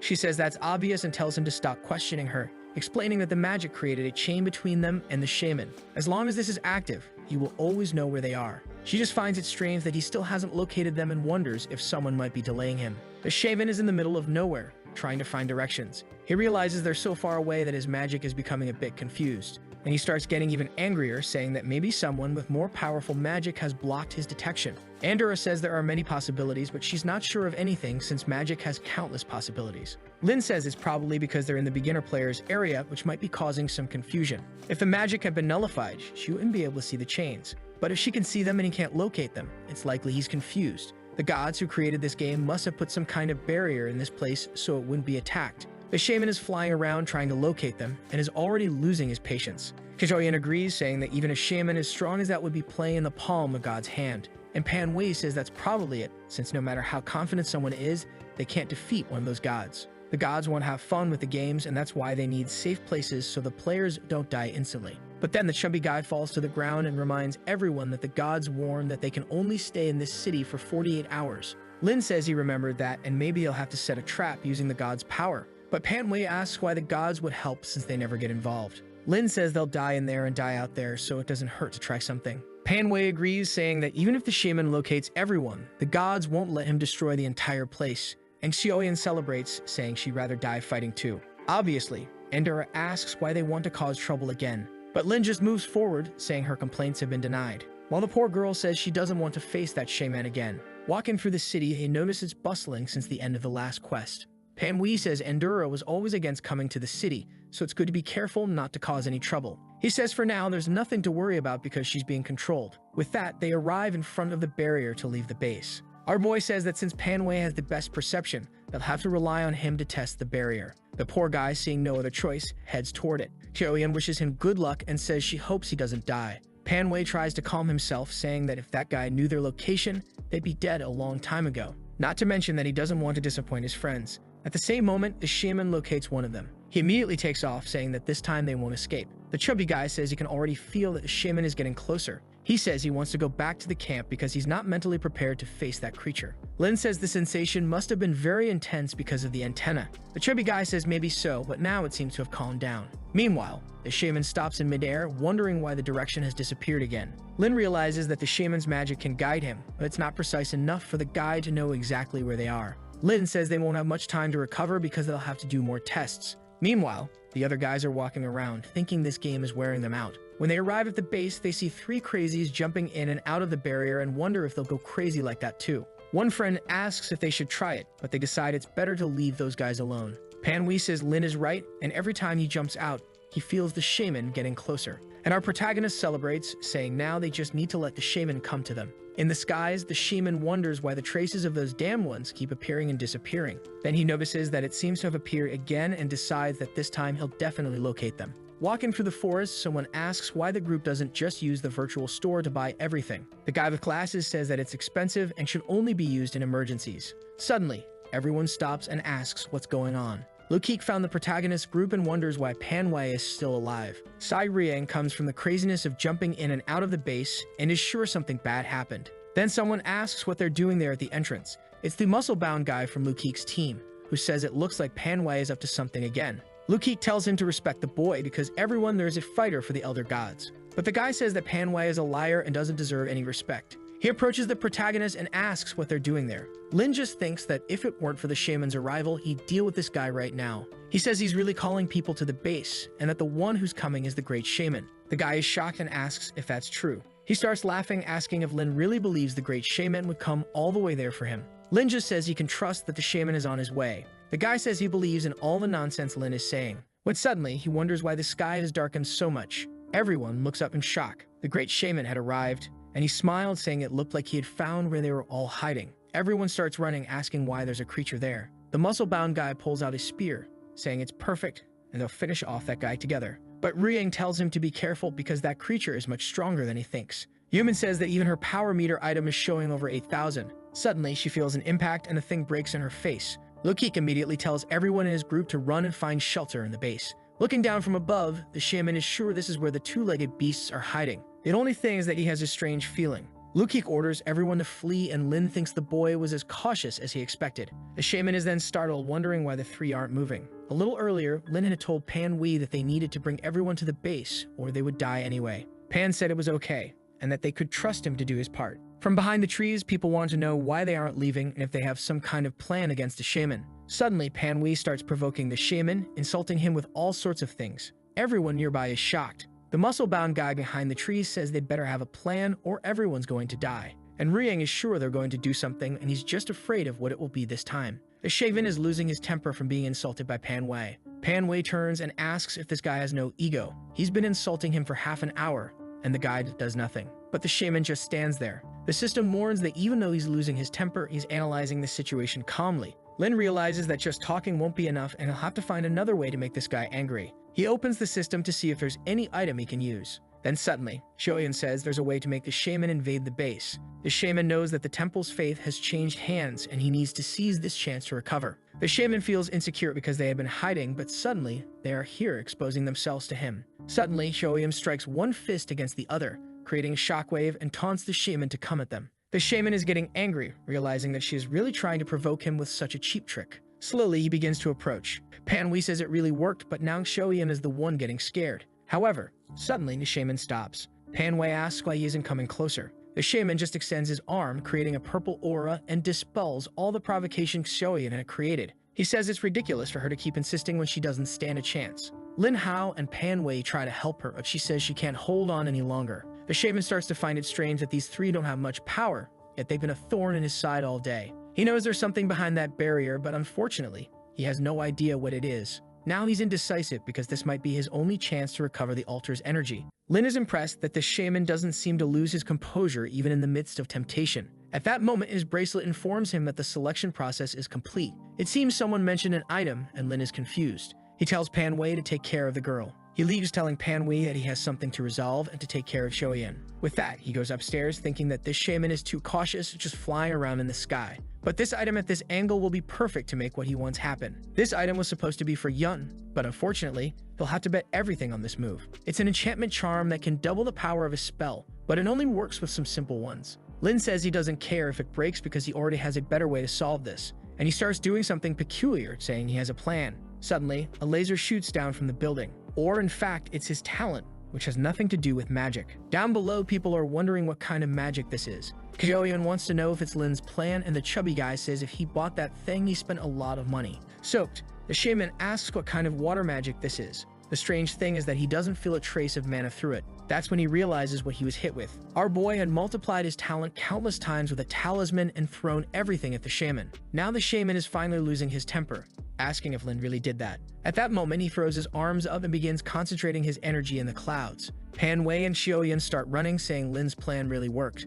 But the shaman says he'll reduce the entire place to ashes. Obviously, all this was part of our boy's plan, and the attack hits squarely where he was in the building. The shaman says it looks like the boy talked a lot, but in the end, he died quite easily. But Lin is still there, intact, and asks if the shaman is ready for the show. At that moment, the goddess Agatha appears in front of the shaman, and Lin says that the real fun's about to begin. Hiding nearby, the players can't believe that an elder god has appeared. The other guy is scared, and Yang sees that it looks like they are saved. Xiaoyan can't believe that the real god has actually appeared. The shaman stands there, every cell in his body telling him he has no chance of defeating that creature. What he doesn't understand is why a creature like that decided to protect these two-legged beasts. He realizes the creature isn't attacking him, so all he has to do is concentrate his power and teleport away from there. Lin realizes the same thing. The goddess isn't attacking, but rather just giving a warning. The system suggests that the goddess is angry because the boss of this mission was brought to the city because of someone. That's when Lin realizes that this shaman was supposed to be defeated by the players here in a year.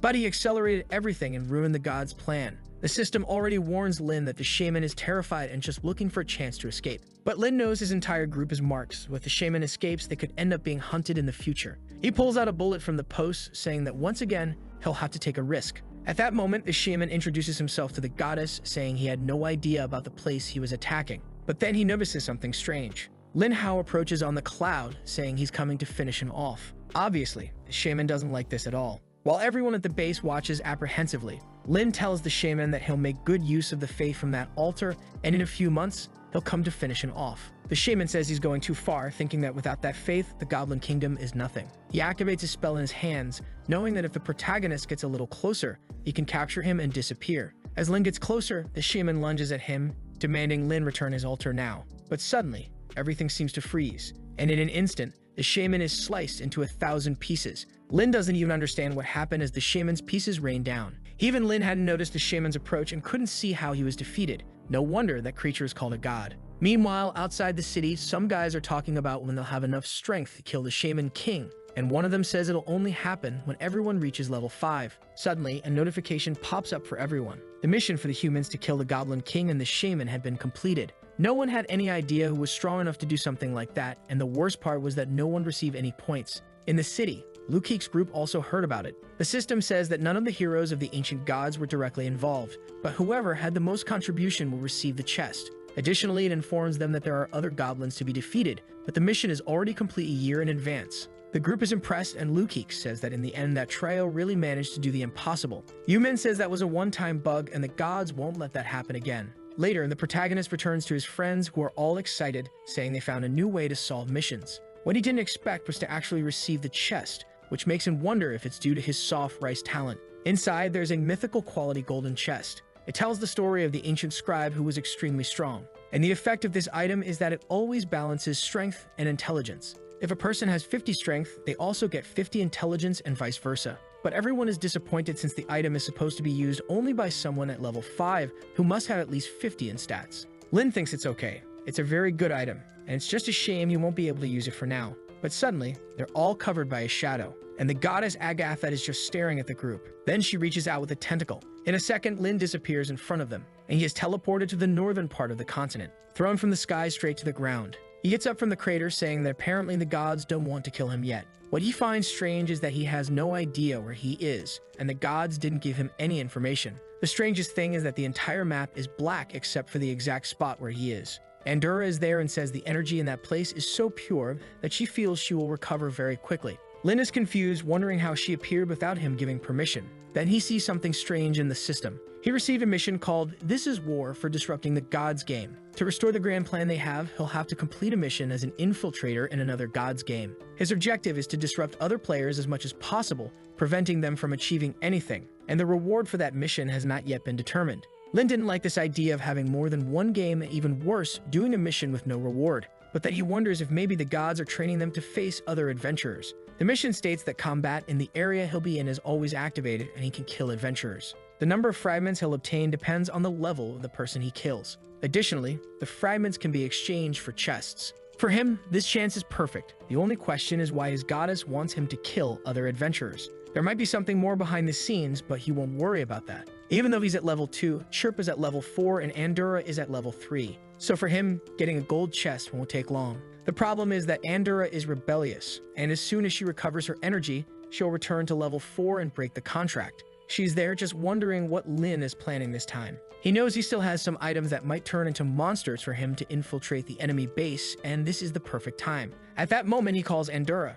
who asks what he's planning. He tells her that they've arrived on a new continent and asks if she noticed. She says yes, because the life energy there is much stronger, and asks what the problem is. He says he knows she wants to abandon him, but asks if she really thinks it's a good idea to separate on this new continent. He starts to say that she's a support, and this place is very dangerous, so staying with him is probably the safest option. She says she understands and promises to stay until they leave this place. Lin relaxes, knowing he can finally fight without worrying about her escaping. On this new continent, to ensure safety, he always walks with the two of them activated to avoid any danger. The only problem is that this place is so big that the biggest problem is them themselves. Suddenly, Chirp stops and Lin asks if she detected someone. They search for a while and Lin finds it strange that they can't detect anything. If they're using something like camouflage, he'll only be able to detect them extremely close, which is dangerous. Suddenly, his phone lights up and the system says that since he entered a new continent, he gained a new talent. Lin had no idea something like that could happen, but a new talent is always welcome. He needs to get stronger as quickly as possible,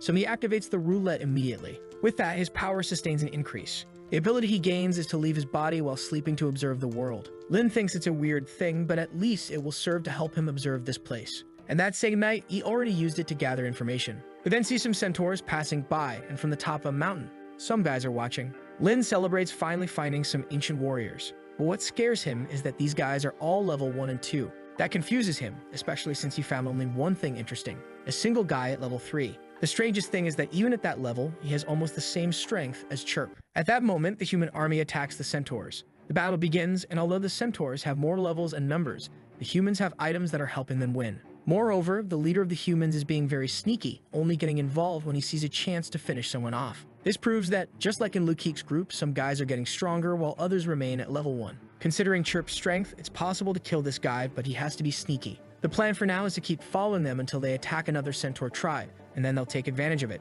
They have all the time in the world, and all they need to do is wait for the perfect moment. Then they find another group in combat. Some arrows are fired, but the leader blocks them and says it's time to exterminate another group. That's when Lin sees that centaur from the beginning and wonders what she's doing there. The squad leader announces that whoever kills the most centaurs that day will be promoted to squad leader. On the other hand, Lin isn't going to let the centaur die because as soon as he levels up, he'll be able to form another contract. The centaur fires an arrow, but the leader easily blocks it. He smiles and she is startled by his reflexes. Meanwhile, they finish off other centaurs and say they'll soon take down the leader. Lin observes from above that the guy is drawing attention and always attacking at the right moment. He needs to disrupt this fight. The problem is that the guy is almost as fast as Chirp, and he can't let him escape. He tells Endura that she better not mess up her power, to which she tells him to shut up. At that moment, the leader appears behind his centaur, but suddenly, something catches his attention. From the mountain, Endura radiates a green aura in the leader's direction. At that moment, the people of this continent receive a mission to kill the protagonist. The reward for this will be a mythical red chest.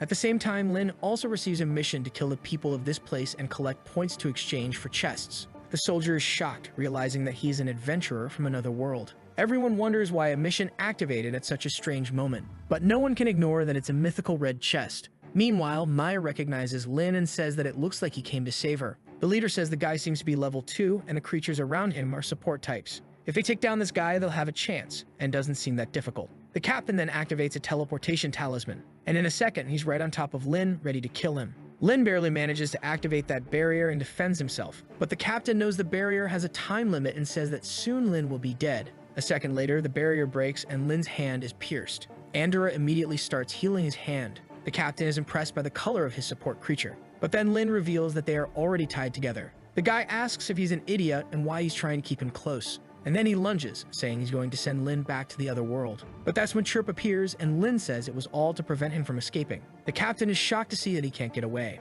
and at that moment, Chirp slashes at him. With that, the centaurs win that battle. But unfortunately, Lin only received 50 fragments from the leader because the rest of the people were too weak. He realizes that the way the points are organized, he'll have to kill people much stronger than him. At the same level, he gains 1 fragment. And if the person is 3 levels stronger than him, 600 fragments. It's not going to be easy, but at least it's better than not knowing what you get. At that moment, he takes out the item to talk. And Mia takes him on an adventure, saying she missed him a lot. Endura is there, saying it would be embarrassing to see him suffocate like that. But she seems to be getting jealous. Meanwhile, Lin wonders what the centaur is doing there. Could she have returned to her homeland? She shakes him, saying that this is the Central Plains, her homeland. He says he understands and asks her to stop shaking him and suffocating him. Still curious, he asks how she really ended up in this place. And she seems confused, saying she's always been around here. The other centaurs want to finish him off, saying that someone who speaks their language must be using black magic. But Mia protects him, saying he's one of them. The others don't seem to believe it, but she swears by the Centaur King. She says that if he does anything like betray them, she'll accept the punishment. Lin is relieved that she protected him, and the centaurs say that since he helped in the fight, they won't do anything. She then shows that they captured some alive just as he asked. The system says that since the last time they met, she has evolved quite a bit. At that time, he decided not to form a contract with her. But now she's about to evolve and he might miss this chance. Andorra notices something and asks Lin how many other women he's been involved with. The poor guy wonders how the heck this damn girl understands the centaur language. She says that a simple language like that is way too easy. Sometime later, Lin is using incense to extract information from some guys they captured. One of them says that he's a traitor and has joined forces with the beasts. But Lin just ignores him and activates the incense. Suddenly, he feels something strange. He starts hearing a discussion between the gods. One of them tells Agatha that she's breaking the rules of the game and should be punished. But Agatha says that the other guy also broke the rules by using rogue potions. Another god responds that those potions are nothing compared to the crime she committed. But Agatha says those potions should only be obtained from chests and he shouldn't be selling them in the shop. This leads to the gods arguing, and one of them says she's wrong for invading his continent so early in the game. Agatha replies that the rules allow for early invasions and that if he wants, he can invade her continent too. Hogg says it's not worth it and that the guy she sent on the invasion will soon be killed by his soldiers. Agatha questions his confidence, saying she believes in the boys she sent. Suddenly, Lin wakes up. He notices everyone is watching him and realizes he lost consciousness for a moment. Mia asks if the guys felt anything, and everyone seems confused. Lin wonders. He's sure something changed in this world, but there's no information or system window. Mia then tells Lin that the guys are responding to the incense and maybe it's better to take them to prison. But Lin thinks there's not much to get from these guys, so it's better to stick to the original plan. With that, the captured guys start being taken somewhere else. The prisoners ask Lin what's going to happen to them. At that moment, he just breaks another incense stick, and the guys end up inhaling it. Then he tells Andorra to turn them all into puppets. In an instant, one of them turns to the protagonist and says he will follow any order given. With that, the guy walks away with a sort of web attached to his arm. Lin tells Mia that now that he's on this continent, he'll help her destroy all these creatures. She says she believes in him and will gather everyone in the tribe and send a signal. Lin tells her to be careful and that he'll do his best. She gets excited and tells him to be cautious. With that, he says goodbye to the Centaur group and returns to his plan. First, he needs to observe whether that puppet he sent will find the old squad. The puppet finds them and informs the leader that there's a human at the Centaur's lair helping them. He reminds the leader that it's forbidden for a soldier to return alive without his captain. Only the strong can reach the top of the rank, and the weak are always discarded. Lin realizes that their organization is no different from a gang. At that moment, the system tells him to be very careful. If the leader of this region is level 4, there are certainly people that even the spider can't kill. Lin knows that even if Lukik had taken all the resources, he wouldn't be this strong. This means that the god of this world might be cheating. The excited guy says he only came back to pass on this information. He describes the protagonist's appearance and mentions that he has a lizard girl who can heal him. The leader says that since he brought so much information, he won't kill him this time. He tells everyone to gather because they're going to hunt down this guy and get the mythical chest. Seeing how strong these guys are, Lin can only hope the centaur girl brings some reinforcements. At that moment, someone announces their arrival. But the scene shifts to a group of adventurers walking through the forest in search of Lin. The mage with an outfit that opens up to the navel asks why they have to hunt the boys so late at night. Another level 3 guy says that's why he didn't become a mage, always tired and extremely weak. The brothers in front start arguing, saying the guys in the back are weird. The hunter and the mage say the weird ones are those brothers. But the leader says it's strange because they've been walking for a long time and haven't seen a single centaur. He asks the guy if he's not lying, and he says they can trust him. They're almost at the location. That's when they smell something. The hunter says something nearby is burning, and they should be careful. He activates his vision ability, saying he'll investigate first. With that, his gaze starts to navigate through the forest.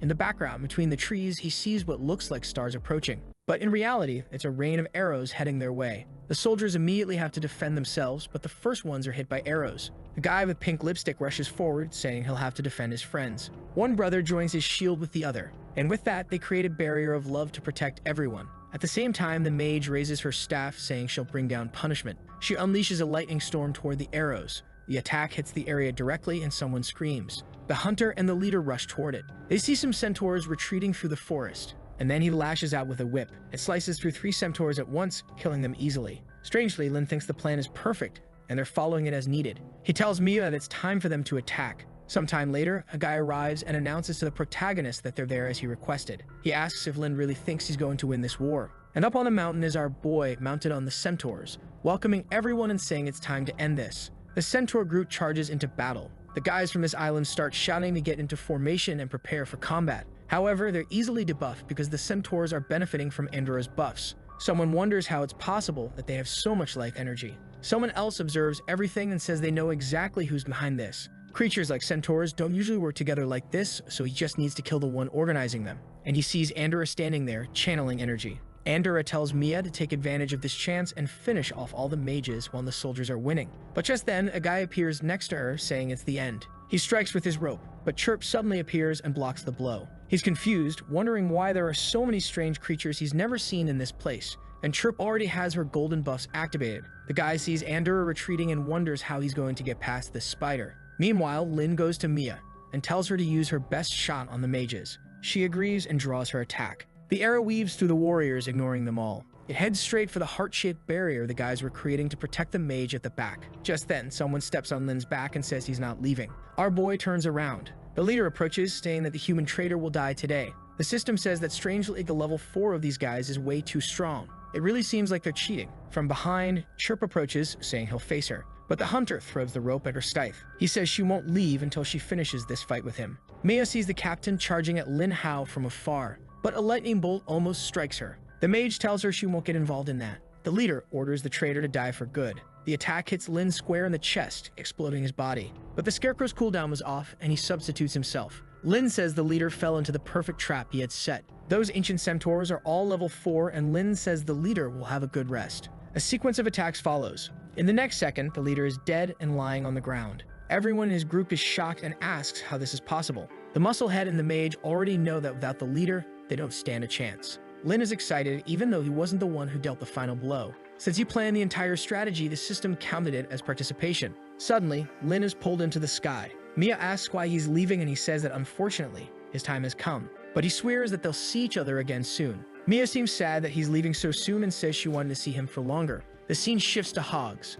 He says Lin surprised him by killing the leader so quickly. Lin says that this time he didn't cheat, but just used strategies available in that world. The god warns that her enemy god is furious about what Lin did, which is why she had to end the mission early. Lin is already worried that if the other god really wanted to kill him, he'd die in a second. She talks about all the kills he managed and says he deserves a reward. In total, he earned 380 fragments and will receive a chest according to that. But she warns that the barrier with the other continents will come down in 10 days, so he better be prepared to face people from outside. Lin knows that on the other continents there will be people at levels 4 and 5, and the problem is how his friends will survive. At least with the chests, he'll be able to advance to level 3, and he'll also have to help Lukeek's team prepare for this. As soon as he advances to 3, he'll form a contract with the Centaur girl, and the combination of the 3 girls will give him a chance to win. As soon as he returns to the continent, he informs Lukeek's team about what's going to happen and the dangers that await. He already starts heading toward the edge since the priority will be to infiltrate enemy lines. He has the advantage of knowing this, and now it's just time to say I like this video. That helps Mamoru make more juicy content for his viewers, activate the cheeky little bell, and I'm out.